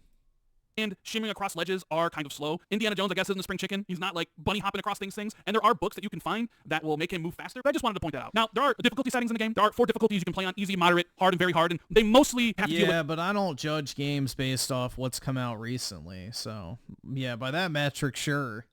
Because Western gaming this year has been fucking awful. How much damage enemy does an attack, how aggressive they are at attacking you, the number of them. It's not just, one character at a time. They will gang up on your sides and behind. Yeah, what they need to do is just make enemies less tanky. Like, make the easier difficulties, make the combat speed go up, where you can just kill enemies in like 2 to 3 hits. And then that would make the game substantially more enjoyable. You. So you can set it how you want. And there's also a difficulty setting for the puzzles themselves. At the default level, there's barely anything on screen. It's just your health in the bottom left-hand corner. And if you choose that, there's no waypoint icons on your screen whatsoever. You have to constantly refer to your journal, where all your notes and everything from the adventure gets slotted in, which I thought was a cool touch. It reminded me a lot of The Last Crusade. Indy would always refer to his dad's journal and would have notes and pictures and stuff, and they do that here. You do earn XP. You can get money. Now, the XP is dubbed adventure points, because everything you do in this game, when you're picking up the notes, when you're solving the mysteries, when you're completing the side quests, when you're taking pictures, which I actually think works well in this game. Every single time you take a picture, you pick up a note, Indiana Jones has something to say. They're not going to remake the combat, bro. This game's already released, and it's not selling well, so there's no financial incentive to actually, overhaul any sort of mechanic. Works really well. So what you spend those points on are these books. They're just going to push out the DLC and then be done with it. And these and then the PS5 port, and then move on to the next thing. Books are basically your extra skills, or a skill tree as it were. You'll find ones that increase your health, you'll find ones that increase your stamina, because this is a stamina heavy game. In the beginning, all your punches, your blocks, your parries, everything you do takes stamina. So you don't want to really engage in many enemies in the beginning because you might run out of stamina, but by the end, I had so much stamina that it really didn't matter. And the books are basically placed throughout the entire world. They're like collectibles you can find, and if you have enough points, you can unlock them. Now there's also Nazi money around. You can find the money in red boxes or just strewn across the table. Use the money to buy certain primary items throughout the game, a lighter, a camera, a rebreather. But then there's also these boxing clubs that do sell some of those adventure books, which you can spend your money on there. So the more you explore and do, the more of these you'll find, and you'll make Indiana Jones a tougher customer, because you can upgrade your melee power 3 different times. So by the end, you can knock out people in a couple hits. You can make your charge up punches do more damage. My favorite is a couple of these are tied to stealth, and the stealth isn't really also the greatest either. It works, but they didn't get their check selling the Game Pass. This is a Microsoft-owned studio, so no, this is literally a first-party studio. So if this game doesn't sell well on PC and PlayStation 5, then it's probably never going to actually get any sort of support. But it's not something that I found myself doing a lot of, and I'm a stealth gamer at heart. It'll be like a Redfall scenario where the game does really shit and then Microsoft just abandons it.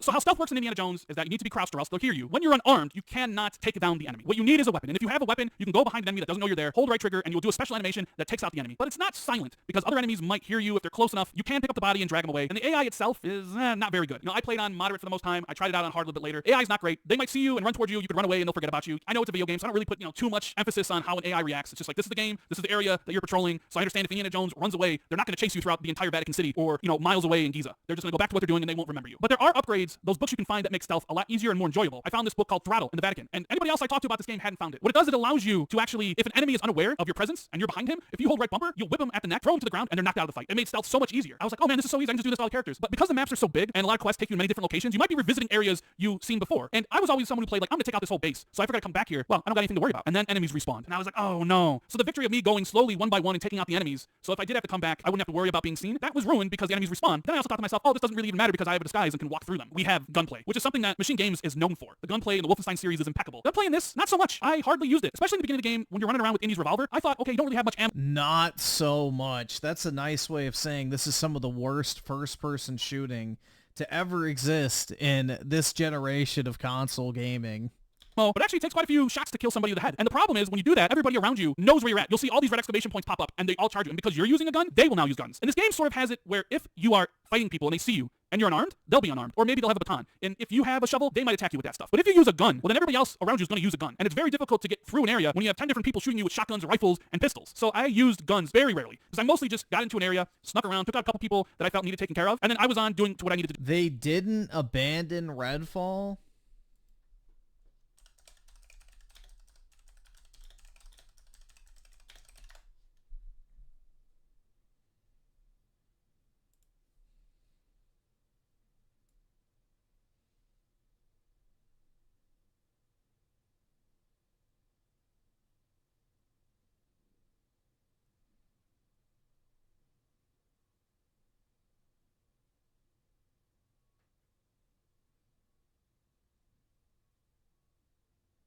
All right, did everybody see it? Okay.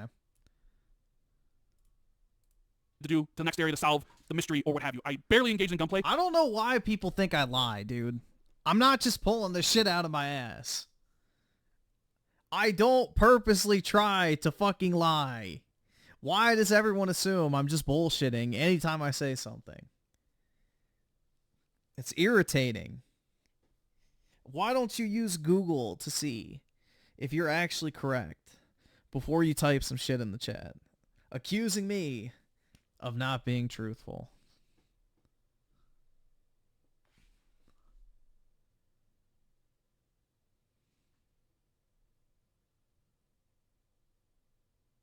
Neoverse animations with the 5. Reasoning I like 3 and 4 because it's nice seeing Indy and his dad working together.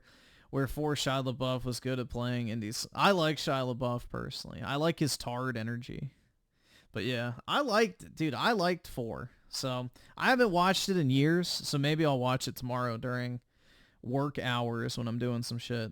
I'll put it on in the background and refresh myself. But I always remembered liking Indiana Jones 4 and the Crystal Skull. Like, I thought it was fine. It wasn't my favorite, but I never thought it was bad.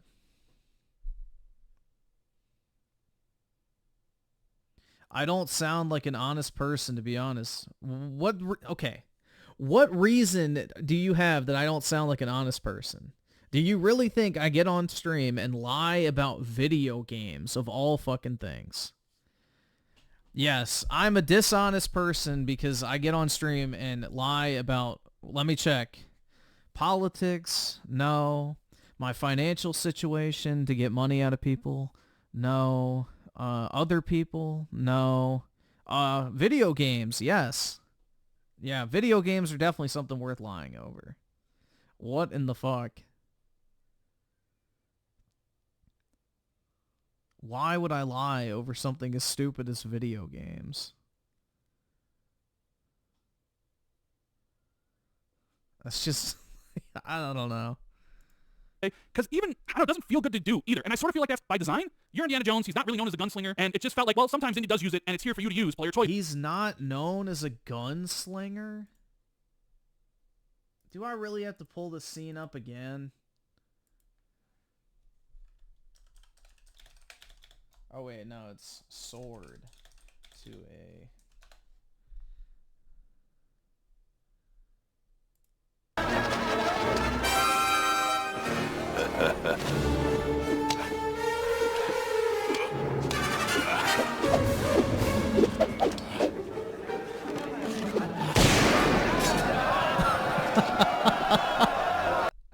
Like, bro, that's like one of the most iconic scenes from the entire fucking franchise.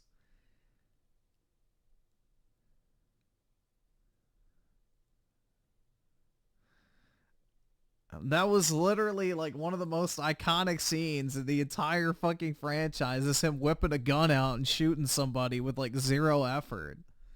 If you want to, but it's not something I would really recommend using. Even when you pick up other enemies' guns, they barely have any ammo. Like, you'll pick up a shotgun that has 4 shots, but it might take you 2 or 3 shots to kill somebody, or a machine gun with 20 bullets, and it might take you 5 or 6 to kill someone. But the drawback is everybody knows you're there, so I avoided it for the most part. There is a lot to do in this game, though. Outside of just the main adventure, you have 3 different categories of missions. You have field work, which is basically your meaty side quests, which, there are quite a few of them that are really good. I recommend that when you play Indiana Jones, do all the field work missions, because they're lengthy. They actually have usually a lot of cutscenes. It might take you from one part of the map to the next. They're all well worth doing, and they tell a story. You have your discoveries, which are collectibles. There's medicine to find throughout the map. There are ancient relics to find throughout the map. There are these, Ubisoft-like collectibles you can go find during your playthrough. And there's also these things called mysteries, which are puzzles of a more local variety. I'll give you an example of one. In Giza, I found a chest that had a lock on it, and there was a couple notes next to it, and each one of those notes detailed the clouds in the sky. So one of the notes basically showed all the different types of clouds with a number next to them, and one of the other notes was basically at each point in the day what type of clouds were seen in the sky. And using those 2 documents, I had to figure out a 4-digit or sometimes 5-digit code to use the lock. It was a brain teaser, and you'll find these. Yeah, the colors in this game looked really bad.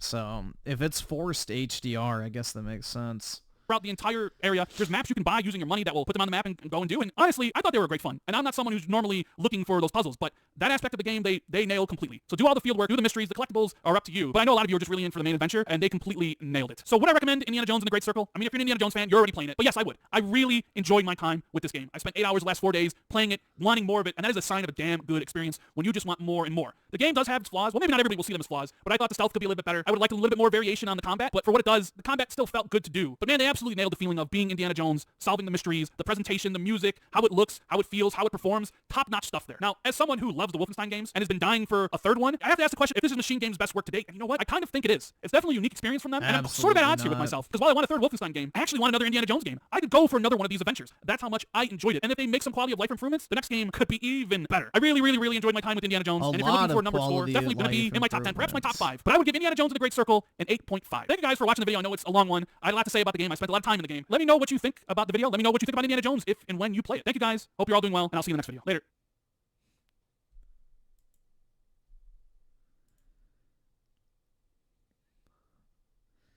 Yeah, I don't know, man. I just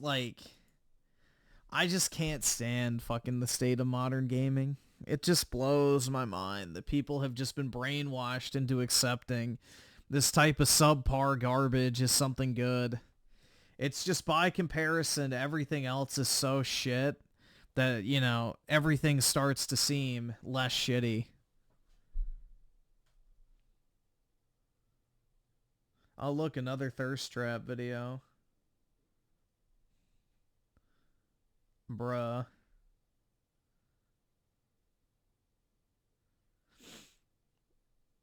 Jesus Christ, it's like all thirst traps for the most part. Play it, alright.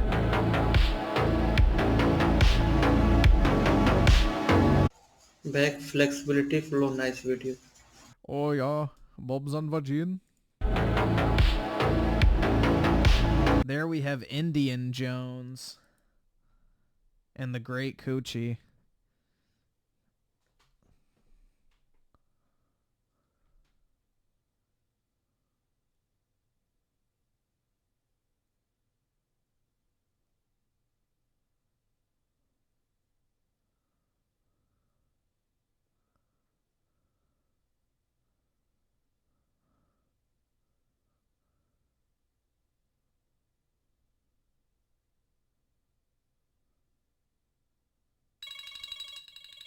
What the hell? Why do I have an alarm set for 6:50?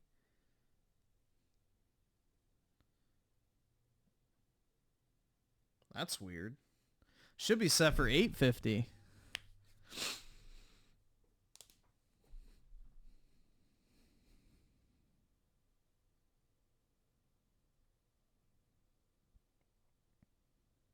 I've got therapy. That's right, man. I need someone to talk to. Things just aren't going well. Life is getting harder and harder. I just don't see a reason. If you nerds didn't want a lukewarm cinematic adventure game, you'd be playing Zelda Echoes of Wisdom. I have that. Maybe just play games you like. That's what I typically do.